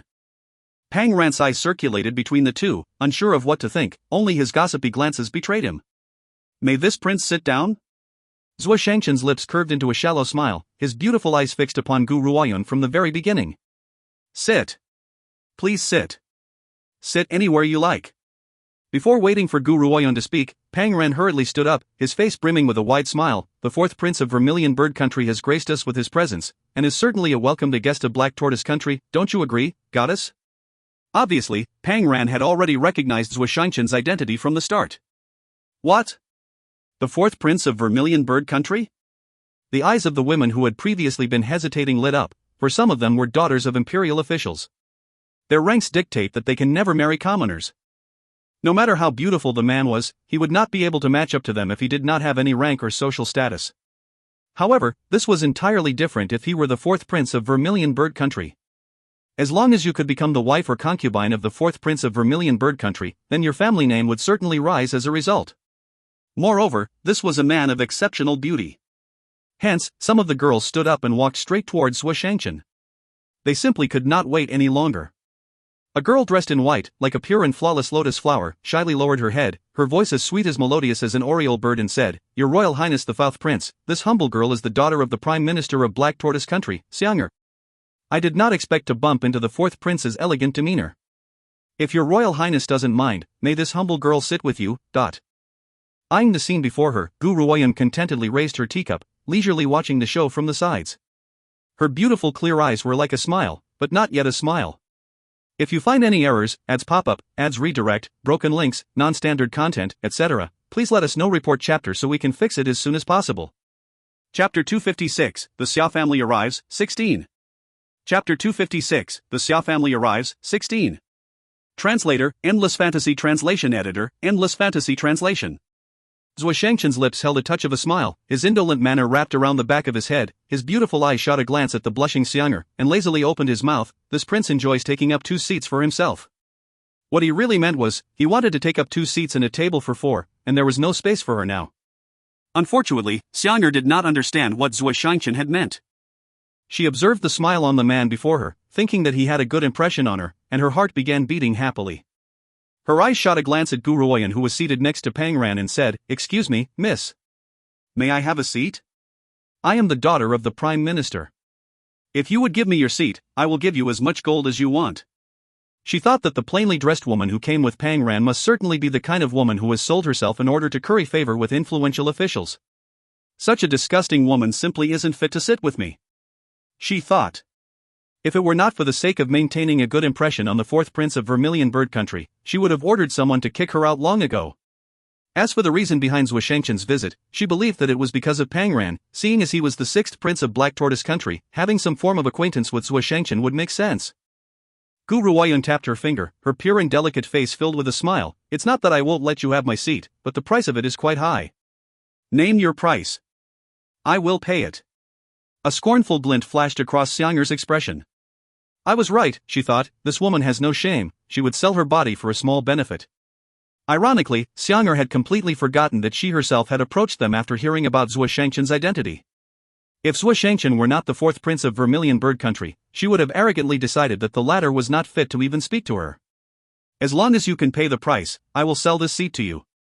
Gu Ruoyun put down her teacup, her clear, beautiful, smiling eyes observed Xianger's disdainful expression. She nodded her head and said, the price of this seat is a country. If you can present me with a country as a gift, then I will sell it to you. This is still considered as friendship price, otherwise, I would not sell it to you for even 100 countries. You? Xianger's expression changed greatly. The nerve of this woman, she thought angrily, opening her mouth to ask for a whole country. This is considered friendship price? Friendship, my little sister. Miss, you've treated me in such a way, despite my good intentions. Taking a deep breath, Xianger clenched her hand into a fist. Her snow-white complexion exhibiting clear fury. Are you not sitting with His Royal Highness, Pang Ran, the sixth prince of our Black Tortoise Country for the purpose of obtaining glory, splendor, wealth, and rank? Why pretend to be noble and virtuous in front of everyone? I will give you 1,000 pieces of gold, now give this seat to me. You'll never earn so much money in your life if you do not rely on the sixth prince. This woman is such a fake. Xianger thought. If she were not a woman who coveted riches, she would never have taken a fancy to a good-for-nothing like Pang Ran. At the end of the day, Pang Ran is the emperor's favorite, so if she could become the sixth prince's wife, wouldn't she be enjoying endless splendor and riches? It seems that I would have to speak to my father about this. A cunning and unlawful woman is scheming on getting close to the sixth prince. Let father remind his imperial majesty, lest the naturally naive 60 prince be discarded in circles around a woman with such intentions. However, upon Jin Xianger's words, the faces of the two men turned ugly. Pang Ran angrily slammed his hand on the table, his eyes spitting with rage. Gu Ruoyun was a great benefactor to him, and he would never allow anyone to insult her innocence. Translator's thoughts. Spinny spinny. Little sister mentioned by Xianger is actually the Chinese equivalent of pussy. I used little sister because I figured that a refined lady like Xianger probably wouldn't actually use such language. If you find any errors, ads pop up, ads redirect, broken links, non-standard content, etc., please let us know. Report chapter so we can fix it as soon as possible. Chapter 257, The First Clash, 1. Chapter 257, The First Clash, 1. Translator, Endless Fantasy Translation Editor, Endless Fantasy Translation. Get out. At that moment, a somber voice was heard from the side. The smile that was as beautiful as peach blossoms on Zhuo Shangchen's exquisitely stunning face had disappeared into thin air, his easygoing demeanor was gone, and on the corners of his lips was a chilling smile. His cold eyes swept across Jin Xianger's face, his gaze was as if he were looking at a piece of trash. Were you listening? The fourth prince has asked you to get lost. Get out now. At this time, Jin Xianger was not even looking at Zhuo Shangchen, so she was not aware that the latter was actually referring to her. Instead, she thought that he was asking Gu Ruoyun to leave and stared at her disdainfully. However, Gu Ruoyun, whose lips had always held a faint smile from the start, did not leave her seat. This made Jin Xianger even angrier. I have never seen such a shameless woman. She still remains nonchalant despite being chased away by the fourth prince. Hey, did you not hear what I've said? Get out of here immediately. I've never seen such a shameless woman like you. As a woman, you should at least know a bit of restraint. Jin Xianger looked at Gu Ruoyun with loathing as her beautiful eyes filled with disdain. What a brazen woman! She thought. She's probably refusing to leave because she's taken a fancy to the fourth prince. Unfortunately, without a reputable family, it's impossible to become an imperial wife. I am the daughter of the Prime Minister of Black Tortoise Country, certainly a good match for the Grand Fourth Prince. Daughter of the Prime Minister of Black Tortoise Country, Jin Xianger? A soft, cold laugh could be heard. The man checked the chin of the woman in white with his fan, his red lips curled upwards coldly, his expressionless eyes did not contain a single shred of warmth, it was as if she was looking at a dead man. Gu Ruoyun shook her head, let out an exasperated sigh and thought, there are so many unobservant people in this world. 4. Fourth Prince. Jin Xianger foolishly stared at the evildoer's face, unable to keep herself from staring so brazenly. She had never seen such a beautiful man.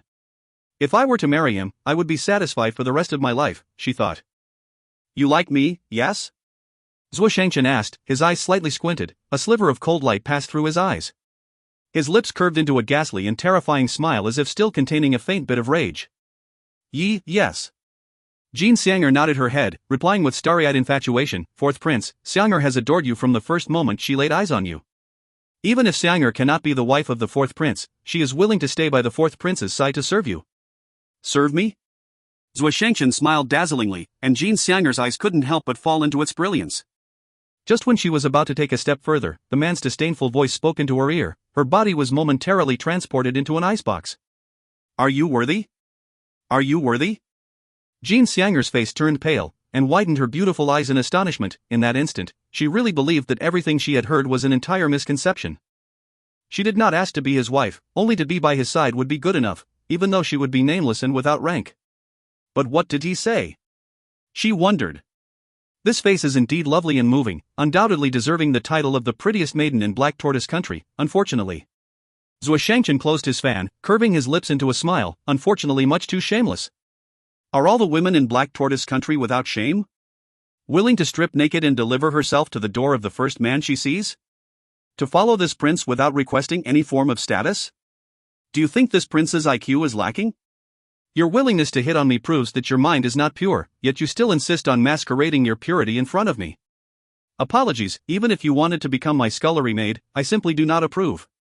If you find any errors, ads pop up, ads redirect, broken links, non-standard content, etc., please let us know. Report chapter so we can fix it as soon as possible. Chapter 258, The First Clash, 2. Chapter 258, The First Clash, 2. Translator, Endless Fantasy Translation Editor, Endless Fantasy Translation. Jean Xianger's delicate frame shivered slightly, she tightly bit her pale white lips, staring in resentment at the beautiful, peach blossom-like face. Any man would have tender, protective feelings towards the fairer sex, right? But this man actually humiliated me with those words. Even saying that I would not be fit to become his scullery maid. Actually, humiliating her was not Zhuo Shangchen's only intention, he was speaking the truth. Even the mere toilet cleaners in the Darkeen Palace were one of the very best masters in all of the 4 countries, what more the scullery maids. This woman was indeed beautiful, but her heart was not pure and her powers were much too weak, even a job as a toilet cleaner would not be given to her, but... You are mistaken, Fourth Prince, said Pang Ran, his face beaming with a smile. Most of the women in our Black Tortoise Country are more reserved and proud, women like her are in the minority, they are a disgrace to our country. It's as if they have not seen a man in many lifetimes, so every time they see one, they rush towards him. Great. At this very moment, Pang Ran felt absolutely great. The Prime Minister's family has always been Imperial concubine Lin's accomplices, and he had never liked Jean Xianger for a very long time, but could never find any opportunity to eliminate the Prime Minister. Oh? Zhuo Shangchen raised an eyebrow, almost smiling but not quite. Then this prince must look at his calendar before I leave the house, in case I should be so unfortunate to meet a woman like this. Such wretched luck. Jean Xianger felt her heart break. I had never imagined that the Fourth Prince had such an impression on me. Even saying that meeting me was his wretched luck. I am still the daughter of the Prime Minister. To become the Fourth Prince's concubine would be more than enough, what more accompanying him? That's right. It must be the fault of that woman. If it were not for her, the Fourth Prince would not treat me so poorly. Upon that thought, Jean Xianger's hateful eyes swept towards Guruoyun, her gaze was like a knife, ready to cut her body into pieces. Finally, she could only grit her teeth and fight back the tears in her eyes as she turned towards Zhuo Shangchen made a small bow, Your Royal Highness, the Fourth Prince. This time it was this humble girl who has acted too recklessly, but this humble girl is certainly not a careless person. My intention of asking to sit with the Fourth Prince today was merely to adore the Fourth Prince's magnificence. Please forgive this humble girl for causing a disturbance, I will now take my leave. Finishing her speech, she hurriedly walked towards the door. But just as she was about to make her exit, an ill wind suddenly rose behind her as if a hand had landed fiercely on her back. Her body was immediately flung a few meters forward and she spat out a mouthful of blood, landing on a camphor tree in front of her. The sound of sneering laughter could be heard in the background. Zhuo Shangchen put his hand down, as if nothing had happened, and said carelessly, She's quite lucky, this prince is in a rather good mood today, so she only received a lesson. But if I were to be in a horrible mood, then her blood will be spilled all over the floor. How could the person who had single-handedly raised the Darkeen Palace be a soft-hearted man? He had always based his decisions on killing a person on his moods. Xiao Yunner, we have not met in so long, how about Giving me a hug. Wiping away his hazy expression, Zhuo Shangchen smiled again. His smile was as beautiful as a flower, stunning everyone else in a split second. Sadly, after seeing how much suffering Jin Xianger had to endure, no matter how infatuated they were, no one dared to hit on him this time. If you find any errors, ads pop up, ads redirect, broken links, non-standard content, etc., please let us know. Report chapter so we can fix it as soon as possible. Chapter 259, The First Clash, 3. Chapter 259, The First Clash, 3. Translator, Endless Fantasy Translation Editor, Endless Fantasy Translation. Amidst the noise in the restaurant, Gu Ruoyun suddenly felt a sinister gaze staring straight at her. She frowned and turned towards the direction of the gaze. However, the stare that she had felt was nowhere to be found in the crowd. Unless she was mistaken. Gu Ruoyun shook her head and retracted her vision, lightly relishing her tea, yet her senses were investigating all the movements around her. At that moment, no one had realized that a man dressed in black hid inside the restaurant's upper compartments, fixing his eyes maliciously on Gui Ruoyun, who was talking cheerily and wittily to Zhuo Shangchen. He clenched his fist tightly, suppressing his murderous intent.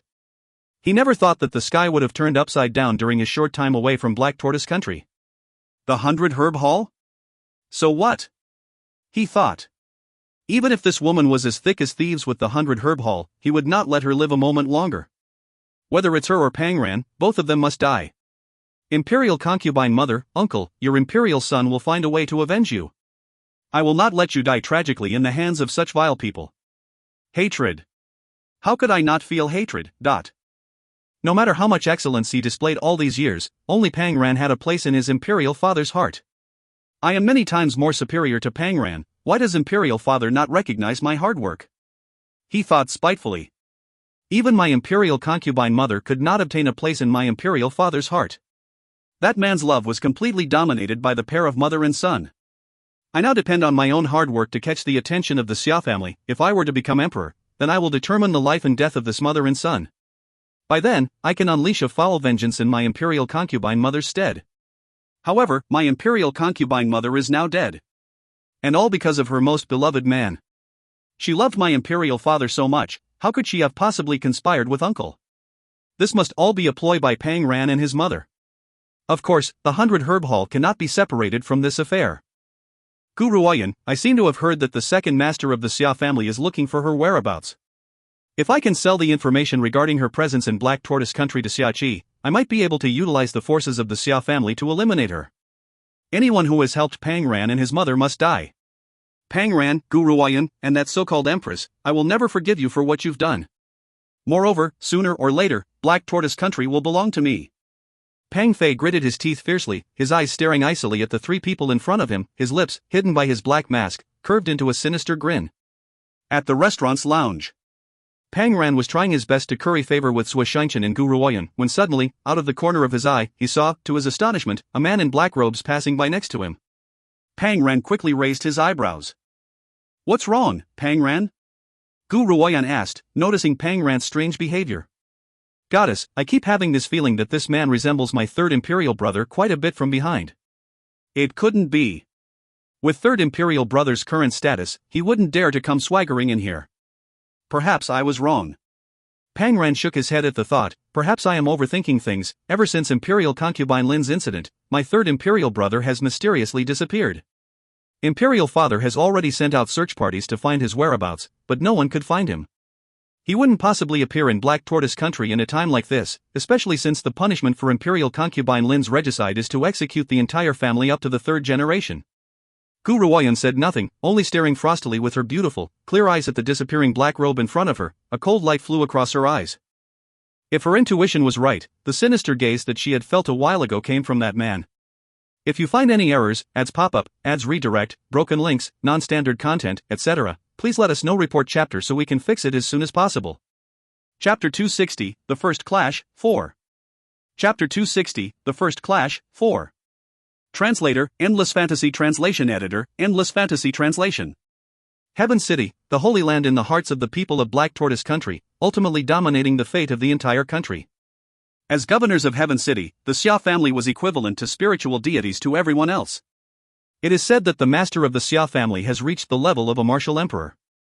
In fact, anyone who has attained the level of a martial general would be considered as a powerful cultivator in all four countries.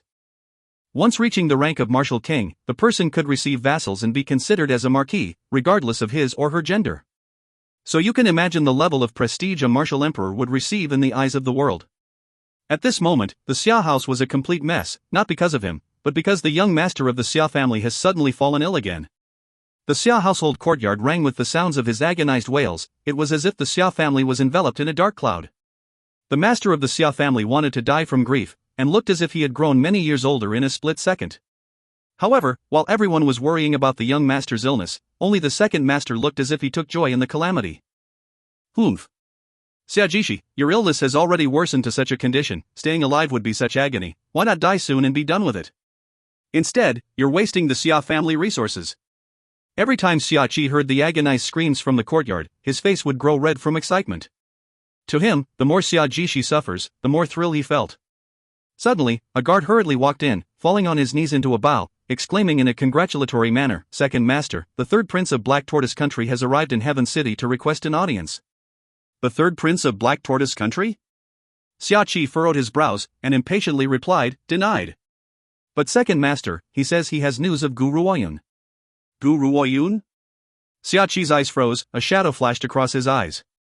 He grew silent. After a long while, he said, "Take this token and bring the third prince to me.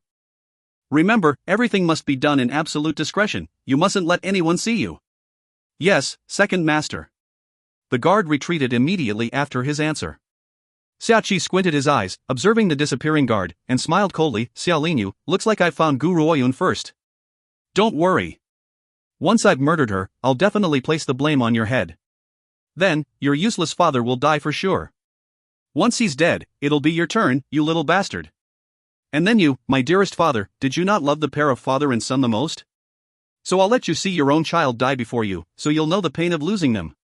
Maybe then you'll regret your decision in not granting me possession of the Xia family. I was forced to do everything that I've done. If father had appointed me as the master of the Xia family, this would not have happened. If it were not for this, I would certainly have been kind and loving towards my elder brother." At that very moment, the guard escorted a black-robed Pang Fei into the room. Upon seeing Xia Qi on his seat, Pang Fei bent forward into a bow. "Greetings, noble son of Xia." He greeted. "You know the whereabouts of Gu Ruoyun?" Xia Qi hid the chilliness on his face, smiling gently like a fresh spring breeze at the man in black before him.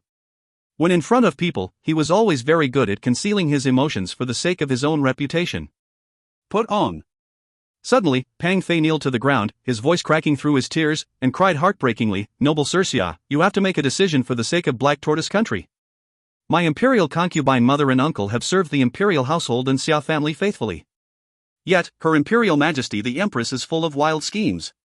She has hatched a secret plan to help that good-for-nothing Pang Ran take over the imperial throne, furthermore leaving the control of the Xia family.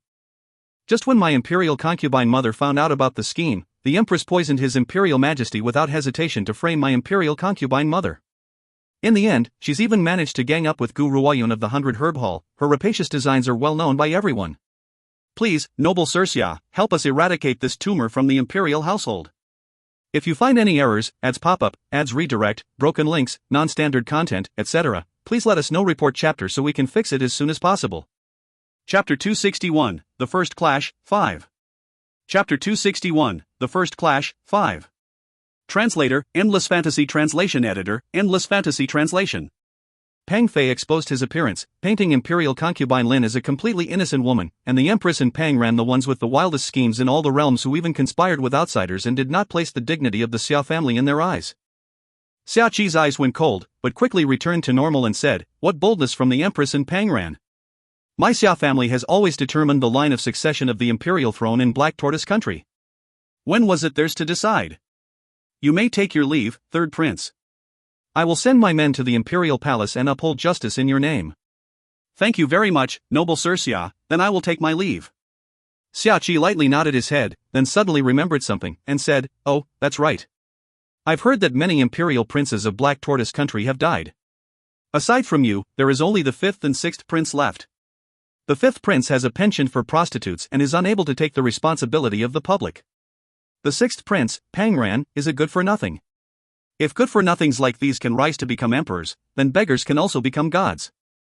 The Xia family has no use for good-for-nothings, hence, you shall be the successor to the imperial throne of Black Tortoise Country."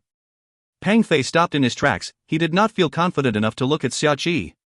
What did Xia Qi say? That I would be the next emperor of Black Tortoise Country? Is this true? Noble Sir Xia, are you saying? Return home and await the news.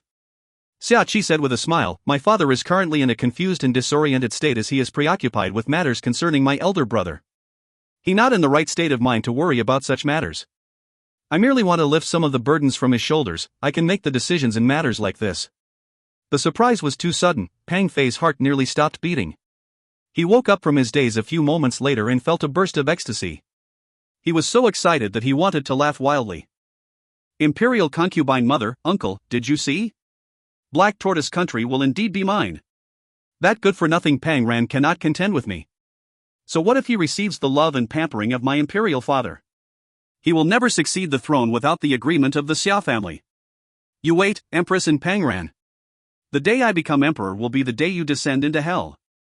Noble Sir Xia, I will be a great emperor of Black Tortoise Country. I will not fail you. Xia Qi closed his eyes in exhaustion. I am tired. You may go. Yes. Pang Fei replied and quickly left the Xia household courtyard. After Pang Fei disappeared, Xia Qi opened his eyes. Where did the warmth that he had in his eyes disappear to? Filled with a deep cold, that Pang Zihuang is much too stubborn. There's no way for him to become a suitable dog. In contrast, this Pang Fei can be easily controlled. In the Xia household's solemn and peaceful private study, Master Xia, who was dressed in white robes, stared outside the window with his hands behind his back. He carried the air of a celestial being. Only his face carried a sense of great change as he tiredly asked the man behind him, is there anything more? The Xia family chamberlain hesitated for a moment, and said, Master, the Emperor of Black Tortoise Country has sent word. He wishes to recommend the sixth prince, Pang Ran, to become the next monarch. Pang Ran? Master Xia wrinkled his eyebrows. Do you have any information regarding this? Pang Ran? Your old servant has sent someone to investigate this. There is nothing good to report about his martial rank, and he can be thoroughly considered as a good-for-nothing. However, he does have some skill in national governance. There is no great need for a monarch to be physically powerful. But he must be capable of ruling his kingdom well, so that his people can live peacefully and contentedly and that the country prospers. This is what Master has once told this humble servant. Your humble servant believes that Pang Ran is worthy, and that is why I would disturb you so boldly, Master. Furthermore, the Xia family chamberlain bowed. The fifth prince has also recommended for the sixth prince to succeed as the monarch, and is willing to stay on the sides and assist. The fifth prince's innate skill is rather good. With both of them united, they would have the potential to make Black Tortoise Country flourish. If you find any errors, ads pop-up, ads redirect, broken links, non-standard content, etc., please let us know. Report chapter so we can fix it as soon as possible. Chapter 262, The First Clash, 6. Chapter 262, The First Clash, 6. Translator, Endless Fantasy Translation Editor, Endless Fantasy Translation. Master Xia paused momentarily, then nodded his head. Seeing how outstanding Pang Ran is, then you shall make the decision on this matter.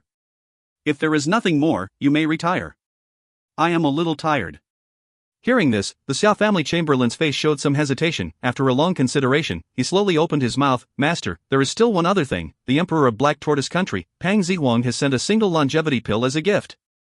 Only Master has never accepted any gifts from anyone, so this old servant was very hesitant. I did not know if I should give this back to Pang Zihuang or... A pill. Master Xia felt as if a heavy weight had struck through his heart and caused a ripple. He finally turned his head. His old eyes excitedly turned towards the chamberlain. What did you say? A longevity pill, ... The Xia family chamberlain was momentarily stunned. Ever since the young master's illness took a turn for the worse, he has never seen the master react in such a way. Although the longevity pill was very valuable, but based on the master's capabilities, purchasing a string of pills from the 100 Herb Hall would not be a problem. Did he need to be this excited?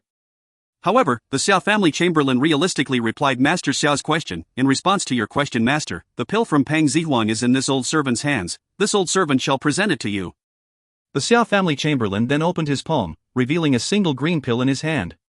The pill was filled with the vitality of the life force, as if an endless life enveloped Master Xiao's body. Even the pores of his body felt refreshed.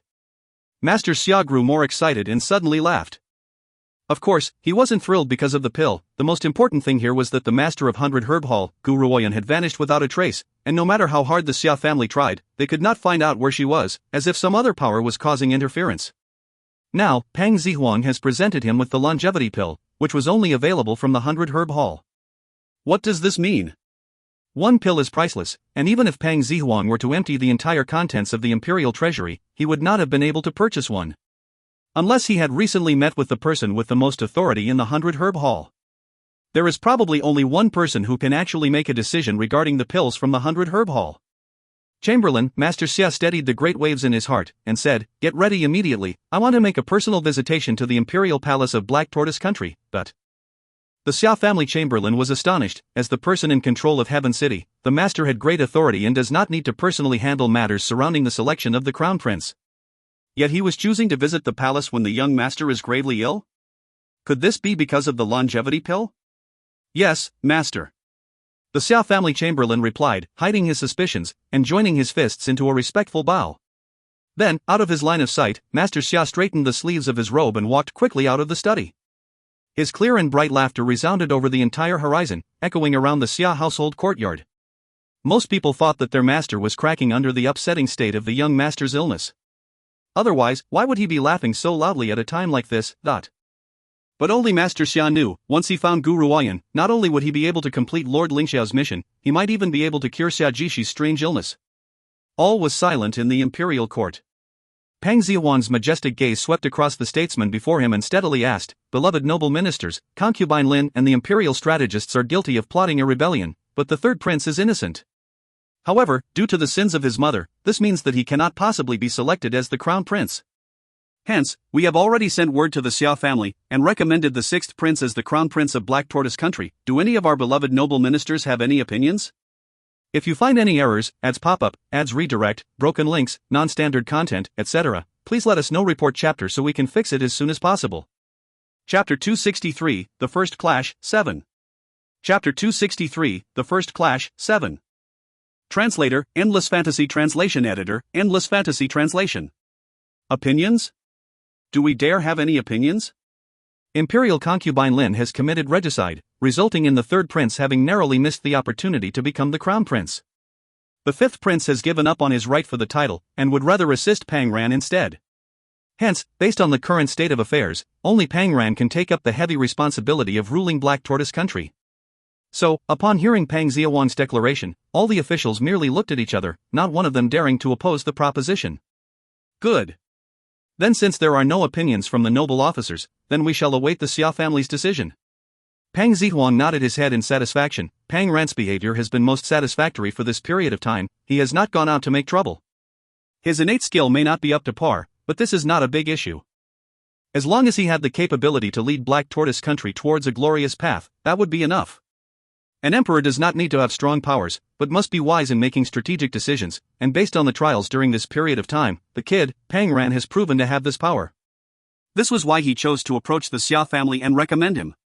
At this moment, a low laugh could be heard from the front of the room. It was cold and sinister, filled with insufferable arrogance. He. Dearest Imperial Father, don't you think that your decision was made a little too sloppily? Outside the imperial court, a black robe was wrapped around the man's body. The soft face of the man wearing it was cold and malicious, a smile hung on the corners of his lips, his sinister eyes glared sharply at Pang Zihuang, who was seated on the dragon throne. When the black-robed man raised his head, that familiar face suddenly shone into his eyes, and Pang Zihuang's expression changed. "Pang Fei, how did you get here?" He. If your humble son were not here, then Imperial Father would have handed the magnificent Black Tortoise Country to a useless good-for-nothing? Pang Fei smiled coldly, his already vicious eyes now full of hatred. "I hate him, I hate his prejudice. I hate his heartlessness towards my imperial concubine mother," he thought. "Unfortunately, this man is my imperial father." Pang Zihuan's expression turned grave. "Pang Fei, your imperial concubine mother has committed a great crime. We chose not to implicate you in it as you were not involved. However, from now on, you will live as a commoner, no longer a prince of Black Tortoise Country.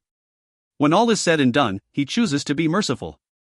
Even if Imperial concubine Lin had committed a great sin, Pang Fei is innocent, and his flesh and blood. How could he possibly have the heart to kill him? Imperial Father, you know how much my Imperial concubine mother loved you. How could she have killed you if she loved you so much?" Pang Fei smiled coldly. "Anyone with clear-sighted eyes would know that it was the Empress and Pang Ran who framed my Imperial concubine mother, and you showed favoritism towards her. Does your heart not trust my Imperial concubine mother? Impudence! Bang! Pang Zihuang slammed his hand on the table, his expression was furious. Imperial concubine Lin confessed to inflicting harm upon us herself. Are you saying that our words are false? Whether it's true or false, I believe that you, Imperial Father, know it clearly in your heart. Pang Fei grit his teeth and clenched his fist tightly. He took a deep breath and said, if you did not show favoritism for the Empress, then it was all of you who conspired to implicate my Imperial concubine mother. My Imperial concubine mother was such a kind woman, I do not believe that she could be such a heinous person. Pang Zihuan, what does the Empress have, that you would want to aid her in framing the woman who has been by your side for 20 years? Is your heart so ruthless? So heartless? If you are truly connected to this affair, I won't let you get away with it. Pang Fei's hateful eyes stared directly at Pang Zihuan, his heart ached so much it hurt. His Imperial father's favoritism towards Pang Ran has been a sharp blow in his heart, and now he has conspired with the Empress to frame my Imperial concubine mother. All because my Imperial concubine mother was a block of stone in their path. My poor, innocent Imperial concubine mother was viewed as a thorn in someone else's side and was punished for it.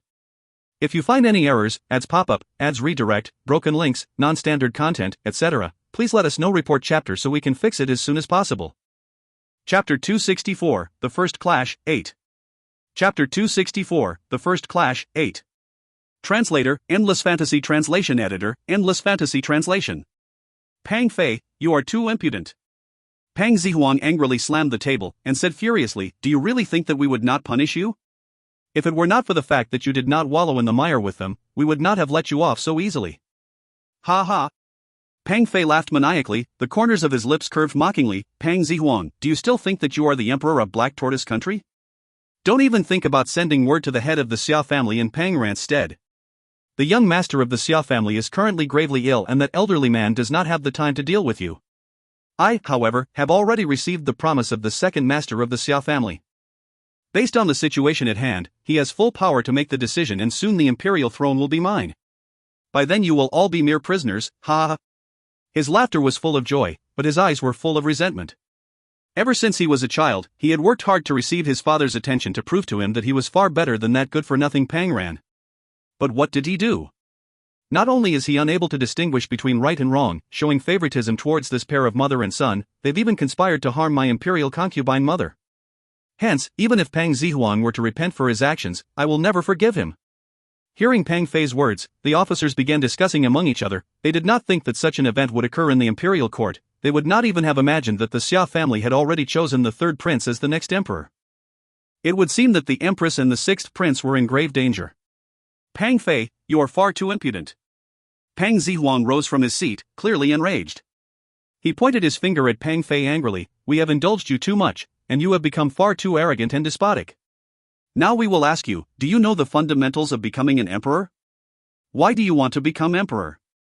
Pang Fei laughed sneeringly, his lips curled into a taunting smile. Only the strong deserve respect. Whether emperor or anyone else, only the strong can dominate. A powerful person would have the ultimate power to decide who gets to live or die. Once he decides that a person no longer deserves to live, that person must die. No. You're wrong. Whether you're merely a man or a powerful person, the idea behind the philosophy of only the strong deserve respect is not incorrect. However, this is the position of an emperor, and as an emperor, it is not about being the most physically strong, but the strength of the entire nation. He is responsible for the prosperity of the people. This is where your philosophy does not apply.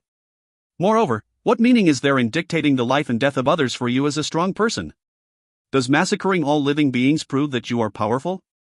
This only shows that you are weak. A truly strong person would not let others live in fear, but allow them to revere him in high esteem.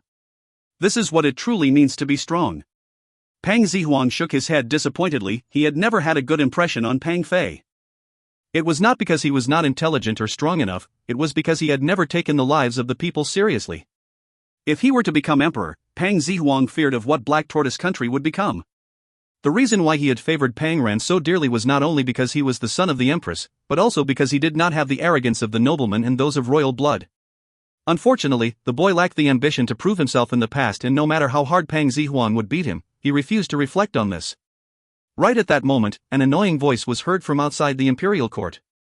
I'd already guessed that that black-robed man I saw at the restaurant the other day was my third imperial brother. I didn't think that it was really him. And I never would have imagined that he would come to the imperial palace and say such things. Accumulating strength is to have the ultimate power to decide who gets to live or die. If that were true, I'm better off remaining a good-for-nothing, don't you agree, goddess? This voice was clearly full of jest, and Pang Fei's face instantly turned terrifyingly gloomy. When he turned his head and saw the two people who were walking into the imperial court, the anger in his eyes increased. If you find any errors, ads pop-up, ads redirect, broken links, non-standard content, etc., please let us know. Report chapter so we can fix it as soon as possible. Chapter 265, The First Clash, 9. Chapter 265, The First Clash, 9. Translator, Endless Fantasy Translation Editor, Endless Fantasy Translation. Pang ran. Hon. An angry flame erupted in Pang Fei's chest, his eyes glared sharply at Pang Ran as if he was ready to gobble him up. He then took a deep breath, slowly quietened the vigorous rage in his heart and said coldly, Pang Ran, just because you now have the help of the 100 Herb Hell doesn't mean that you can act with tyrannical abuse. You would even make false charges against my imperial concubine mother. Unfortunately, you have forgotten, the only ones with authority to determine the successor to the imperial throne are the members of the Xia family. Even if you worked with your entire heart, the imperial throne will never be yours. At this moment, the people in the imperial court were not even in Pang Fei's eyes. No matter the circumstances, I have already received the promise of the Xia family, the imperial throne of Black Tortoise Country will soon be within my grasp. As such, why should I even fear my subordinates? Pang Ran was furious, he pointed at Pang Fei and bellowed, Pang Fei, you little bastard, you are clearly imperial concubine Lin's child. Your moral conduct is indeed like mother like son, your imperial concubine mother murdered my first imperial brother, she even wanted to kill our imperial father and shift the blame to my imperial mother. And you dare to release your fart here. You claim that the Xia family had given the imperial throne to you, since you have the capability, tell them to personally verify this now. Claims without proof count for nothing. As he said this, Pang Ran's face was full of disdain. The Xia family members are not blind with morality and conduct like Pang Fei's, they wouldn't possibly approve. You? Pang Fei's fury was rising, then suddenly, he laughed, dull of ridicule, very well, I will invite an emissary from the Xia family, then you will know if I am truly lying. Elder Zhao, if you please, From the moment he finished his sentence, an arrogant voice came from the doors, like a separate vacant noise piercing through everyone's ears. Then, the lower-ranked officials felt their chests tighten, and nearly spat out a mouthful of blood. Pang Ran's face did not look good as well. He grit his teeth hard and turned to face the door, only to see an elderly man in white walking in from outside, his clothes fluttered lightly, the white robe flowed gracefully with his every move. He looked just like a celestial being. Both of his arms rested behind his back, looking extremely profound. He looked like a morally upright person. Elder Zhao, it really is Elder Zhao. Although he is only an elder consul, he is a well-regarded person to Xia Qi, the second master of the Xia family. It seems that the third prince spoke the truth, the Xia family has truly selected the third prince to inherit the imperial throne. This time, danger is dawning upon the empress and the sixth prince, Seeing the bare-handed elderly man walking in, the higher-ranked officials began to whisper and debate amongst themselves. As important statesmen, they would naturally choose to observe the situation. The sixth prince clearly cannot overcome the third prince, it would seem that many would stand on the third prince's side. The rest who have not made a decision remained on the fence as they were not happy with the third prince's earlier statements. Indeed, the emperor had power over the life and death of the officials. As such, with the third prince's manner of disregarding reason, inability to differentiate between right and wrong, only discriminating between the strong and weak, Black Tortoise Country would become a bloodbath. As old officials, how could they possibly want an outcome like this? The third prince had the heart of a strong man, but he is not fit to be the emperor of a nation. How dare you, Pang Fei, Pang Zihuan looked enraged, his hand fiercely slammed on the table, his face was livid. Who allowed you to enter the Xia household? He. Pang Fei smiled coldly, the corners of his lips curled into a sneer, Imperial father, you are far too biased. So, of course, I would search for a way on my own. I couldn't possibly allow all of you to continue bullying and humiliating me. The Xia family caught wind of what has happened and were enraged. You say that I do not care about the livelihood of the people, but have you considered the dead whisperings of those on your bedside? You've committed such despicable acts in front of the Xia family, did you think that they would remain indifferent? Pang Zihuang, from now on, I no longer recognize you as my father. You are only my lowly prisoner. If you find any errors, ads pop-up, ads redirect, broken links, non-standard content, etc., please let us know. Report chapter so we can fix it as soon as possible. Chapter 266, The First Clash, 10. Chapter 266, The First Clash, 10. Translator, Endless Fantasy Translation Editor, Endless Fantasy Translation. Dawn. Pang Zihuang's knees gave way, falling onto the dragon throne. His eyes stared disappointedly at Pang Fei, quickly turning into unquestionable resolution. Until the master of the Xia family himself appears to verify this matter himself, we refuse to step down.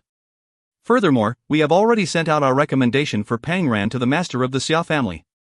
So long as he does not provide us with an answer, we will not be content.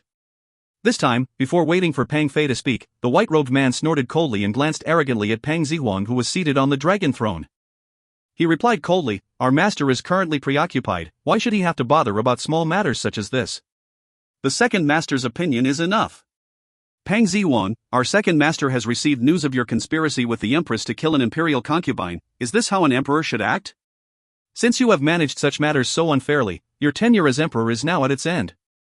From now on, this elderly man shall carry out the orders of the second master, and hand the imperial throne of Black Tortoise Country over to the third prince, Pang Fei."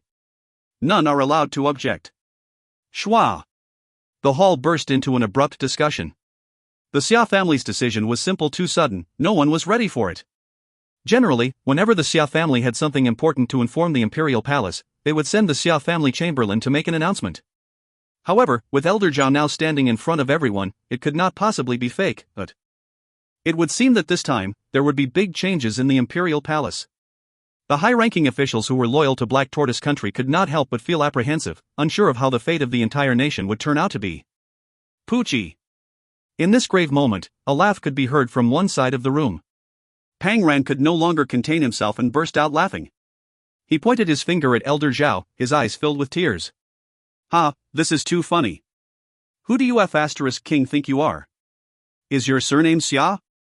Since when have the affairs of the Xia family been determined by an elder council? Have the Xia family members all been exterminated?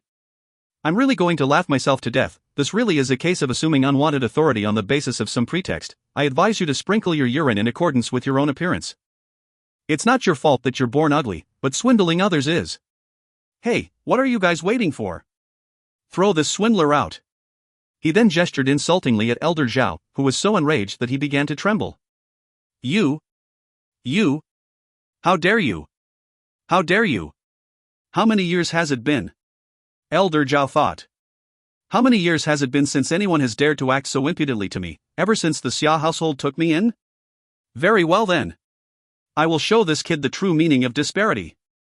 Idiot boy, do you think that this imperial palace follows your rules? You would dare act with such arrogance to your masters? Since your parents have failed to educate you, then I, your master, will teach you some manners. Hon. A strong aura erupted from Elder Zhao's body, causing Pang Ran to tremble. His face immediately turned pale and beads of sweat appeared on his forehead. He nearly went into paralysis. So heavy. At that moment, Pang Ran felt as if his body were crushed by a huge mountain. He felt suffocated. Hua! Pang Zihuang stood up immediately, wanting to beg for mercy. Then he noticed a jade white hand gripping onto Pang Ran's shoulder. Color returned to Pang Ran's pale white face. Seeing this, Pang Zihuang heaved a sigh of relief and a cold wind passed. Only then did he realize that he was drenched in cold sweat. So the Xia family's elder council is actually a dog who threatens based on its master's power. The corners of Gu Ruoyun's lips raised slightly. She raised her head to look at Elder Zhao's solemn old face and dryly said, "First of all, even the Xia family do not claim themselves to be the masters of the imperial palace of Black Tortoise Country, so what right do you have to call yourself the master? Second of all, Pang Ran's parents are still alive, and yet you say you want to teach him a lesson in his parents' stead. Are you trying to substitute a generation? Have your own parents not taught you anything about modesty? If they have not, then I do not mind giving you a lesson or two. Third of all, you are an elder, isn't bullying someone from a younger generation a bit too much? If you find any errors, ads pop-up, ads redirect, broken links, non-standard content, etc., please let us know. Report chapter so we can fix it as soon as possible." Chapter 267, Master Xia's Rage, 1. Chapter 267, Master Xia's Rage, 1. Translator, Endless Fantasy Translation Editor, Endless Fantasy Translation. Elder Zhao's old face sunk terrifyingly, his cold eyes swept over Gu Ruoyun's pure, beautiful face as he said, "Master of 100 Herb Hall, Gu Ruoyun? Humph, you're overestimating the value of your 100 Herb Hall. You are only mere merchants, no need for the Xia family to place any importance to. If you know any form of tact, don't meddle in other people's business. Otherwise, I wouldn't mind showing you what a truly terrifying power you've insulted." Pang Ran shot a bizarre glance at Elder Zhao. Many people have been trying to curry favor with the 100 Herb Hall. Pang Ran has even heard that the young master of the Dongfang household had a close relationship with Gu Ruoyun. If Elder Zhao was a member of the Xia family, it probably would make sense. But he is merely an elder consul. Where did he find the courage to sprout such arrogant statements? Elder Zhao, they are both from the younger generation. If they have lacked morality in their speech, please do not quibble with them, said Pang Zihuang, sighing heavily. His expression did not look too good. To be honest, if Elder Zhao were not an elder consul of the Xia family, he would have long ordered the guards to throw him out. Unfortunately, he cannot. This was not because he lacked courage, but if he did it, he would end up implicating many others. The Xia family at Heaven City held the highest position in Black Tortoise Country. Even a small footboy would need to be personally received by a high-ranking officer. What more an elder consul such as Elder Zhao? If you want me to stop quibbling with them, that's fine. Make them kneel before me and apologize, then I will forgive their offense. Besides, when I am here, there is no distinction between the younger or older generation, only the weak and strong. The weak are only good for looking up towards the strong. Elder Zhao laughed coldly and shot a glance at Guru Oyan. Before he had arrived, Elder Zhao investigated the woman's background. Based on the rumors from Azure Dragon Country, the master of 100 Herb Hall possessed a white tiger and Azure Dragon. But these were mere rumors. Besides, based on the rumors, the white tiger's rank is only at a mid-level martial king, and the Azure Dragon was only for show. There is nothing for him to fear. He, on the other hand, is a high-level martial king. It would be an easy win to go up against an insignificant mid-level martial king spiritual beast. The weak are only good for looking up towards the strong. That is quite correct. Guru Oyan nodded her head in agreement. I hope you will remember your own words. Bao Bao, I'll leave this guy to you. Roar! A wolf whistle was then heard, and a bright white light appeared in front of everyone's eyes. A large snow wolf lunged towards Elder Zhao. At that moment, its clear aura was shown, and its eyes revealed its savage nature. Mid-level martial king?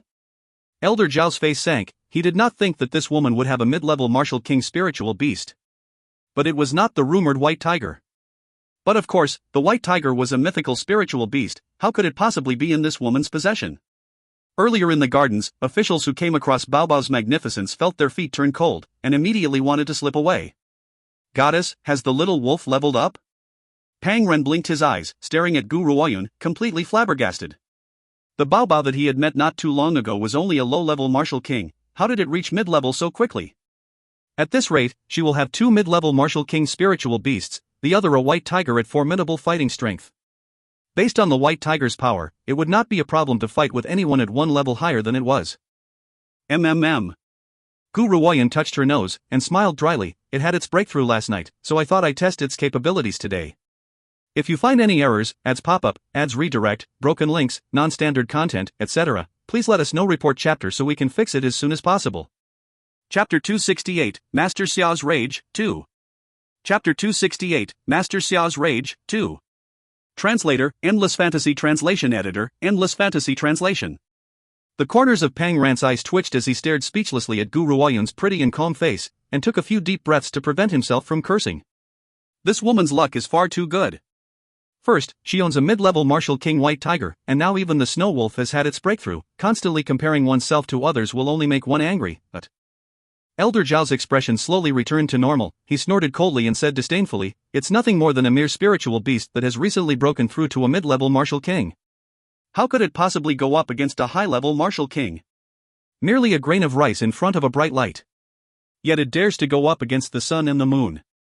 Since you're looking for death, Guru Oyan, I don't mind destroying this spiritual beast before destroying you. Hon. His aura erupted with a bang, and charged towards Bao Bao like howling wind and torrential rain, while lighting engulfed his body. However, at that very moment, Bao Bao's eyes displayed ridicule. There was no mistake, it was sneering at him. Such a human-like expression angered Elder Zhao even more. The snow wolf is about to meet its demise yet dares to act so smugly. It did not attach any importance to me. Arrogant disciple. Elder Zhao smiled coldly, raising a hurricane around his body. His entire being was engulfed within it, his white robes fluttering wildly, his expression clearly showing off, and a strong force pierced into his sword, preparing to strike Bao Bao head-on. Just then, a cold and solemn voice was suddenly heard from outside the imperial court, stopping the laughter midway in his throat. Unable to swallow or let it out, his face turned red. He nearly choked himself to death. Elder Zhao, what are you doing here? The old man's voice was filled with anger, dissatisfaction, and skepticism. When everyone turned their heads to look, they saw a man in a green robe streaking across the sky, coming from high above, and slowly descending upon reaching outside the imperial court. His dignified eyes brought unquestionable authority. Flying through the skies? A powerful martial emperor? Heavens, it's a powerful martial emperor. Powerful martial emperors, they were like gods in the eyes of many, so unreachable and unapproachable, and in all of Black Tortoise Country, only one person had such power. The master of the Xia family, Xia Jintian. Who else but he could reach such powerful heights? Master. Upon seeing the old man, Elder Zhao began to tremble, nearly losing control of his body. And at that moment, Bao Bao fiercely lunged towards him and sent him flying. Elder Zhao ended up spitting out a mouthful of blood and grimaced in pain. So, you're still aware that this old man is the master of the family? Master Xia straightened his sleeves, a strong sense of intimidation emitted from his body. His cold eyes stared at the pale-faced Elder Zhao who was sprawled on the floor. He coldly asked, "Confess, who allowed you to cause trouble in the imperial palace?" Hon. Master Xiao's voice was thunderous, booming loudly in Elder Zhao's ears. He felt as if someone had punched his chest, and spat out another mouthful of blood. His elderly face was drained of color. Even if he were a high-level martial king, he would not be able to resist the intimidating might of a powerful martial emperor. If you find any errors, ads pop up, ads redirect, broken links, non-standard content, etc., please let us know. Report chapter so we can fix it as soon as possible. Chapter 269, Master Xiao's Rage, 3. Chapter 269, Master Xiao's Rage, 3. Translator, Endless Fantasy Translation Editor, Endless Fantasy Translation. Elder Zhao's face was now a terrifying sight. He never expected for the master to suddenly make an appearance here. Didn't second master say that the master was preoccupied with the young master's illness and had no time to bother about these matters? He wondered. Otherwise, he would never have dared to arrive in the imperial household with such prestige. Master. Elder Zhao fiercely gritted his teeth at the thought and said, "I received word that there would be a great change in the imperial household. The Empress and the Sixth Prince have schemed against the law. Not only have they planted false evidence against Imperial Concubine Lin and the Imperial Advisor, they have even planned to exterminate the illustrious Third Prince. His Royal Highness, Peng Fei, is not only highly gifted but is highly resourceful and worldly as well. He is the best candidate to inherit the imperial throne.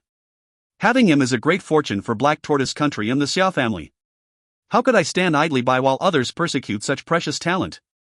So I took the initiative in the name of the Xia family, to protect this precious talent. No matter what, the imperial throne can only belong to the third prince. He is far superior in every aspect when compared to the fifth and sixth prince. That is why Elder Zhao dared to speak so boldly. He was certain that the master would not blame him for this. After all, he's doing all of this for the sake of the Xia family." Peng Fei shot a glance at Pang Ran, and a strange haze flashed across his gaze. He then looked towards Master Xia, who remained steadfast in the wind, and spoke in neither servile nor overbearing tone. "Master of the Xia family, I do not believe that I have the capabilities to bear the mantle of the emperor of a kingdom, but my fifth imperial brother is hedonistic, constantly infatuated with women. My sixth imperial brother is a born good-for-nothing, vicious and merciless, and will not stop until he gets what he wants. I cannot bear for Black Tortoise Country to fall into the hands of these two traitors. Hence, I have no choice but to accept the position. But please rest assured, Master Xia, I will lead Black Tortoise Country to glory. I won't disappoint you." His face beamed with a confident smile. Those words should be enough to convince Master Xia into insisting that he should be the emperor instead, he thought. And I, who cannot endure the sight of Black Tortoise Country falling into the hands of traitors, who has not betrayed the patronage of the Xia family for the imperial throne, has no choice but to accept Master Xia's request. Oh? Master Xia raised an eyebrow, and turned his gaze, coldly and majestically, towards Peng Fei. "You claim to say that the sixth prince is vicious and merciless? As far as I've heard, it is true that the sixth prince is indeed born a good-for-nothing. But vicious and merciless? That is false. Master Xia, everything I've said is true. It is only that Pang Ran has managed to mask his true intentions too well and has conspired with an outsider to bring harm upon the imperial household. The woman standing next to him is the master of the 100 Herb Hall from Azure Dragon Country, Gu Ruoyun. She came here harboring ill intentions. If her goal is not to take over the whole of Black Tortoise Country, then I cannot understand why she would help this useless good-for-nothing and plant false charges on my imperial concubine mother. Furthermore, the 100 Herb Hall has grand ambitions. I have long heard that they have coveted the Xia family like a tiger watching its prey." Pang Fei laughed coldly, his gloomy eyes carried a hint of viciousness. He believed that Master Xia would never let off this meddlesome woman after hearing his words. Sure enough, Master Xia's cold gaze now turned towards Gu Ruoyun. His old face carried a solemn chill, and spoke in a serious tone. "You are Gu Ruoyun of the 100 Herb Hall? I've been looking forward to meeting you for a very long time. But why have you come to Black Tortoise Country, Lady Ruoyun? I don't believe that there's anything of interest for you here. Faced with Master Xia's interrogation, Gu Ruoyun's face remained calm and unchanged. Her pure, beautiful features carried a soft smile, her clear eyes like water. She giggled lightly. If I said that I have come to see the Xia family, would you believe me? Master Xia said nothing more. In that moment, the entire imperial court fell silent. So quiet that everyone could hear the thumping sound of their own hearts. If you find any errors, ads pop up, ads redirect, broken links, non-standard content, etc., please let us know. Report chapter so we can fix it as soon as possible. Chapter 270, Master Xia's Rage, 4. Chapter 270, Master Xia's Rage, 4. Translator, Endless Fantasy Translation Editor, Endless Fantasy Translation. Such an idiot, whispered Pang Fei in his heart. He initially thought that this woman would deny it. He certainly never thought that she would actually admit her intentions towards the Xia family. Isn't she looking for death? Goddess. Pang Ran panicked at the sight of Master Xia's sinking expression and tugged at Gu Ruoyun's sleeve nervously while whispering, "The opposition is a martial emperor, we should probably just stick it out for now. The imperial throne isn't so great. I don't want it anymore. I'll even stop eating red roasted pork, so please don't be reckless." Pang Ran's words were intended to prevent Gu Ruoyun from challenging a powerful martial emperor. It's only an imperial throne, it's really not that great. So what if I don't become the emperor? If we offend Master Xia, the first one to die would most likely be Gu Ruoyun. Yet, Gu Ruoyun's face was full of smiles as she gazed at the old man before her. Ha ha! Just as the entire court was filled with nervous tension, Master Xia laughed boldly and without any inhibition. Satisfied, he turned towards Gu Ruoyun. "You are certainly the daughter of Gu Tian and Dongfang Yu. Not bad at all. Actually, I've already guessed your intentions on my way here. But I wanted to hear it from you myself. Furthermore, not many can remain so nonchalant when under my intimidation. I quite admire you, little girl. It's a pity that my grandson has yet to mature. Otherwise, I would give him to you as a husband." His words were like a bolt of lightning, rendering everyone speechless. What is this? What a giant turn of events. And he's selling off his own grandson? Heir? There's no need for that. The corners of Gu Ruoyun's mouth twitched. His grandson? She thought. If I remember correctly, there is only one male descendant in the third generation of the Xia family, Xia Lingyu. If he gives Xia Lingyu to me as a husband, then what would that mean? Incest? Actually, Master Xia was only shooting the breeze. Even though he has thoroughly investigated Gu Ruoyun's background, not only was this girl fortunate enough to obtain the 100 Herb Hall, but she built its achievements from scratch. The extent of the 100 Herb Hall's power now was due to her efforts in expanding it. Additionally, the renowned ghost doctor is her disciple, and while many do not know this, he knows that the mother of this girl was a pearl in the palm of the Dongfang family. She is also the master of the White Tiger and the Azure Dragon. All her qualifications amounted to her being the perfect match for his grandson. But he is an open-minded grandfather and understands that his grandson's feelings and affections need to grow on their own. He will not make the decision for them. Master Xia, this woman harbors ill intentions. You must not allow her to deceive you. She herself has admitted that her goal is the Xia family, which means that she plans on taking over the Xia family. How could you allow this walking disaster to continue to live? The color on Pang Fei's face changed instantly. He gritted his teeth and glared fiercely at Gu Ruoyun. He did not, however, notice the color rapidly draining from Elder Zhao's face when he spoke. Moron. Elder Zhao thought. You mother ** king moron. The master holds such great dignity. Who would dare to question his decisions? This Pang Fei is completely brainless. I can't understand why the second master would want to send assistance to such a moron. If I had known about this earlier, I would not have accepted this intervention. Master clearly admires Gu Ruoyun, and he would be greatly displeased with the things I've committed. I'm done for.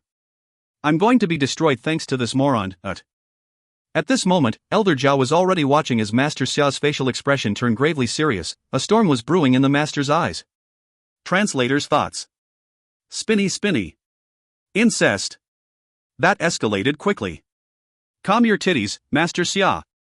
XD. If you find any errors, ads pop up, ads redirect, broken links, non-standard content, etc., please let us know. Report chapter so we can fix it as soon as possible. Chapter 271, Master Xia's Rage, 5. Chapter 271, Master Xia's Rage, 5. Translator, Endless Fantasy Translation Editor, Endless Fantasy Translation. A mere imperial prince dares to speak to me in such a manner? Is this how the imperial princes have been brought up? Master Xia smiled coldly. Pang Zihuan, how do you educate your sons? Such a jealous heart and such arrogance, how can he be an imperial prince?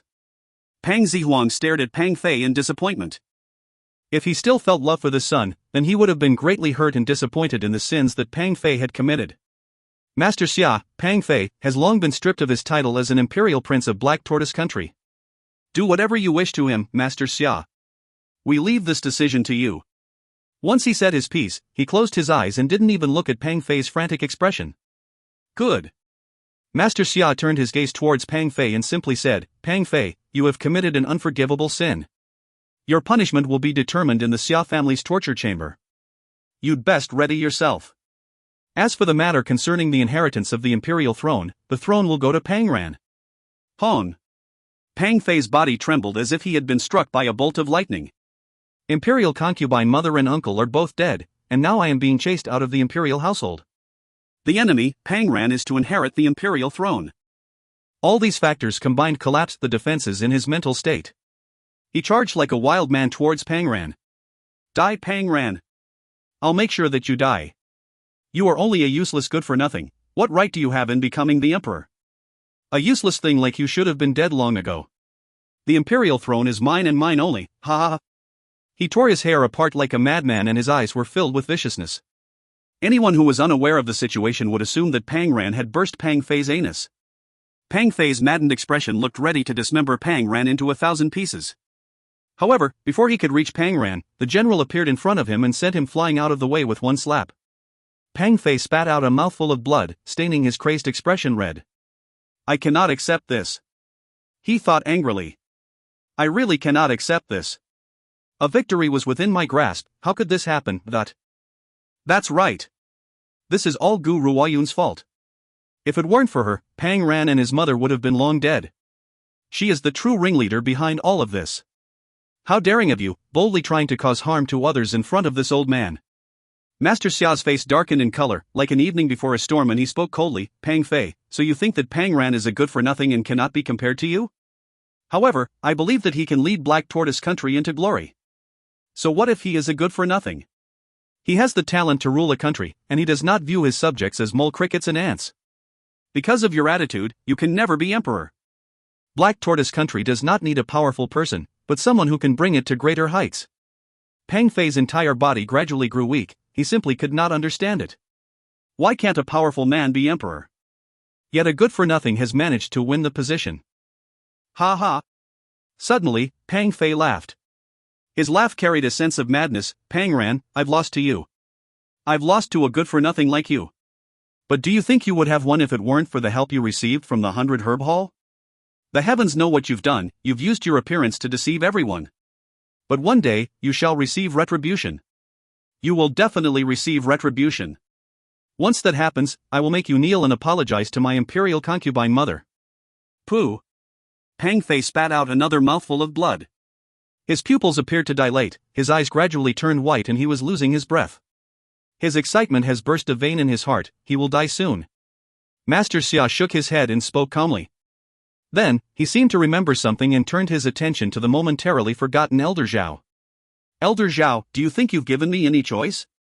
Elder Zhao was a high-level martial king. If I did not appear in the nick of time, he might have already killed Gu Ruoyun. Thought Master Xia. Lord Lingxiao has been searching for this girl. If she dies, not even 100 Elder Zhaos would be able to pay off this debt. If you find any errors, ads pop-up, ads redirect, broken links, non-standard content, etc., please let us know. Report chapter so we can fix it as soon as possible. Chapter 272, Master Xiao's Rage, 6. Chapter 272, Master Xiao's Rage, 6. Translator, Endless Fantasy Translation Editor, Endless Fantasy Translation. Elder Zhao had initially planned on taking advantage of Master Xiao's momentary lapse of attention on him to slip away until he suddenly heard the latter's voice and instantly paused in his footsteps. His elderly face turned very pale. In his panic, his forehead became drenched with cold sweat. Master, I was only doing this in consideration of the Xia family. Nothing more. He fiercely gritted his teeth and forcibly swallowed the information that he wanted to convey to Xia Qi. No matter the circumstances, he was greatly indebted to the second Master Xia, and he cannot reveal his intentions. Were your intentions truly in consideration of the Xia family, or are you simply using our name to rain tyrannical abuse? I reckon you of all people should be most clear on this. Elder Zhao, such a higher-up like you can no longer stay with the Xia family. From now on, you are no longer a part of the Xia family. Hon. Like thunder from a clear sky, Elder Zhao was thoroughly dumbfounded. He never imagined that the master would throw him out of the Xia family. This punishment was far more severe than 10 great tortures. He simply could not bear it. Because the Xia family has now forsaken him, he no longer has any reason to stay on the mainland. Master. Put on. Elder Zhao fell onto the ground and knelt down. He cried out profusely, I have remained loyal and devoted to the Xia family for so many years. If I have no contributions, I have indeed worked hard for the family. I've only made one mistake and now you want me out of the family. Master, won't this behavior disappoint the other members of the Xia family? In that instant, a strict, cold and dignified pair of eyes turned towards Elder Zhao, as sharp as a sword. Master Xia's expression remained cold. He clasped his hands behind his back and replied, when has anyone had the right to question my decisions? If you're not happy with my behavior, you can certainly leave the Xia family. I won't stop you. He is the master of the Xia family. Hence, he governs everything in the entire Xia family, including Heaven City. He will not change his decision. If you're not happy? That's fine. You can leave the Xia family. After all, the large Xia family would not be bothered by the departure of 1 or 2 members. So don't think that he would feel threatened with such matters. Elder Zhao closed his eyes in despair. Suddenly, he laughed and stood up. He stared mockingly at Master Xiao from head to toe and spoke in a voice filled with hatred. Master, you threw me out of the family, all for the sake of one tiny 100 herb haul. I believe you'll regret this one day. Even though the master did indeed hold Pang Ran in great admiration, he would not have thrown out a powerful high-level martial king for the sake of the insignificant Pang Ran. One should know that the number of martial kings in the mainland was few and far in between, and Elder Zhao is a high-level martial king.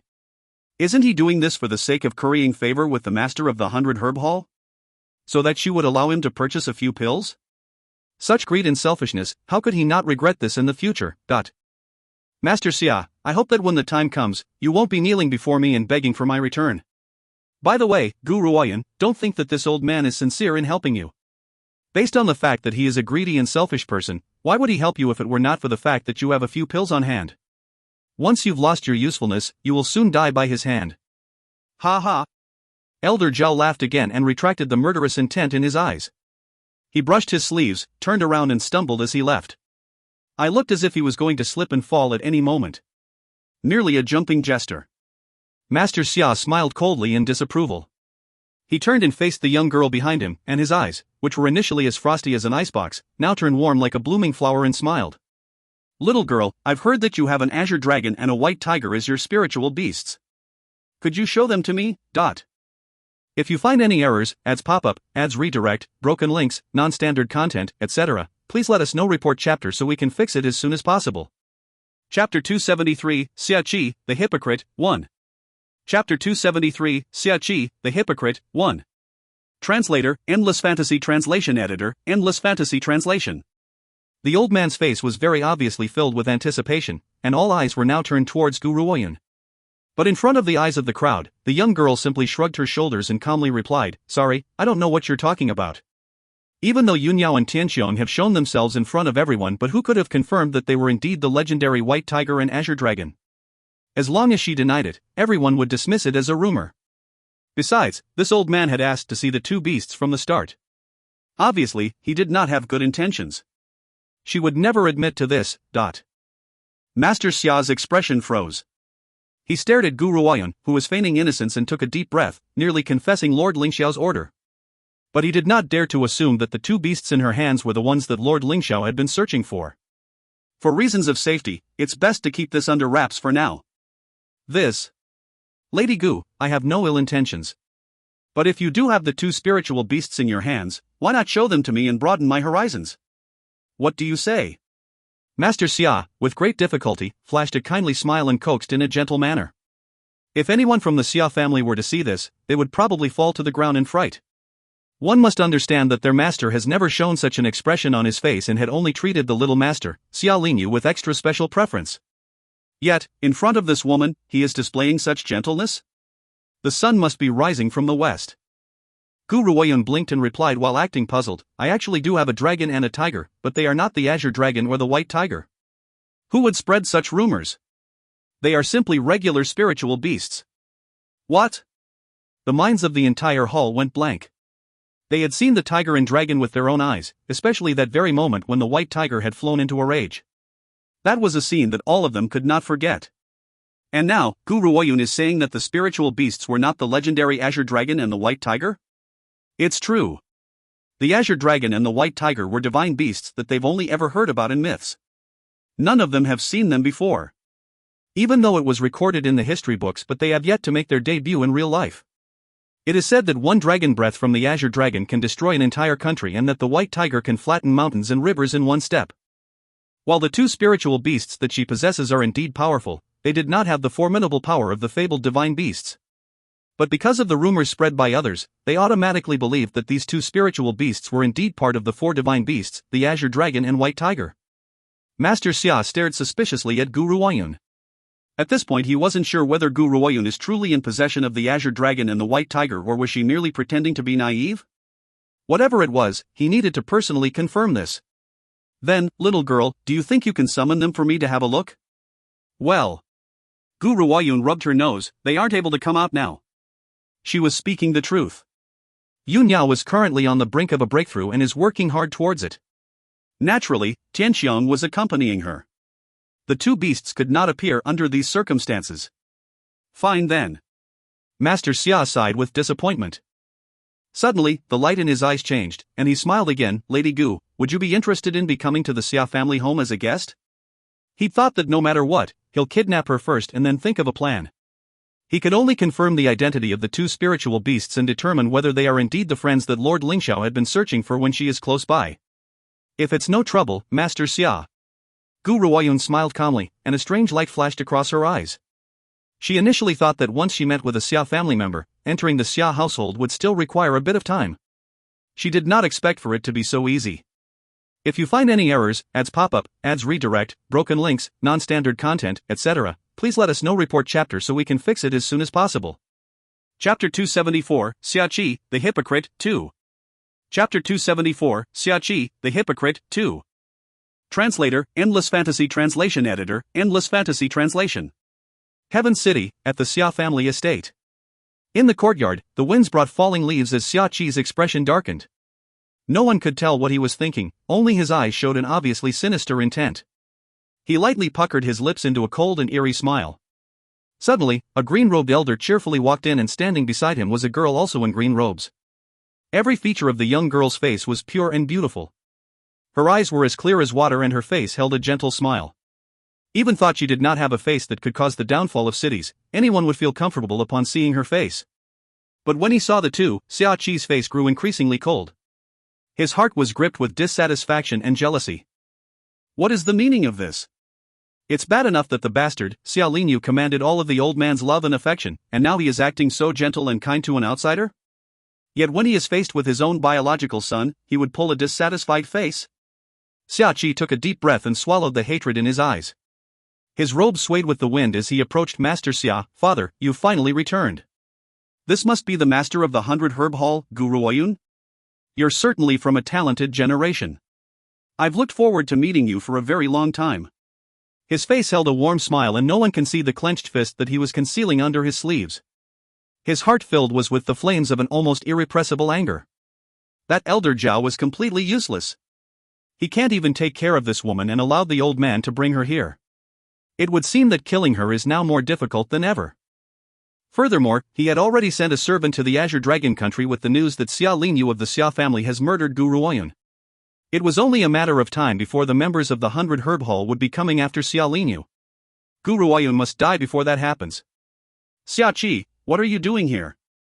Seeing Xia Qi in the courtyard, Master Xia raised an eyebrow unhappily and spoke curtly. I don't know what you've been doing the entire day, you were probably strolling idly about all day.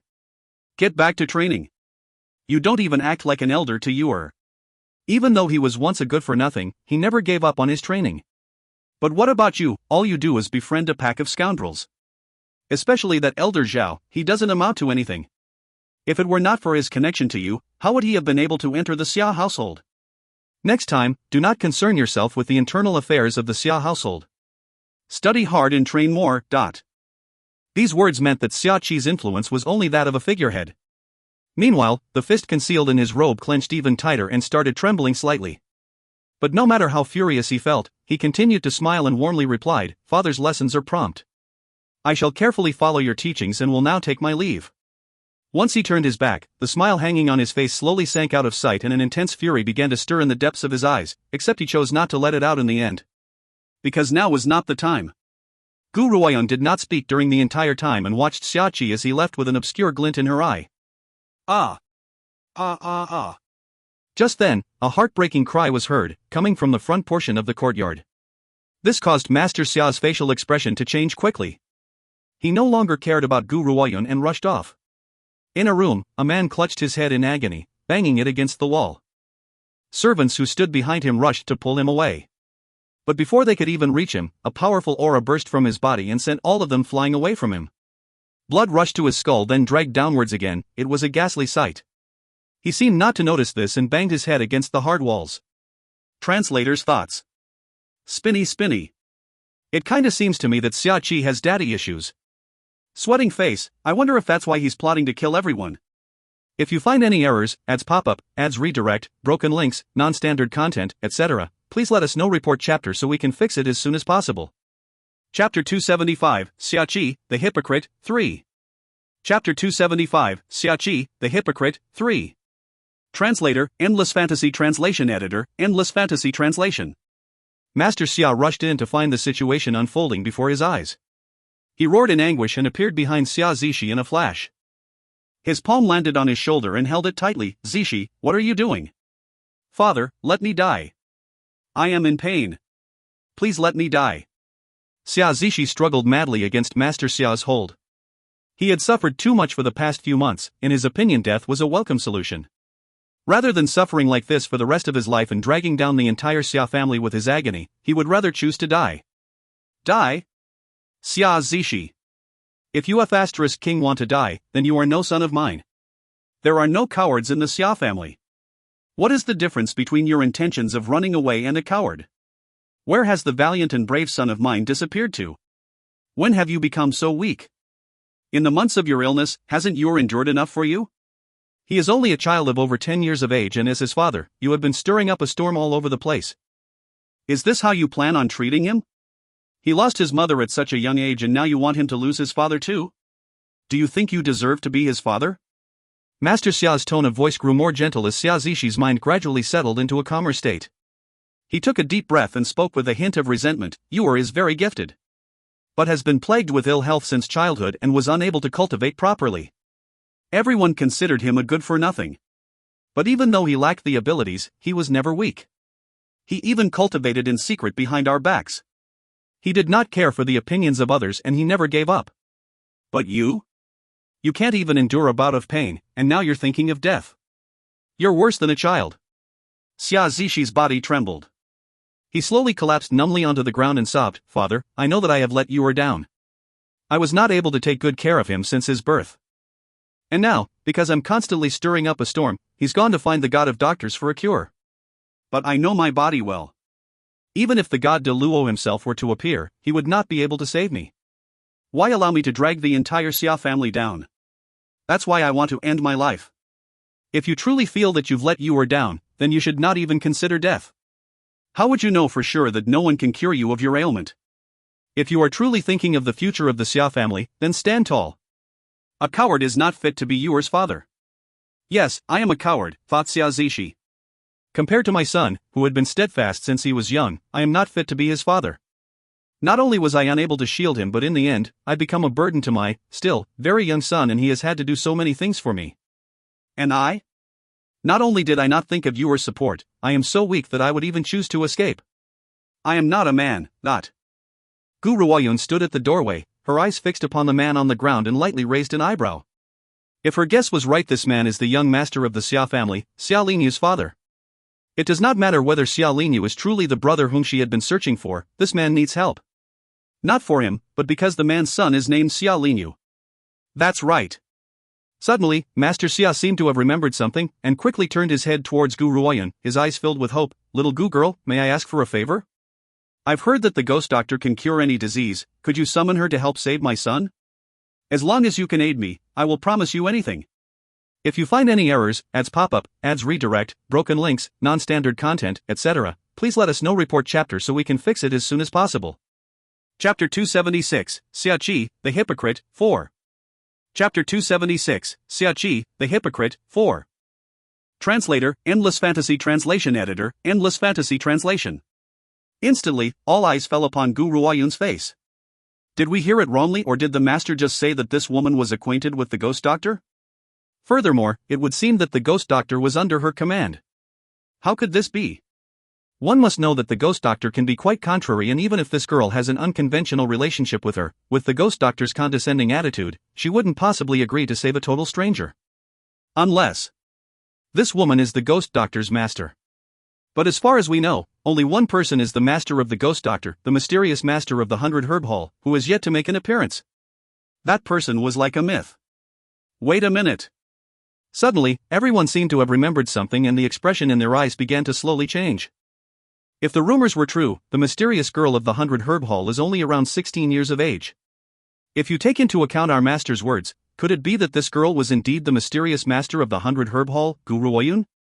While the Xia family has great power and authority, and their old master has somehow managed to break through to the rank of a martial emperor, this is not something that the tiny 100 Herb Hall can achieve. But the temptation of the pills in the 100 Herb Hall was probably too great for anyone to resist. The young girl folded her arms across her chest and smiled gently at the middle-aged man on the ground. One corner of her lips curled upwards. "If he can hold on for a while longer, I can send for the ghost doctor to come here. Do not worry, Master Xia." From the beginning, she could already see through Xia Zixi ailment. Based on Wei Yi's powers, it was certainly curable, and she did not need to step in.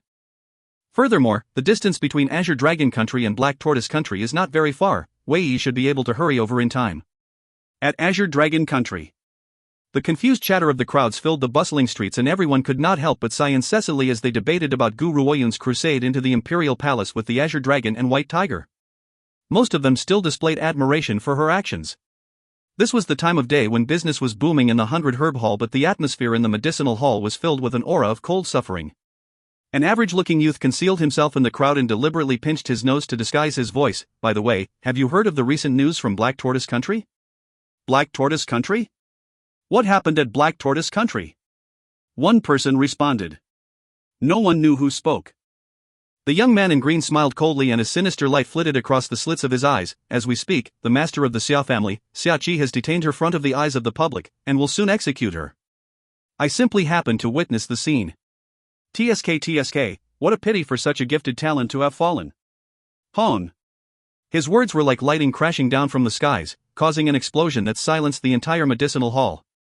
Once he had left that piece of information, the youth slowly retreated, stealing a glance at the dumbfounded crowd. His cold gaze hardened.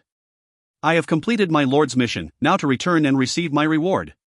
The 100 Herb Hall paused in complete silence, then the situation grew perilous. Someone seemed to have said that Gu Ruoyun has been murdered by the Xia family? Heavens, is this true? The stunning, peerless genius has fallen? Just like that? I think it's possible. Gu Ruoyun is so egotistical and arrogant. On top of that, she's also quite condescending. The Xia family has a high position and great authority. She must have insulted one of the Xia family members with her arrogance, which led to her execution in the hands of the Xia family. This might actually have happened. Aish, Gu Ruoyun is far too young. The world is huge, and there are all sorts of people in it. She does not know when to hold herself back. Isn't this great? She has collided with a metal board, hasn't she? Translator's thoughts. Spinny.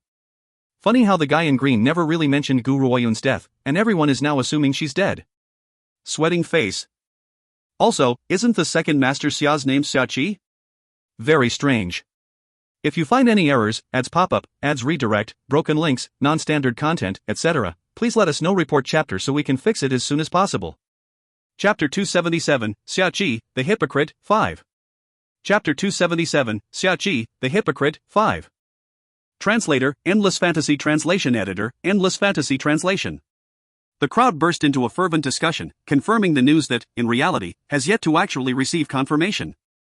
While many felt sympathetic, some took joy in this disaster. Like the Crown Prince's minions, for example. They have long disliked Gu Ruoyun and felt that the heavens were indeed watching over them. She had always acted with such aggression, is this not her retribution? At the back of the hall, shopkeeper Zhao rushed in and panted, out of breath, Lady Ghost Doctor, Elder Yu, this is not good. Something terrible has happened. What happened? A smock of grey robes emerged from the study. Elder Yu frowned, and replied unhappily, what's caused you to become so frantic? Huff, huff.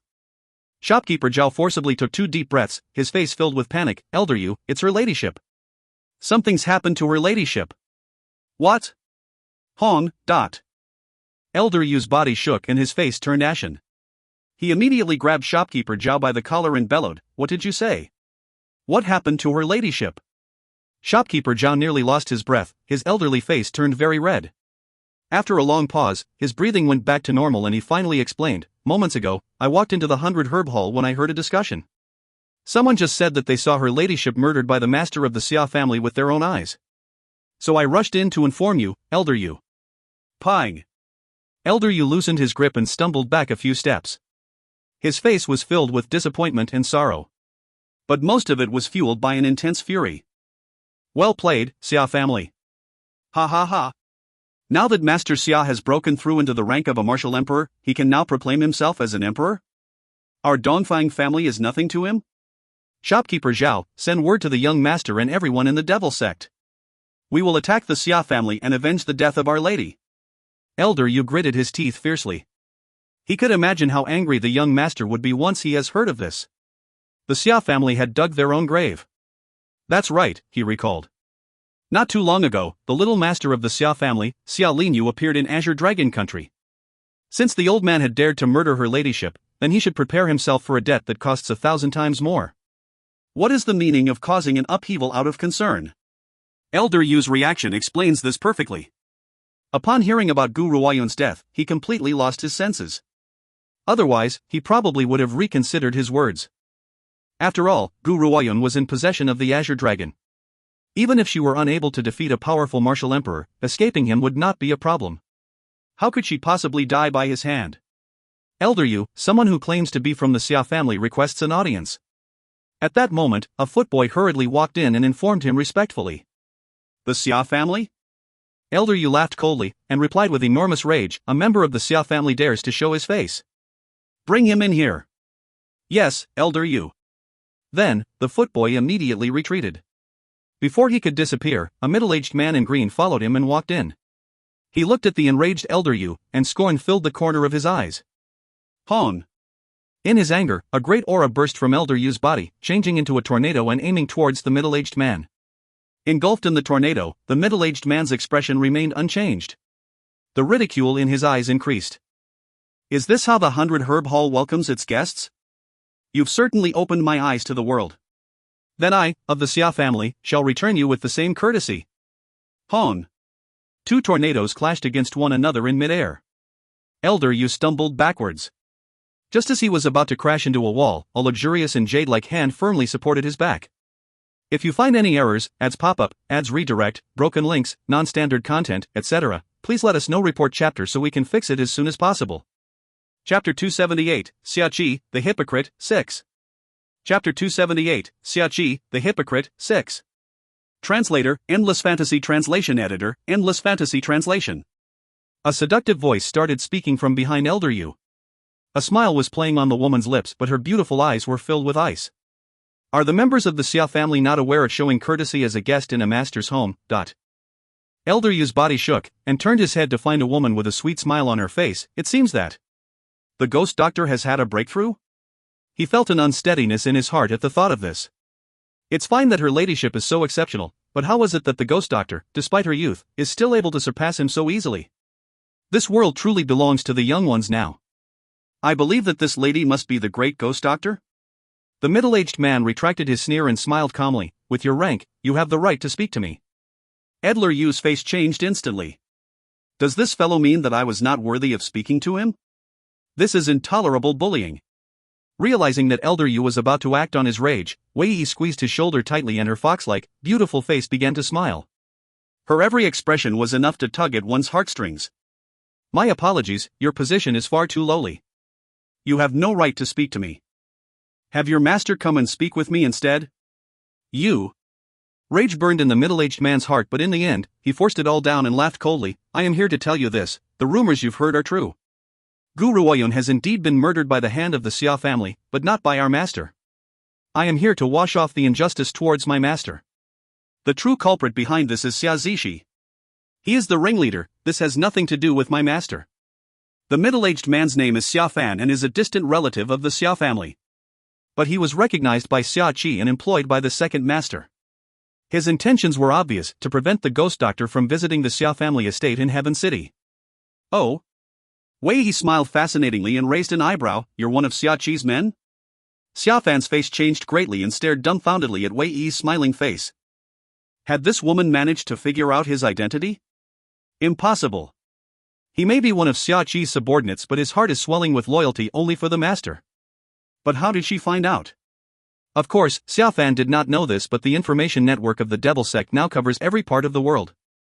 Furthermore, Gu Ruoyun is particularly interested in matters concerning the Xia family. Hence, the Xia family members are no secret to them. So what if I am the second master's subordinate? Xia Fan gritted his teeth and proclaimed, the second master is kind enough to prevent you from taking revenge on the wrong person.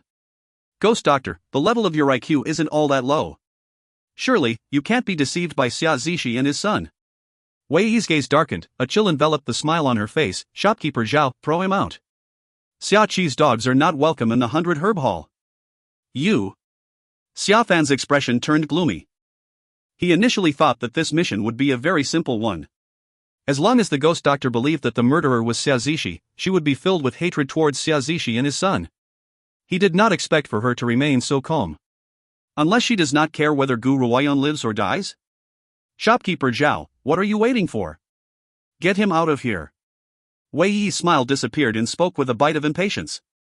Shopkeeper Zhao suddenly regained his senses and repositioned himself, requesting Xia Fan to leave.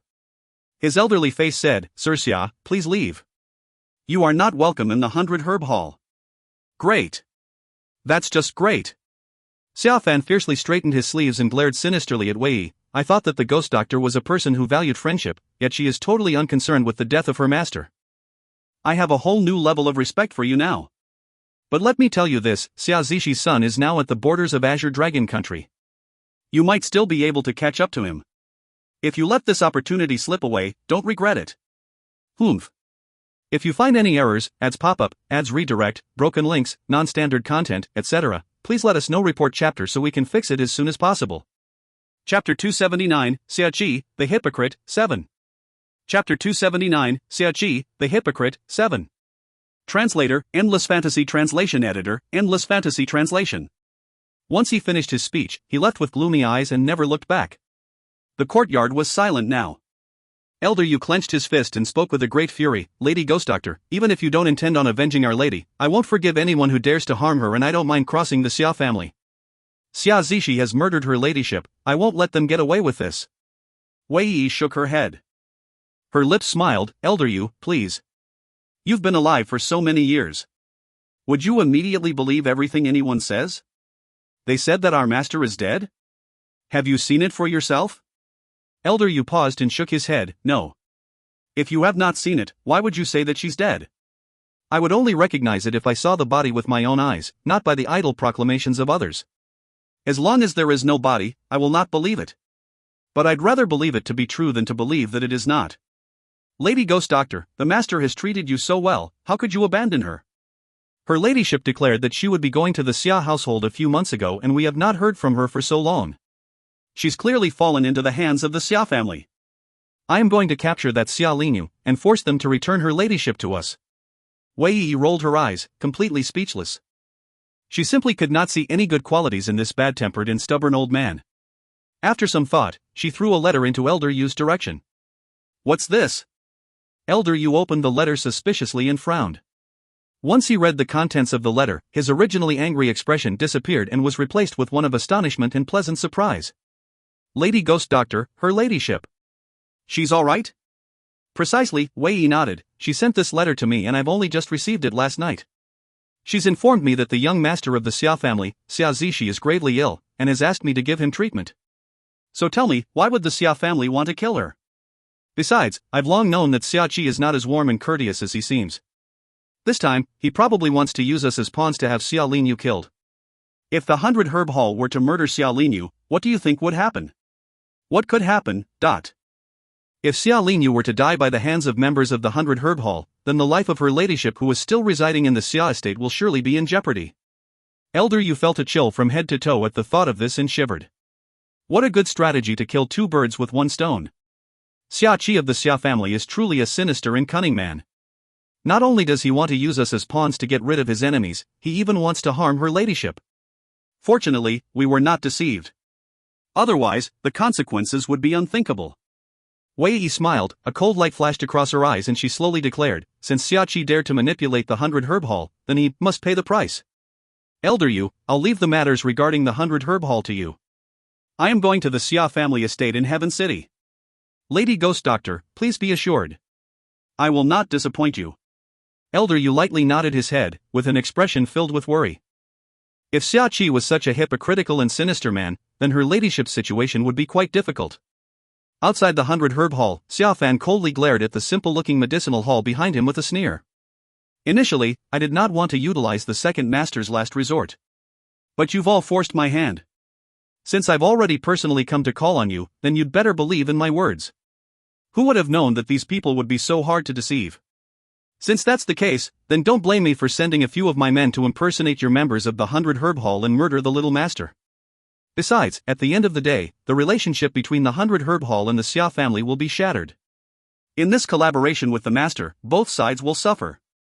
Under these circumstances, the young master will never be able to improve and rise on his own. In the end, the Xia family shall only belong to the second master. If you find any errors, ads pop-up, ads redirect, broken links, non-standard content, etc., please let us know. Report chapter so we can fix it as soon as possible. Chapter 280, Xia Qi, the Hypocrite, 8. Chapter 280, Xia Qi, the Hypocrite, 8.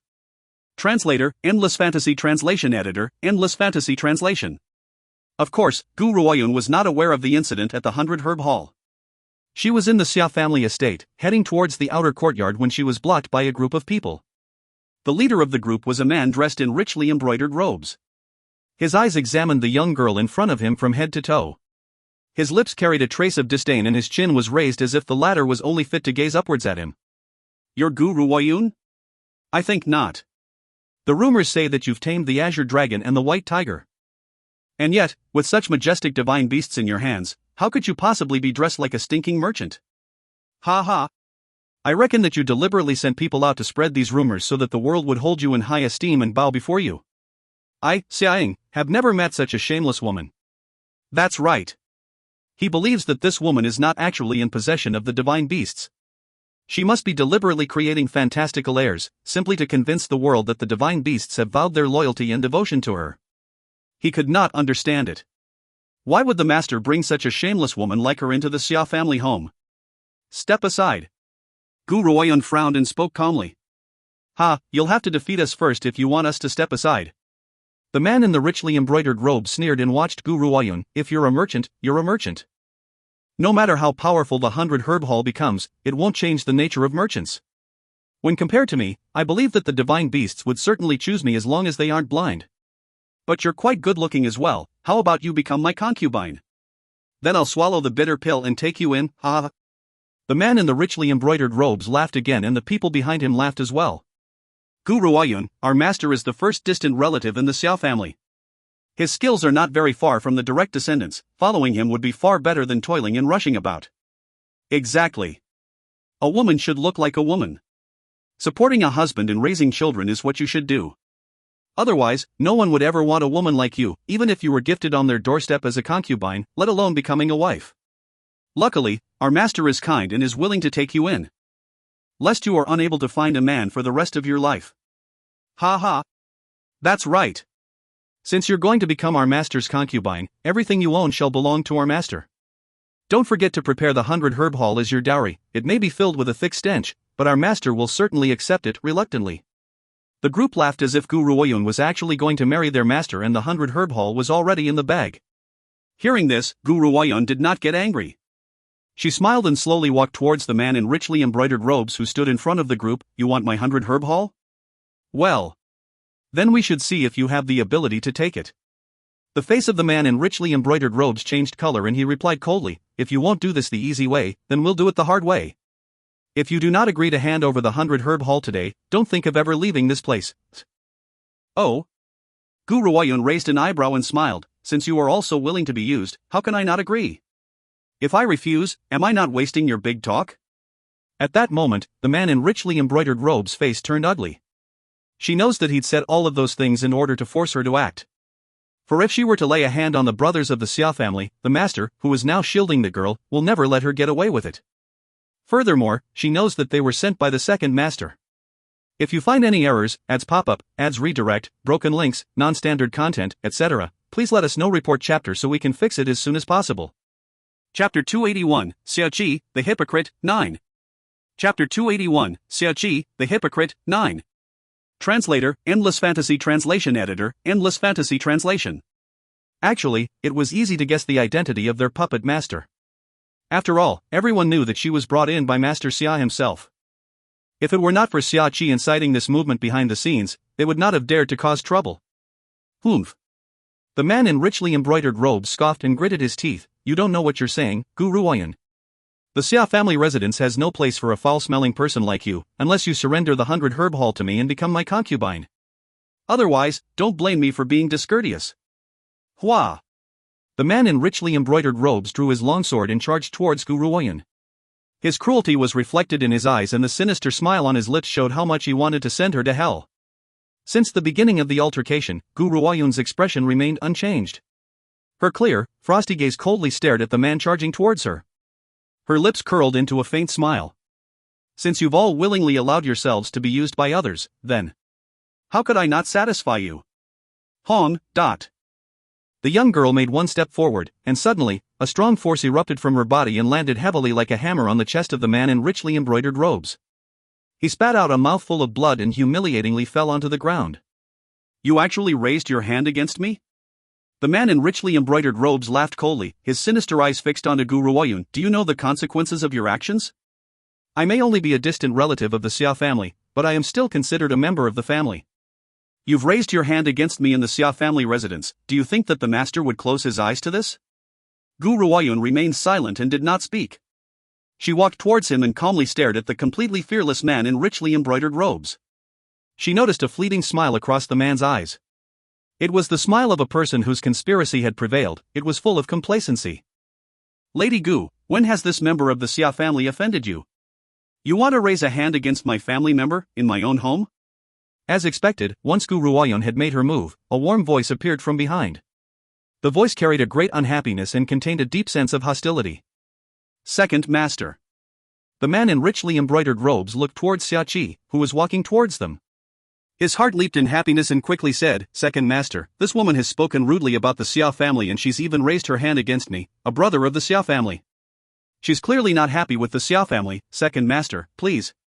Pu Qi. Suddenly, the man spits out a mouthful of blackened blood, spraying it everywhere. He widened his eyes in realization, not daring to believe it as he stared at the slight smile on Xiaoqi's handsome face. That strengthening and vitality pill had been laced with poison. He thought in panic. The man in richly embroidered robes began to tremble, and his face slowly turned ashen. Regret and fury intermingled in his eyes, yet he was unable to speak. Before he had arrived, the second master gave him a medicinal pill, saying that it would increase his strength and vitality and that it was his reward. Who knew that the pill was actually poison? The second master has deceived him. Pang.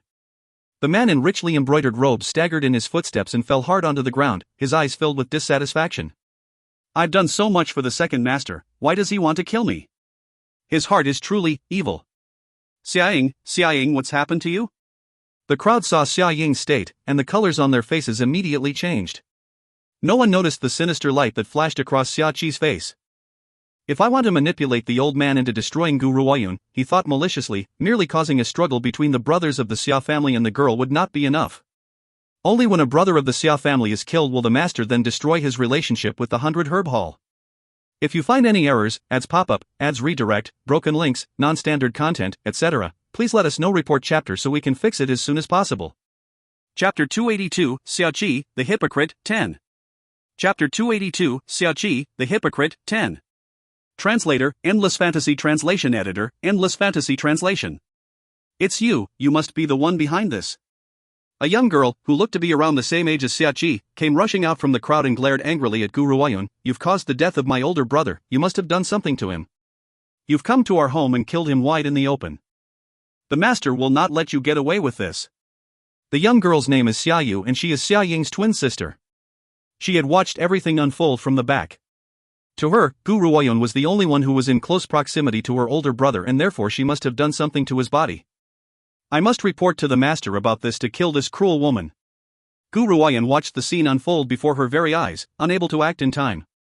Of course she knew Xiaoqi's motives in sending these men. He wanted her to make a move and force the master's hand. But she did not expect that Xiaoqi would unleash the killer and feed Xia Ying poison from the very beginning. Even if I did not react, as long as Xia Ying moved towards me, the result would be the same. What a great strategy, to get someone else to do one's dirty work.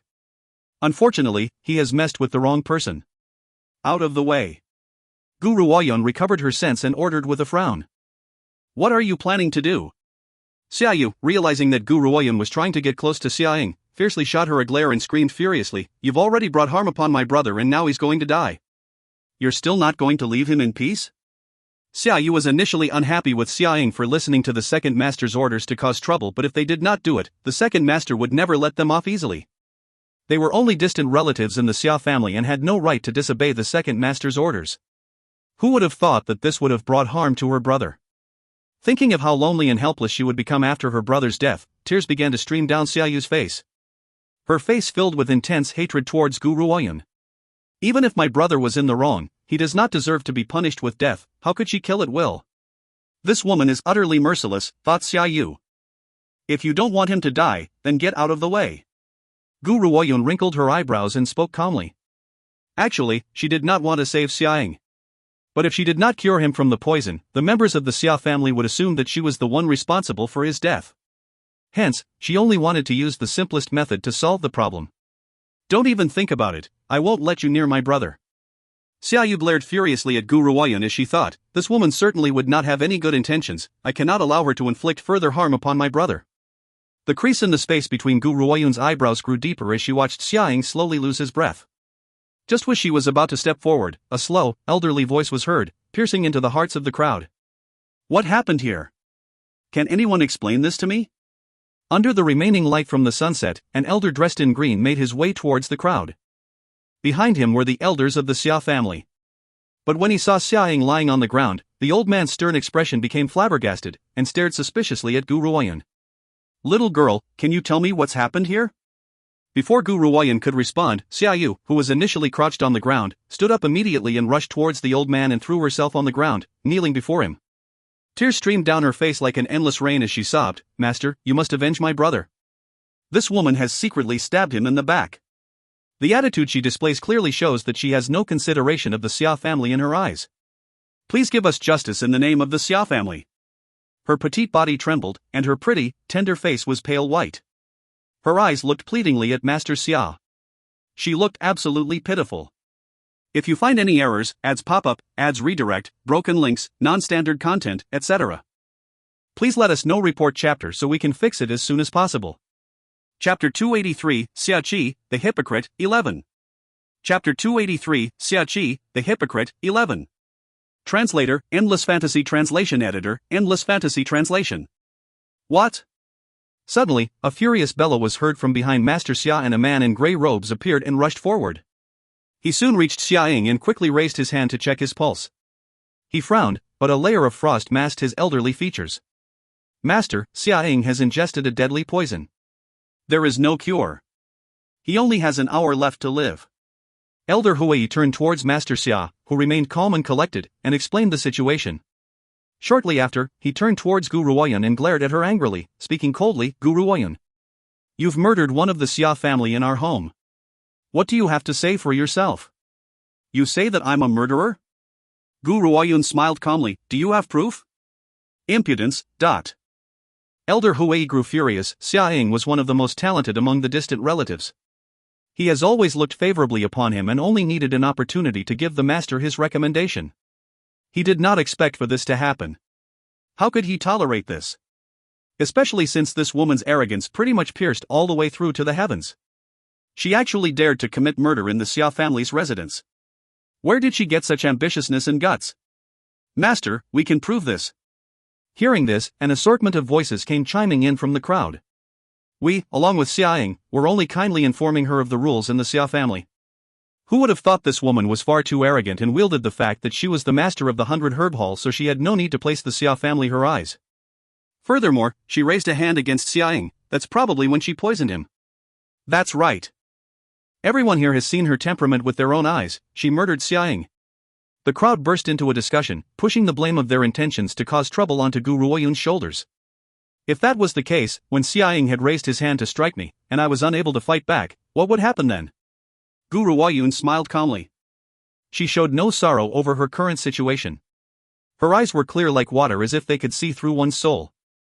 Master Xia's expression turned grave. His dignified gaze now fell upon the kneeling Xia Yu, and he asked sternly, "Is the Gu girl speaking the truth? Was Xia Ying the first to strike?" Xia Yu bit her lip, and softly nodded. Regarding this matter, brother was the first to commit the wrong. But Gu Ruoyun simply cannot kill him just because he caused trouble for her. In that moment, Master Xia grew silent. A short while later, his gaze turned towards Gu Ruoyun and asked, "Little girl, did you poison Xia Ying?" Gu Ruoyun laughed softly and casually shrugged her shoulders. "What do you think?" He, Master Xia chuckled. "I may not know you very well, little girl, but based on what you've done in the past, you're not the kind of person who would willingly suffer a loss. You may have killed many people, but those people deserve to die. You did nothing wrong, so this time I believe that it was not you who poisoned him. Someone must have had an ulterior motive. Even if Xia Ying did offend you, based on your temperament, you would only teach him a lesson, not kill him outright." "Master." Elder Hui's expression changed as he furiously retorted, "How can you bend the law in order to favor an associate? I understand that you're worried over the young master's illness and that you would offend the ghost doctor if you executed Gu Ruoyun, but showing such blatant favoritism. How many of the Xia family brothers would feel bitterly disappointed? Furthermore, everyone else would think that they can kill our Xia family brothers whenever they pleased. In such a situation, how can we maintain our control over Heaven City? Please give justice to the Xia Ying siblings, in the name of the Xia family. If you find any errors, ads pop up, ads redirect, broken links, non-standard content, etc., please let us know. Report chapter so we can fix it as soon as possible." Chapter 284, Xiao Qi, the Hypocrite, 12. Chapter 284, Xiao Qi, the Hypocrite, 12. Translator, Endless Fantasy Translation. Editor, Endless Fantasy Translation. Please make a fair decision, Master. The entire courtyard knelt before him as Elder Hui grieved and lamented. If the master chose to willfully insist on his way, there would be an upheaval in the Xia family, and the Xia family cannot bear an upheaval at a time like this. Master Xia's face turned a few shades darker. Forget about Lord Lingxiao's commands. Even if she were not involved in Lord Lingxiao's affairs, he was not going to execute Gu Ruoyun for the sake of curing Xia Zixi illness. Furthermore, the master staunchly believed that Gu Ruoyun would never do such a thing. "Father." Noticing the increasingly ugly shade on Master Xia's face, Xia Qi, who stood beside him, quickly spoke up in a gentle voice, "I also believe that Lady Gu is not a heinous person, except that many people had witnessed the incident. If we do not wash this injustice off her hands, I'm afraid that it would be difficult to convince the masses. So, I have a suggestion: have Gu Ruoyun locked in the dungeon. When we have evidence of her innocence, we shall set her free. What do you think?" Xia Qi gave a pretty fair suggestion. He was on his father's side and did not believe that Gu Ruoyun would have poisoned Xia Ying. But with so many accusations from so many people, a show of favoritism would sorely disappoint the members of the Xia family. So it's best to have her locked in the dungeon before making a decision. Of course, once she was thrown into the dungeon, he would have many ways to have her mysteriously killed off, then tell everyone else that she had committed suicide in a bid to escape punishment. No one would ever suspect it was him. No. Master Xia rejected Xia Qi's suggestion without a second thought and shot him a glare before speaking coolly, "Do not involve yourself in this matter. When has the punishment of criminals in the Xia family been of your concern? You take care of your own conduct, that's good enough." Xia Qi's body shook in his hands, hidden in his sleeves, balled up into fists. He took a deep breath and calmed his fury. The warm smile on his face remained unchanged. "Father, I am merely trying to help you with your worries. Seeing as you are not willing, then I will not speak. Only, if this matter was not properly resolved, many members of the Xia family will become extremely bitter. When no one was looking, a sneer appeared on the corners of Xiaqi's lips. But it quickly disappeared and he returned to his warm and courteous facade. Xiaqi and Dongfang Xiaozi both have a similar characteristic. However, Dongfang Xiaozi was warm to the bone while Xiaqi's body was made of ice. Underneath his mask of warmth was an undetectable layer of malice. I only have one thing to say, Gu Ruoyan looked at Xiaqi, then retracted her gaze and smiled calmly. Xiaoying has indeed been inflicted with a deadly poison and his time is short. But only I can cure him. If you all insist on dragging this on, it would be impossible to save him. When that happens, do not accuse me of refusing to save a dying man. Master Xia paused. Are you saying that you have a cure for Xiaoying? I can only try. Gu Ruoyun shrugged her shoulders and smiled gently. Aren't you all curious to know who actually poisoned him? Just ask him when he awakens. I believe he probably knows better than any of you. Ha ha. When she finished speaking, the crowd burst into laughter. One Xia family brother glared at Gu Ruoyun with ridicule. Gu Ruoyun, we've seen you attack him with our own eyes unless that was a hallucination? I don't think you actually want to save Xiaoying, you want to further shorten his life. Master, this woman cannot be trusted. When the brother had finished his jeering, Gu Ruoyan calmly glanced at him. Don't end up like Xiaoying, being used by another person and ending up dead, without anyone knowing what had truly happened. If you find any errors, ads pop up, ads redirect, broken links, non-standard content, etc., please let us know. Report chapter so we can fix it as soon as possible. Chapter 285, Lingxiao, the Black Tortoise, 1. Chapter 285, Lingxiao, the Black Tortoise, 1. Translator, Endless Fantasy Translation Editor, Endless Fantasy Translation. Used? What is the meaning of this? Master Xia frowned, and subconsciously glanced at Xiaqi. Does the little Gu girl mean that the provocation from Xiaoying and the rest was because they were being used? And the event behind this poisoning was related to that person? Xiaqi's heart thumped loudly and his cold eyes, now filled with thick murderous intent, fixed upon Gu Ruoyan. Upon feeling someone else's eyes on him, he quickly retracted the murderous intent in his eyes and put on a warm smile again. Stop deluding people with your lies. Elder Hui glared angrily at Gu Ruoyan. A great blazing fire had ignited in his chest. If only one person is making accusations towards her, then it might be a lie. But everyone here is a witness, how could they be lying? Women like her are extremely heinous. If you choose to show favoritism, master, how can you expect for the members of the Xia family to trust you in the future? No matter what, I am going to make the master execute Gu Ruoyan even if I have to use force. Otherwise, this Xia family brother would have died in vain. Gu Ruoyan frowned and calmly sent Elder Hui a look. I don't want to repeat myself. If you want to save him, get out of the way. There may be a tiny sliver of opportunity.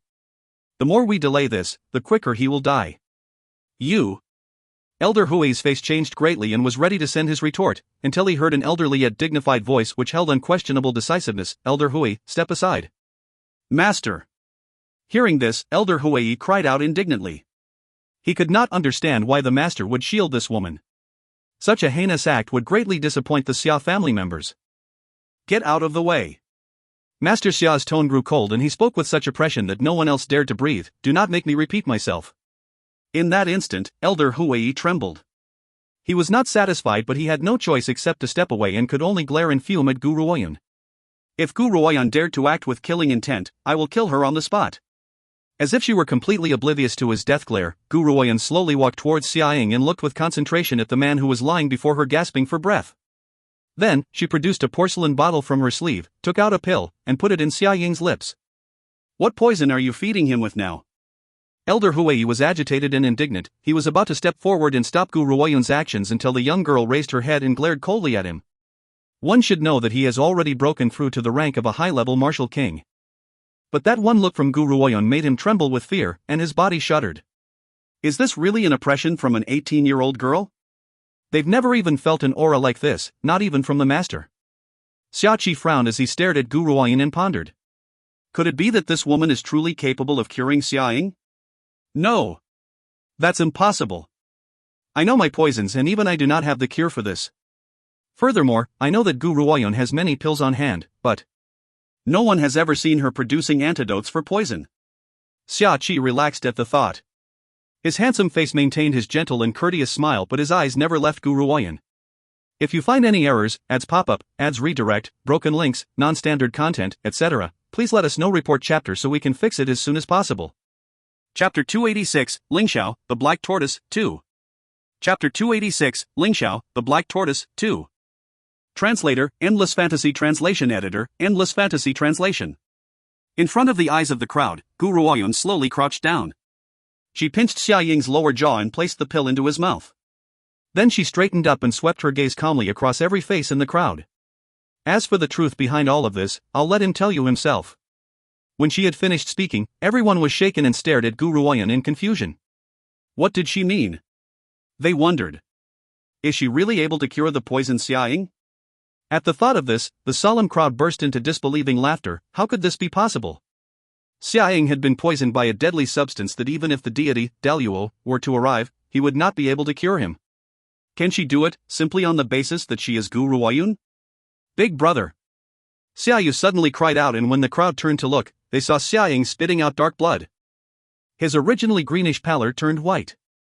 What have you done to my brother this time? Xia Yu charged towards Xia Ying's side. She glared furiously at Gu Ruoyun and screamed. Then, at that moment, a frail voice came from beside Xia Yu, but it was directed towards Gu Ruoyun. I'm sorry. Even though the poison had seeped deep into his system a while ago, rendering him unable to speak, he was still conscious enough to witness everything that had happened.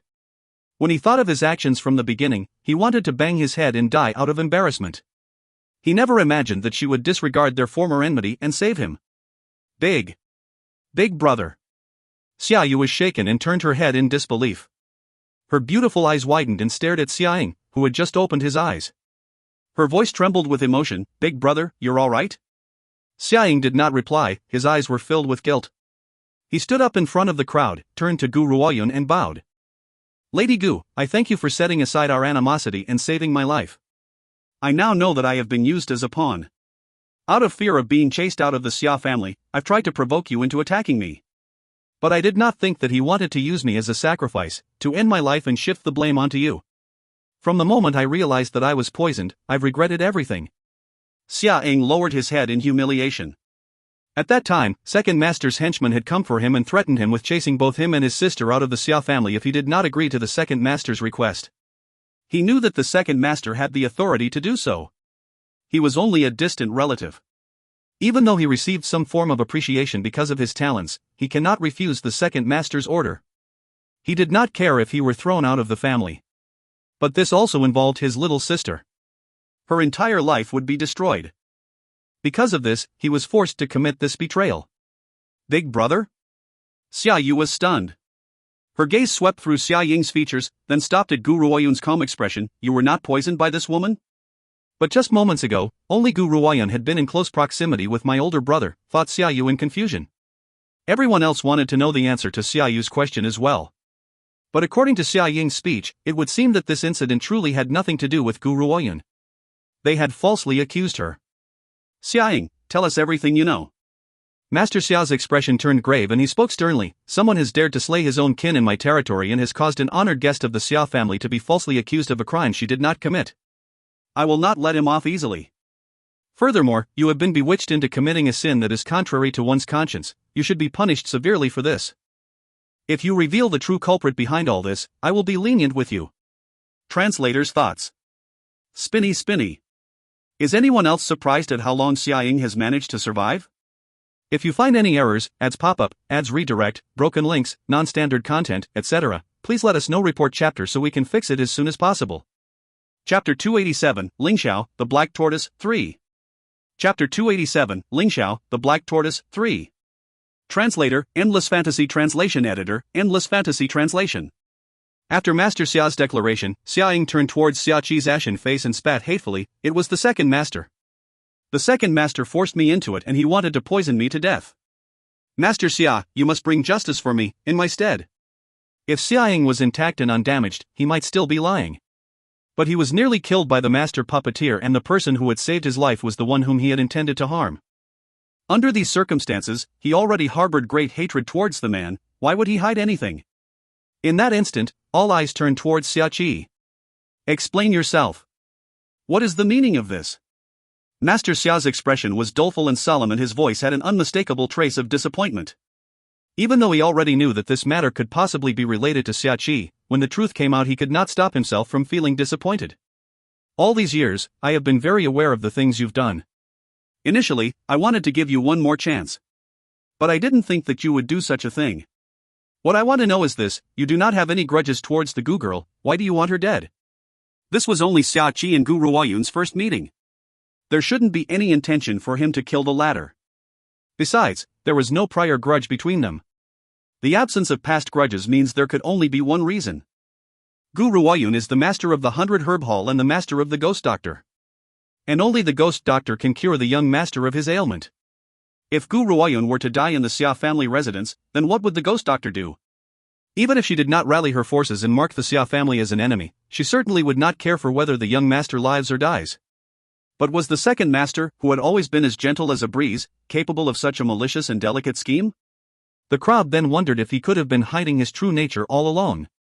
Xia Qi laughed, and spoke airily like a fresh spring breeze. Father, you've never trusted me.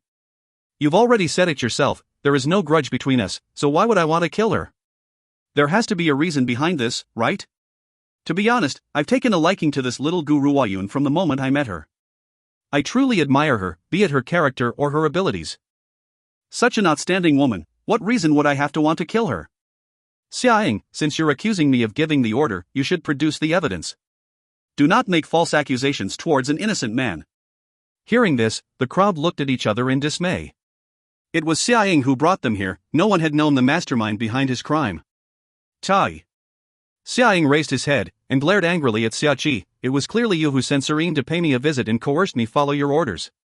I was even given a string of strength and vitality pills as a reward. Who would have thought that those pills would turn out to be poison? And now you're still trying to deny your actions? He trembled in anger and had completely forsaken the etiquette between seniors and juniors, pointing and screaming furiously at Xia Qi. You say that it was I who gave the order, what proof do you have? Xia Qi sneered, Yin, show yourself. Shua. A black shadow flashed past the crowd like the wind, a pair of cold eyes stared sharply at everyone in the courtyard. When his gaze landed on Gu Ruoyun, his eyes filled with murderous intent. Yin, did you give the order to Xia Ying? Yin's expression remained unchanged, and coldly replied, yes. Everyone was flabbergasted as they did not expect for Yin to admit it decisively. Furthermore, Serene was the proudest among the second master's subordinates. Could it be that the second master was actually involved in this matter? A cold light shot across Xia Qi's eyes. He then spoke coldly, they are accusing me of giving you the order to do it. Now, you will give my father an explanation. I was the one who made the decision in this matter, it has nothing to do with the second master. Master, please distinguish between right and wrong with accuracy. If you find any errors, ads pop up, ads redirect, broken links, non-standard content, etc. Please let us know. Report chapter so we can fix it as soon as possible. Chapter 288, Lingxiao, the Black Tortoise, 4. Chapter 288, Lingxiao, the Black Tortoise, 4.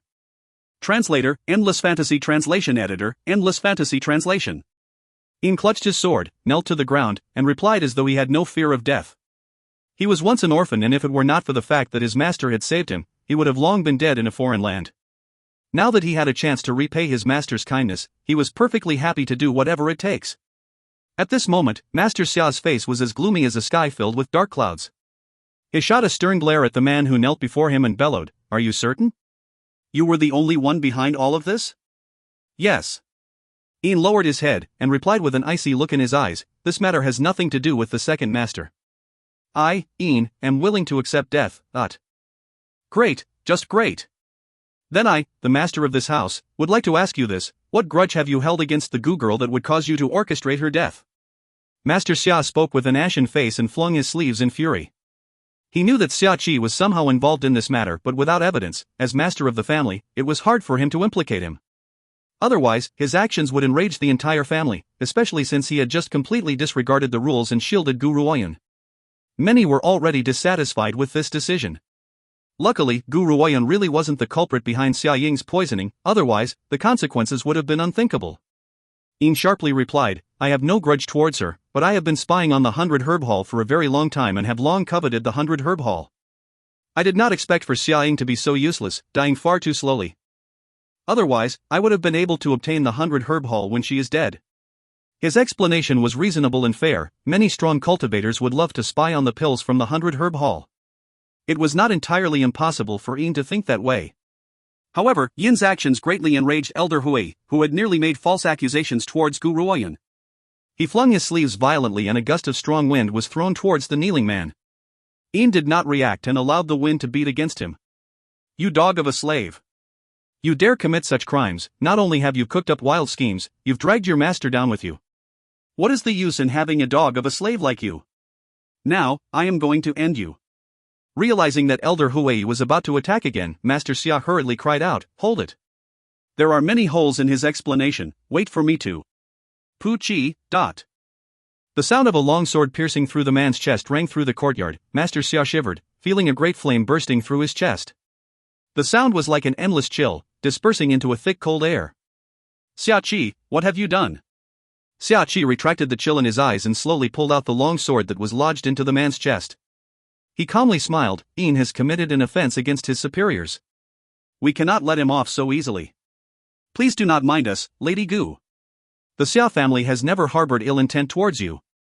Master Xia's elderly features darkened in his anger. Did you not hear me when I ordered for Elder Huey to stop? Upon hearing this, Xia Qi raised his head inquiringly. I heard it. But father, your orders were directed towards Elder Huey, were they not? I thought that you had intended for me to punish him myself. So I did it. If I have done wrong, I am willing to accept the punishment. Please do not jeopardize your health with your anger, father. Seeing the rage on Master Xiao's face, Elder Huey quickly tried to neutralize the situation. Master, seeing as the main culprit is already dead, let this matter slide. The second master did not mean it. Besides, due to Yin's actions, not only have we created false accusations against an innocent person, we've almost brought harm upon the young master. Anyone would have gotten angry at this. The second master was probably unable to control his anger and reacted in this manner. If you find any errors, ads pop up, ads redirect, broken links, non-standard content, etc., please let us know. Report chapter so we can fix it as soon as possible. Chapter 289, Lingxiao, the Black Tortoise, 5. Chapter 289, Lingxiao, the Black Tortoise, 5. Translator, Endless Fantasy Translation Editor, Endless Fantasy Translation. When he thought about how he had been manipulated, Elder Huey was enraged. If Gu Ruoyan had ended up dead, the Xia family could forget about inviting the ghost doctor to cure the young master's illness. In short, if she dies, the young master will also lose his life. However, ever since the beginning, he never suspected Xia Qi. After all, Xia Qi had never shown any signs of dispute or forcefulness. He always displayed a personality that was content to live a simple life, treating his elder brother and nephews very well. How could someone like him commit such a heinous crime? Humph. Master Xia scoffed coldly. He set a frosty glare towards Xia Qi's direction and said, Xia Qi, you'd better behave yourself. If I ever find out that you had anything to do with the matters concerning you and Zishi, I will not let you off. After saying his piece, he no longer bothered about what Xia Qi was thinking and turned his head to face Gu Ruoyan. Little Gu girl, I've initially come looking for you to discuss a certain matter. Who would have thought that such a thing would have happened? Would you be willing to follow me somewhere? Gu Ruoyan pondered for a while before she nodded. Sure, let's go. Master Xia smiled gently, but his face grew stern again when he faced Xia Qi. He spoke coldly, do nothing if you wish to remain free of suspicion. Xia Qi, this is my final piece of advice for you. Xia Qi watched Master Xia and Gu Ruoyan leave, then smiled. So, do you think this is the end of it? No. I will destroy the relationship between the ghost doctor and the Xia family. Only then will that short-lived ghost, Xia Zishi, die even sooner. Inside the warm and comfortable study, one could smell the faint fragrance of books. Upon entering, Master Xia turned to Gu Ruoyan and said, Little girl, I know you have many questions. I've brought you here today for only one reason. Our Lord Lingxiao wishes to meet you. Lord Lingxiao, dot. Gu Ruoyan stared blankly for a moment, then looked suspiciously at Master Xia. In that instant, the Azure Dragon, who was still inside the Phoenix Cauldron, began reacting strangely.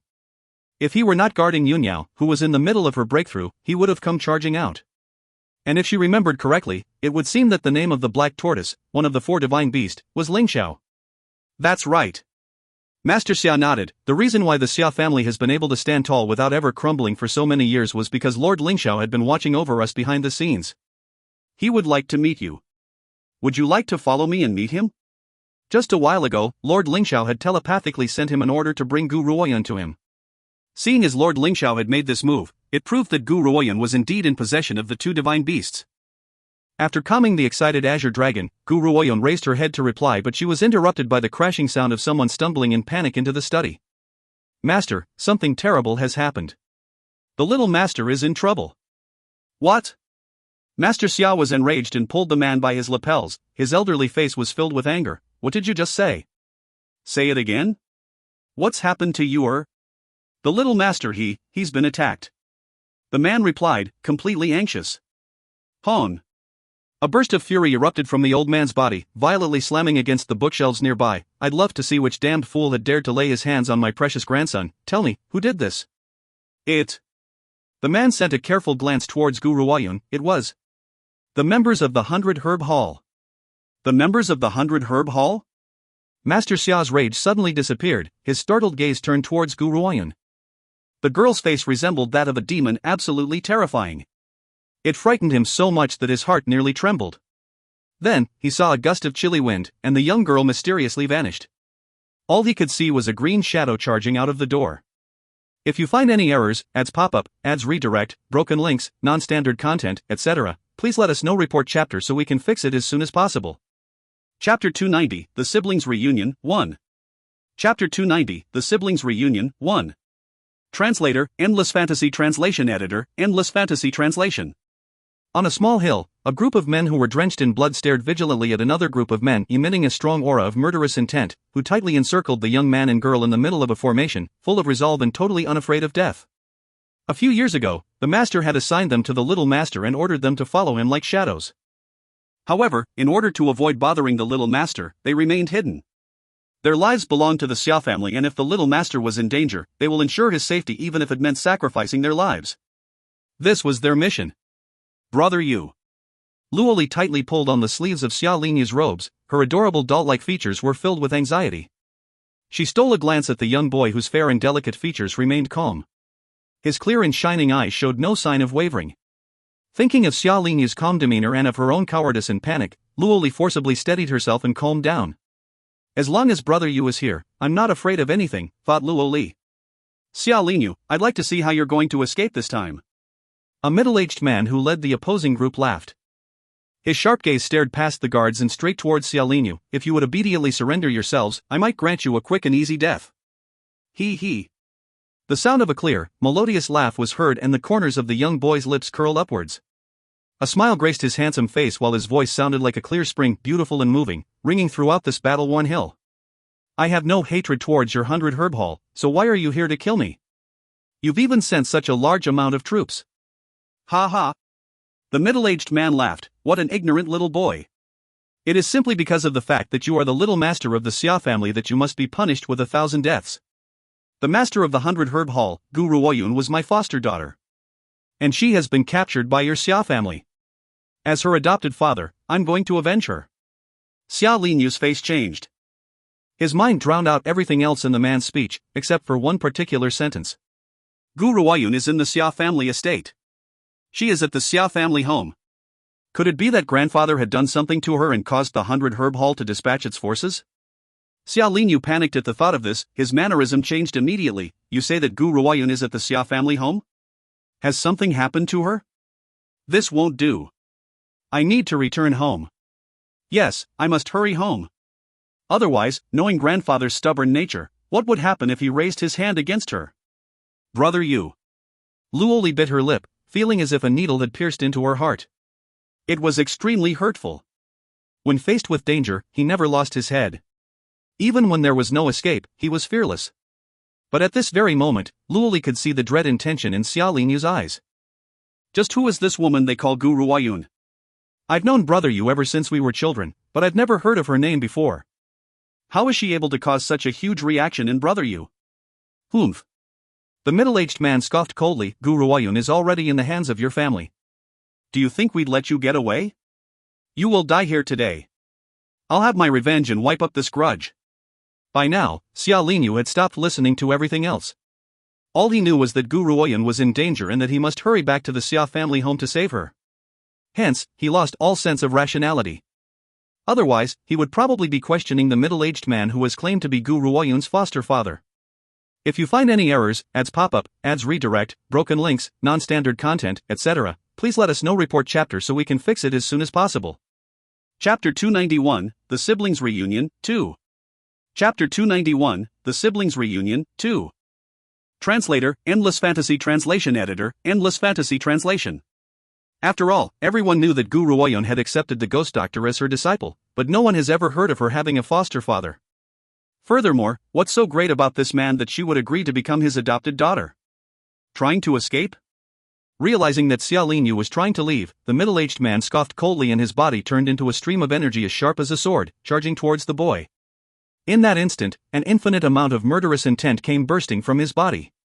Xia Lingyu, you will die now. Hon. The stream of sharp, sword-like wind was abruptly cut off, and dust flew everywhere, scattering across the land. A grey-robed elder huffed and puffed, and a bloody gash appeared on his forehead. Fresh blood trickled down onto his face. Uncle Ling. Xia Lingyu turned his head to witness the scene, his pupils narrowed, and he charged wildly towards Xia Ling. Uncle Ling has watched over me since I was a child, he thought. I may not be the original owner of this body, but how could I stand by and watch while such a loyal, elderly servant sacrifices himself for me? Little master, do not come any closer. Uncle Ling raised his hand and barred Xia Lingyu from going any further.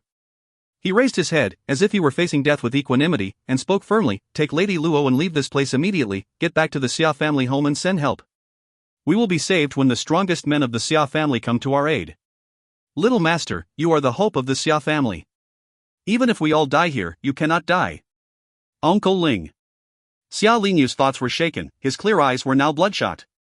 He raised his delicate face and stared expressionlessly at the middle-aged man, who was laughing sinisterly. Uncle Ling, do you really think I can leave now? Unless this man is dead.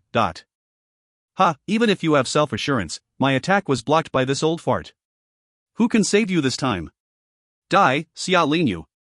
Hon. The middle-aged man threw his head back and laughed as a great energy appeared all over his body. Under his strong coercion, Xia Lingyu felt his footsteps tremble, but he stood strong in the end. His frame was small, so delicate and graceful that he did not look like a boy. But now he was standing, rooted to the ground, and was not overwhelmed by the man's coercion. He had bitten his lips so hard that it was now bleeding. His fresh blood drenched his entire mouth and the strong smell of blood filled his nostrils. A martial king! He thought. Is this the true strength of a martial king? No. I must not die here. Otherwise, how can I grow strong and protect my beloved sister? You're still pretty strong. The middle-aged man laughed coldly. Even so, you shall die today. A gloomy and cold aura enveloped Xia Lingyu and the middle-aged man's stern face was filled with a sinister smile. Then, like a flash of lightning, his body turned into a blurry streak, the sword in his hands gleamed with its sharp edges and cold steel, it was aimed straight towards Xia Lingyu's throat. Brother you, watch out. The little master. Quick, protect the little master. In that moment, the complexion on everyone's faces was the same. But under the strong pressure of a martial king, none of them could make any move. They stared in horror and despair as the sharp end of the sword drew closer and closer to the little master's throat. Luoli cried out in anguish, wishing that she could dart forward and take the stab in his place. But no matter how much she tried, she could not move. Xia Lingyu's expression remained the same since the very beginning. His eyes stared calmly at the sword with a bitter smile on his face. Big sister, I was a good-for-nothing in our past life, and you have constantly exhausted your efforts for my sake. You even traveled everywhere to become an apprentice to great doctors, all because of the condition of my body. You've worked towards such a high level in medicine simply to find me a cure.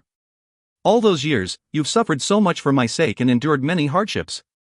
Every time I was bullied, you would always protect me, and teach those bullies a lesson for me. If you find any errors, ads pop up, ads redirect, broken links, non-standard content, etc., please let us know. Report chapter so we can fix it as soon as possible. Chapter 292, The Siblings Reunion, 3. Chapter 292, The Siblings Reunion, 3. Translator, Endless Fantasy Translation Editor, Endless Fantasy Translation. In this life, I'm finally no longer a good-for-nothing. I can cultivate now and use my own strength to ensure your safety. But my time was short. Too short. It has only been 4 years since I had been reborn into this body, and in those 4 years, the time has passed too quickly. I have not grown powerful enough, I am not at a level where I would fear no one. I really miss you, big sister. Why? He lamented. I have received the chance to be reborn with great difficulty, why am I only given a period of 4 years? During my time in these 4 years I've never stopped cultivating, all for the sake of one day achieving the ability to protect her. In these 4 years, he has endured many hardships all for the sake of his cultivation. But the heavens now wish to end his life just like that. Not only has he lost the opportunity to protect her, he even never had the chance to see her. Xia Linyu gently closed his eyes and a tear fell from the corner of his eye. Has he not persevered these 4 years all for the sake of his beloved sister? If it were not for her, he would not have been able to hold on for so long. Suddenly, the chill in his surroundings dissipated and Xia Linyu's body began to shake. He slowly opened his eyes to see a flash of green robes. The young girl grabbed the middle-aged man's sword firmly. Her clear eyes were emotionless, staring coldly at the man before her. A cool breeze brushed against her long black hair. Upon seeing the young woman's face, Xia Linyu's expression changed from astonishment to excitement. His eyes were now fixed upon the young woman. She's so like her, he thought. This young girl looked as if she had been cast from the same mold as his older sister. Could it be that she is truly the one that he'd been missing all these years? Who are you? Came the middle-aged man's cold inquiry. His face remained expressionless. If you're only a passerby, mind your own business. You have no right to interfere in the matters of the 100 Herb Hall. Oh? Gu Ruoyun was smiling, yet it was not a smile. You're a member of the 100 Herb Hall, but... If Wei Yi were here, she would certainly look at the middle-aged man with derision. She has never seen such a delusional man, daring to ask the master of the 100 Herb Hall herself to butt out of the matters of the 100 Herb Hall. That's right. The middle-aged man squinted his eyes and a cold smile hung on his lips. I am the foster father of Gu Ruoyun, who is the master of the 100 Herb Hall. You should also know that the 100 Herb Hall currently commands the attention of the world. If you don't intend on provoking us, you'd better mind your own business. He could see that this woman's powers are at the rank of a martial king and such abilities are rather shocking in someone as young as her. But so what? He's currently masquerading as the foster father of the 100 Herb Hall's master. He was sure that this woman would not want to provoke such a powerful organization. After all, many people who wished to purchase the pills from the 100 Herb Hall now owe them favors instead. The 100 Herb Hall only needs to summon them and many would fight to come to its aid. You say that you're Gu Ruoyun's foster father? Gu Ruoyun smiled. I've never recognized a foster father like you. Of course.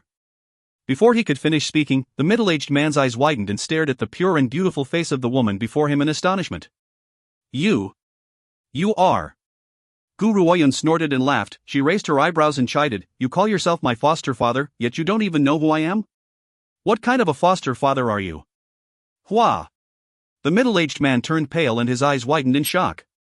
Gu Ruoyun, how could she be here? Who sent this information to the Xia family? If you find any errors, ads pop up, ads redirect, broken links, non-standard content, etc. Please let us know. Report chapter so we can fix it as soon as possible. Chapter 293, The Siblings Reunion, 4. Chapter 293, The Siblings Reunion, 4. Translator, Endless Fantasy Translation Editor, Endless Fantasy Translation. The middle-aged man quickly steadied himself and fiercely replied, Lies. How dare you? Just who do you think the master of the 100 Herb Hall is? Did you think that she could be easily impersonated by a person like you? This is a crime that should be punished by 1,000 deaths. Guards, take her away. According to rumors, Gu Ruoyun was only a high-level martial general. This woman was clearly a martial king and hence, she could not possibly be Gu Ruoyun. Seeing as he had easily masqueraded as her foster father, it's plausible that someone else would be able to impersonate her as well. Gu Ruoyun calmly swept her gaze across the advancing men who were surrounding her. Everyone immediately felt as if their brains had exploded and their minds went blank. Then, the young woman's clear and calm voice was heard throughout the hill. Yunyao, since you've awakened, I'll leave these people to you now. Wah! What? Everyone had regained their senses and heard her words. Before they could react, they heard a loud roar piercing through the quiet hill. They turned their heads to find a beautiful and graceful white tiger appearing out of thin air. Yunyao's body gradually grew before their very eyes and was enveloped by a layer of white celestial light. Her long black hair was like a cascading waterfall and her robes were a beautiful shade of lily white. A small smile hung on her extremely beautiful face. She looked like a true aristocrat, graceful and elegant. Simply an insignificant mid-level martial king, yet he dares to act with such arrogance. Yunyao smiled faintly and slowly approached the middle-aged man. Furthermore, you've had the gall to claim yourself to be my master's foster father. My master holds a rather prestigious position, yet a man like you dares to offend her?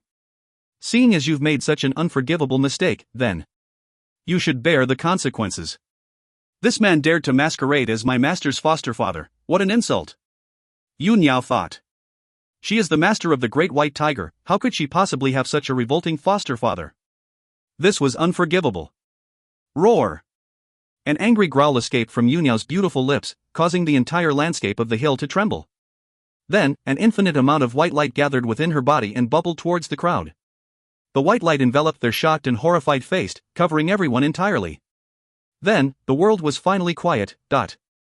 No one was sure what had happened to the attackers, but all of them were now dead and gone, not even their bones remained. Yunyao turned around and her graceful figure strolled towards Gu Ruoyan. She went down on one knee, with one hand resting on it. Her eyes displayed great gratitude. I thank you, Master, for saving me. I am truly grateful. If it were not for you, I would never have broken through to the rank of a high-level martial king. At the beginning, Yunyao had stayed out of fear of Zixi's great powers until she finally had her breakthrough. She was entirely grateful towards Gu Ruoyan. If it were not for her, she might have had to wait 100 years before breaking through, and she might not even have managed to find Tianxiong. Yunyao, you can go back for now. Gu Ruoyan waved her hand and put Yunyao away. She turned to face the startled young boy with a big smile on her lips and addressed him in a familiar manner that only Xia Linyu would recognize. You're, long time no see. Seeing the expression on Xia Linyu's face in that moment, Gu Ruoyan was able to confirm the boy's true identity. After taking a large detour, she has finally reunited with him. Translator's thoughts. Spinny. Hey guys, not sure if any of you have noticed, but in previous chapters, when he was first introduced, Tianxiong was introduced in the Ross as, which, in Pinyin, translates to Tianxiong. However, in recent chapters, the author has been calling him, which reads as Zhangxiong. In order to avoid confusion, I've chosen to standardize it to Tianxiong, smiley face. If you find any errors, ads pop up, ads redirect, broken links, non-standard content, etc., please let us know. Report chapter so we can fix it as soon as possible. Chapter 294, The Siblings Reunion, 5. Chapter 294, The Siblings Reunion, 5. Translator, Endless Fantasy Translation Editor, Endless Fantasy Translation. Xia Linyu stared foolishly at the face that he had yearned for day and night, and momentarily lost all of his senses. He was afraid that this was a hallucination. Once he touched it, the person before him would disappear once again. For over 4 years, this illusion had appeared before his eyes far too often. And now that the other person has truly appeared before him, he could not believe it. Was it really her? He wondered. Big sister. She's still alive? She was able to escape and be reborn, together with me? In that moment, he began to recall the moment of his death and the immense sorrow on his sister's face. At that time, he did not fear death, and if it were not for his sister, who constantly risked her life to protect him, he probably would have been killed many times over. His greatest worry was that once he died, his sister would be all alone. Are you not happy to see me? Receiving no reaction from Xia Linyu, Gu Ruoyan smiled. Her question seemed to pull Xia Linyu back to reality. He threw himself onto Gu Ruoyan, his frail body somehow gathered immense strength and pushed the young girl a few steps back. His arms held her tightly, and in that moment, tears streamed down his face like rain, staining the young boy's delicate face. Sister, I've missed you so much. It's been 4 years, he thought. I've finally managed to meet her. This time, we will not be apart, no matter what. Luoli remained behind the two, staring in a daze at their embrace. Suddenly, she felt sour and unbearably nervous. Ever since Brother Yu woke up 4 years ago, he had treated everyone with indifference, aside from Master Xia and the young master. He rarely placed anyone with importance. However, even so, he rarely showed his true nature in front of Master Xia and the young master. Only now did Xia Linyu show a side of himself that Luoli has never seen before. Logically speaking, the special place held by this woman in Xia Linyu's heart should have made Luoli feel jealous. However, when she thought of how Xia Linyu would have died if she did not appear, Luoli could not bring herself to hate her. Because Gu Ruoyan had saved Xia Linyu. Because of this, she could not hate her. I'm sorry. I arrived a little late. Gu Ruoyan lowered her gaze and a murderous intent flashed briefly across her eyes. In her past life, she was unable to protect her brother and witnessed him being mutilated alive. She herself then ended up dying a hateful death. And in this life, I nearly lost him. I must not let this happen again. She thought. No matter who I am faced with, if they dare to lay a single hand on him, I will make them regret. Brother Yu. Luoli suppressed the sourness in her heart and walked towards Xia Linyu. She smiled sweetly at Gu Ruoyan. Is this elder sister the one whom you've been looking for? The master of the 100 Herb Hall, Gu Ruoyan? If this is true, then we have hope in saving Uncle Xia. Let's go home. That's right. Xiao Linyu suddenly remembered his bedridden father. He pulled Gu Ruoyun's hand urgently and pitifully requested, "Sister, will you help me save my father? He's been taking care of me all these years. Even when I was unable to cultivate, he never turned his back on me. I don't want him to die." In his past life, he had never experienced the love of a father. It was in this life that he now knew the true meaning of a father's love. A father's love means that he would shield you no matter what, like a big tree that shelters you during a storm, protecting you under his wing. Hence, Xiao Linyu did not want to lose his present life father, no matter what. Very well. Gu Ruoyun nodded. The ghost doctor is on her way and will be reaching her destination soon. When she arrives, she will be able to save the young master of the Xia family. For your sake, I will not let him die. If you find any errors, ads pop up, ads redirect, broken links, non-standard content, etc., please let us know. Report chapter so we can fix it as soon as possible. Chapter 295, The Siblings Reunion, 6. Chapter 295, The Siblings Reunion, 6. Translator, Endless Fantasy Translation. Editor, Endless Fantasy Translation. At the courtyard of the Xia family estate. The master paced back and forth anxiously, occasionally raising his head towards the gate. His face displayed great nervousness and worry. The Gu girl has personally gone off to take care of the matter, so there should not be any issues.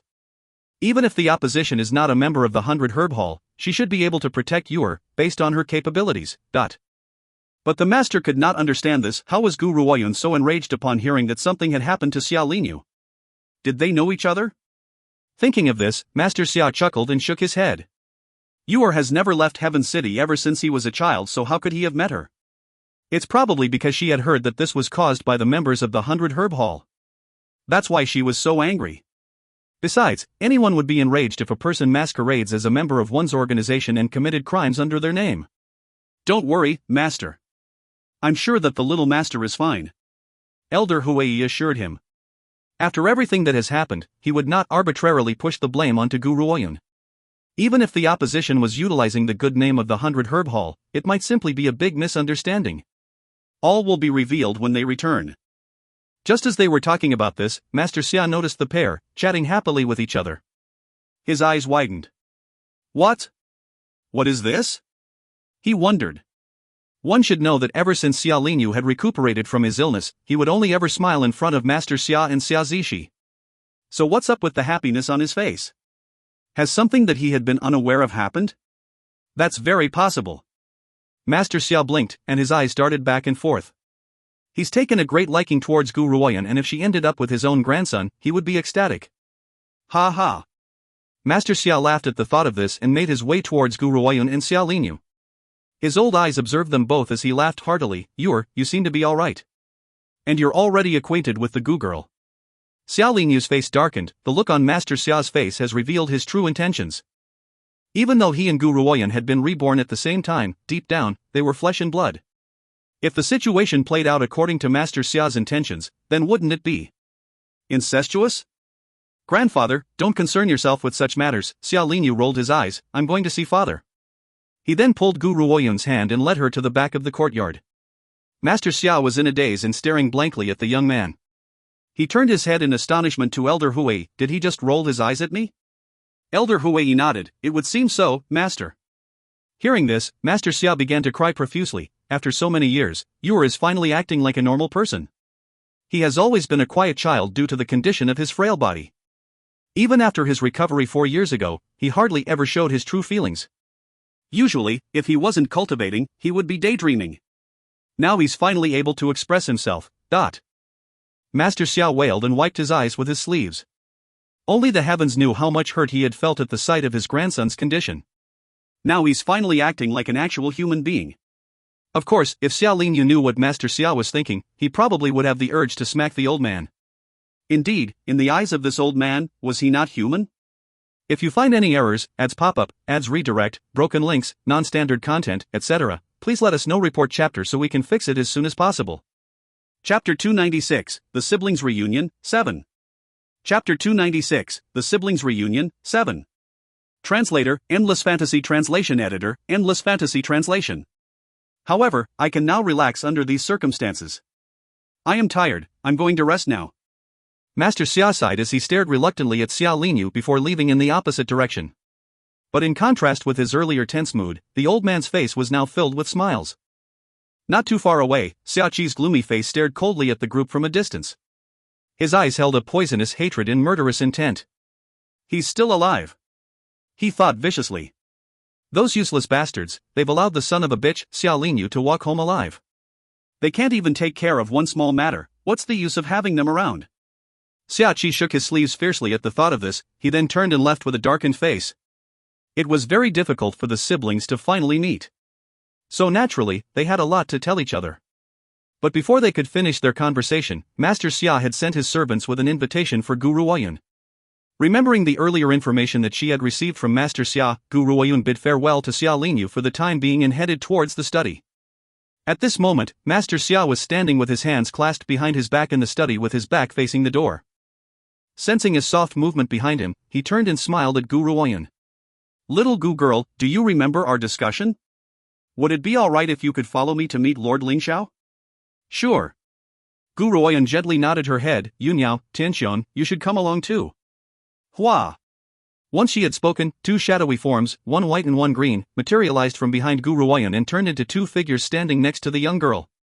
The white-robed Yunyao looked as elegant and graceful as a chrysanthemum flower, and a fair smile hung on her incomparably beautiful face.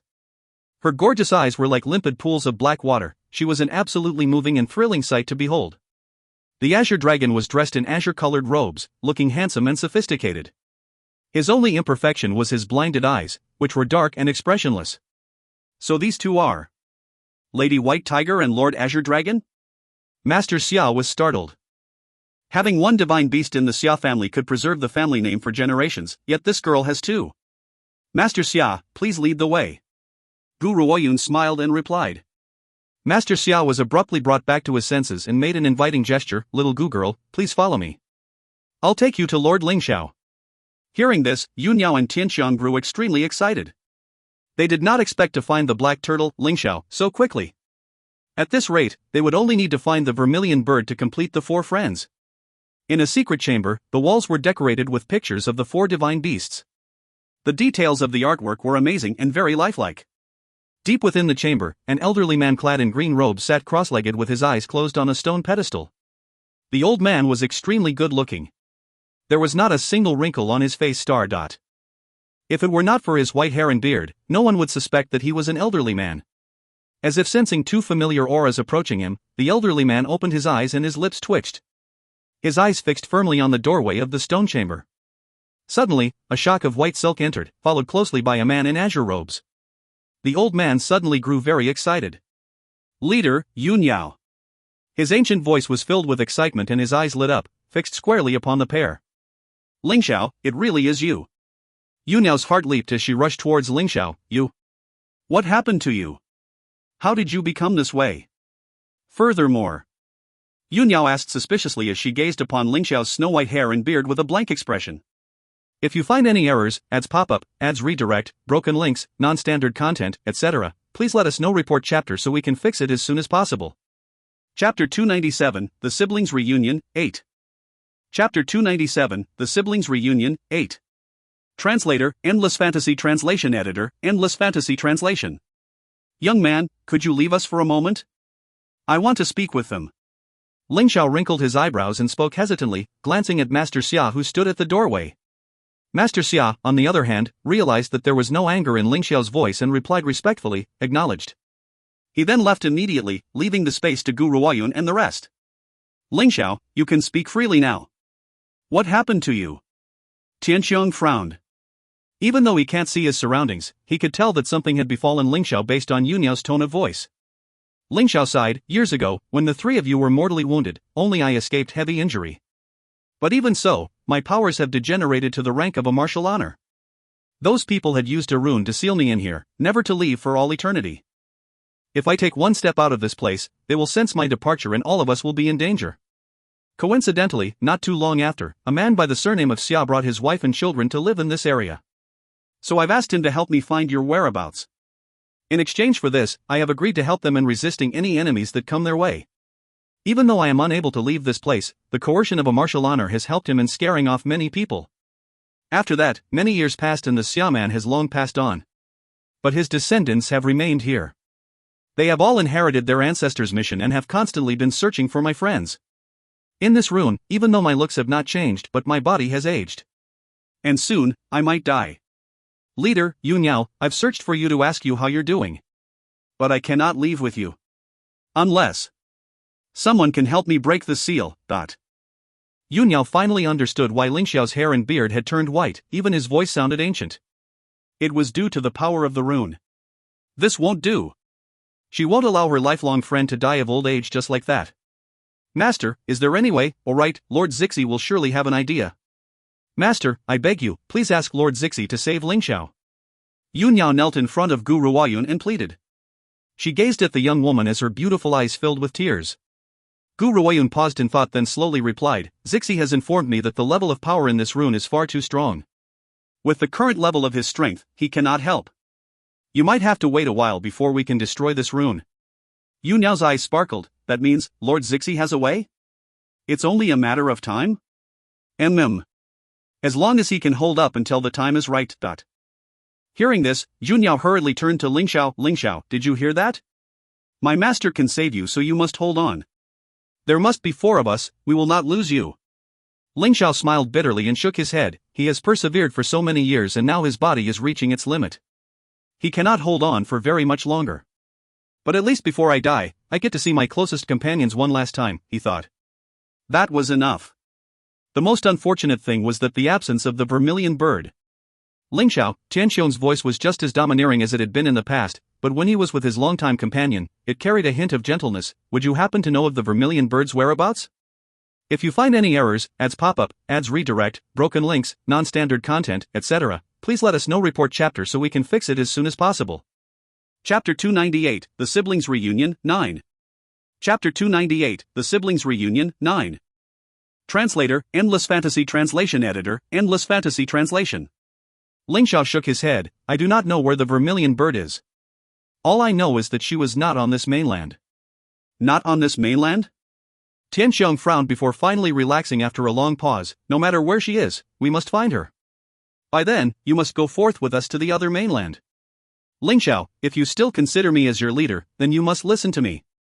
You have to hold on, we will not give up on you, and you must not give up on yourself. Otherwise, you're not fit to be our companion.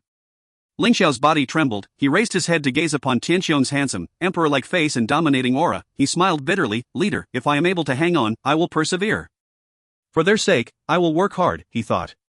But after the passing of so many years, his lifespan was at its end. Originally, the lifespan of a divine beast can last for a very long time, especially since he is the black tortoise. But in this rune, he was only an average martial honor. His life was at an end, and his powers would not return. Yu Niao.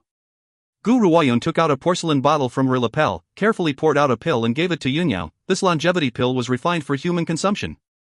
The body structure of a spiritual beast and a human may not be the same, but this rune has already rendered the black tortoise's physical condition into that of a human's. This coincidence has provided the opportunity to utilize this pill. Give this to him, and he will be able to live on for another 10 more years. To her, 10 years would be enough time. Very well. Yu Niao's heart felt great joy. She suppressed her excitement and placed the pill in front of Ling Xiao. Wait for us, Ling Xiao. We'll come back and save you. Ling Xiao stared at the pill in amazement, then turned towards Gu Ruoyun and spoke hoarsely. Thank you, it is indeed a great fortune for my leader and Yu Niao to have met you. If I am able to finally leave this rune, I will willingly follow you as well. The prerequisite for this was if he could leave this place and reclaim his freedom. Tianxiong, Yu Niao.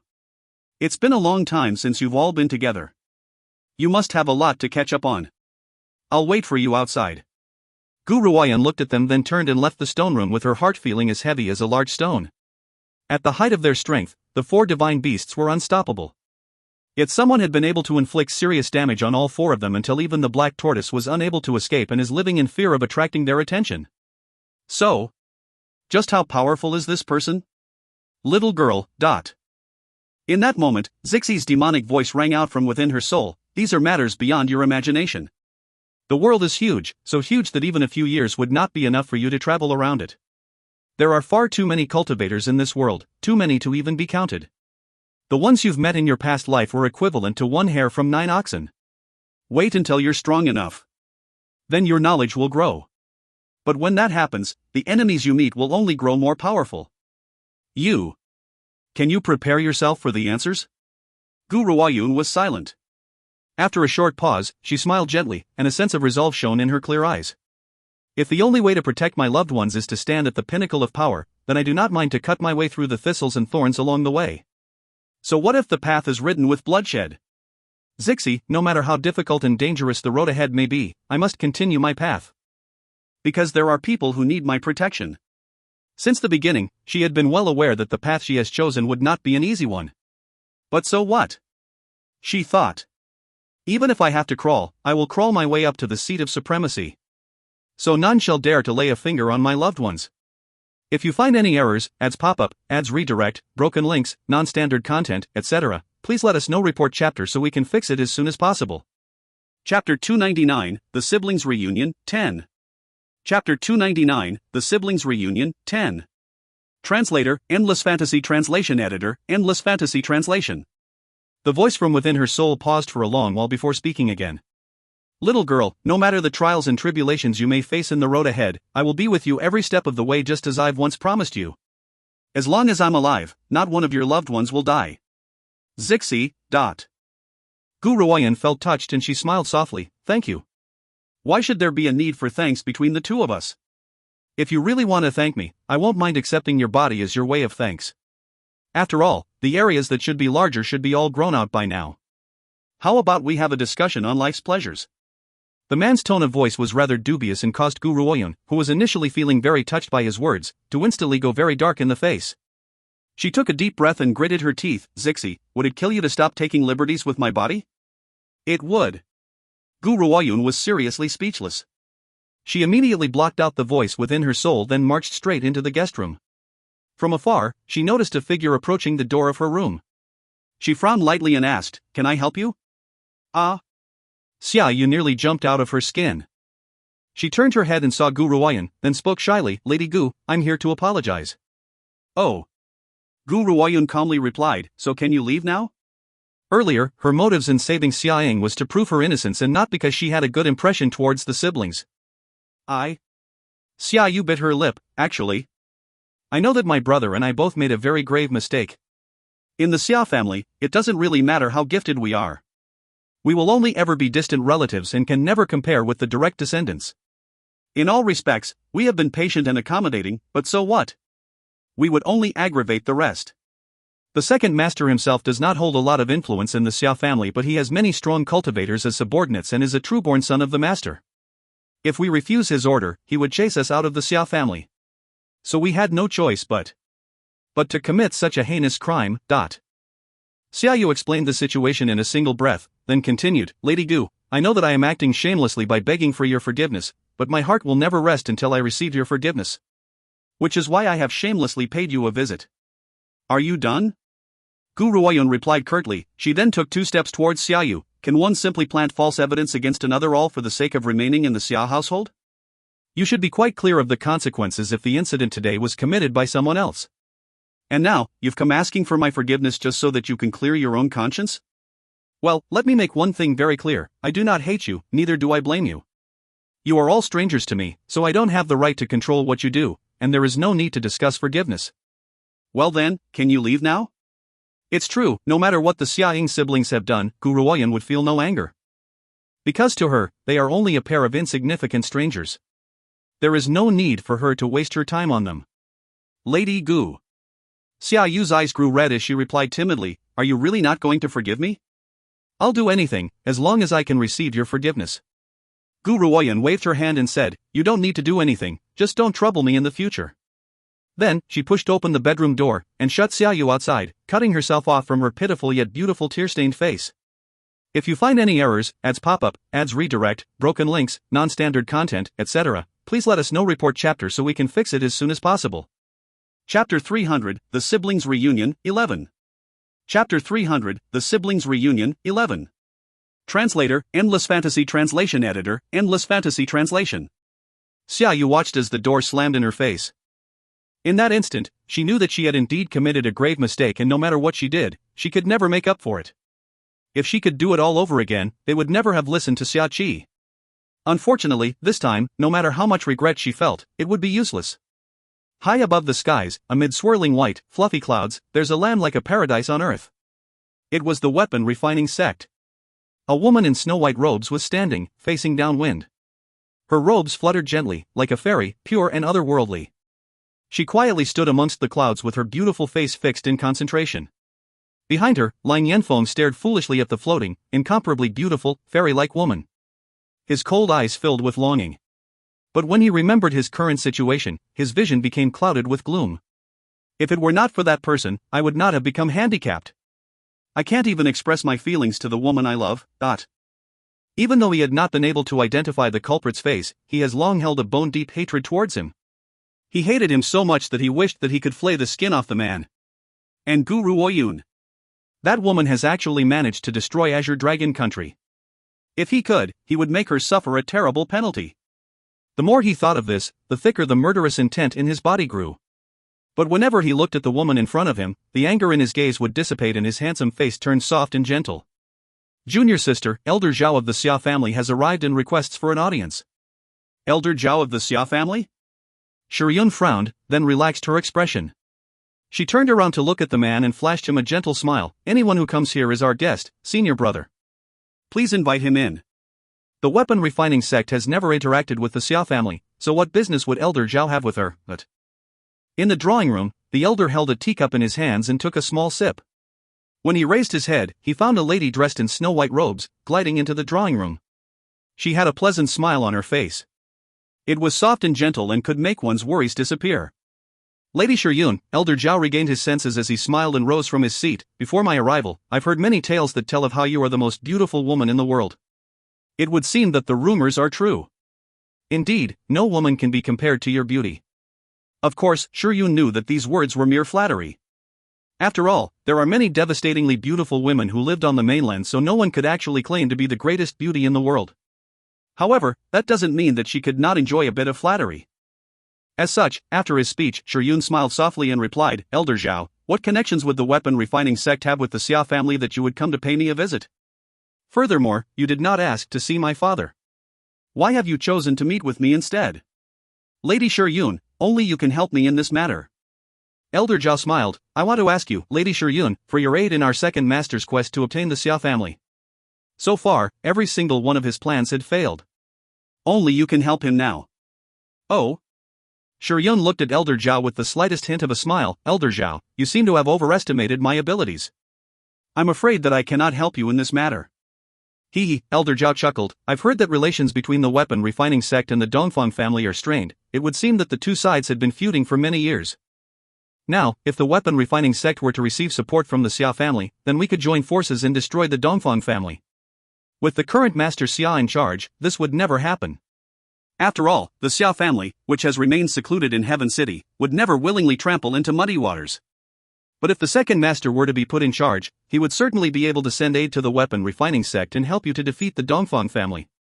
If you find any errors, ads pop-up, ads redirect, broken links, non-standard content, etc., please let us know. Report chapter so we can fix it as soon as possible.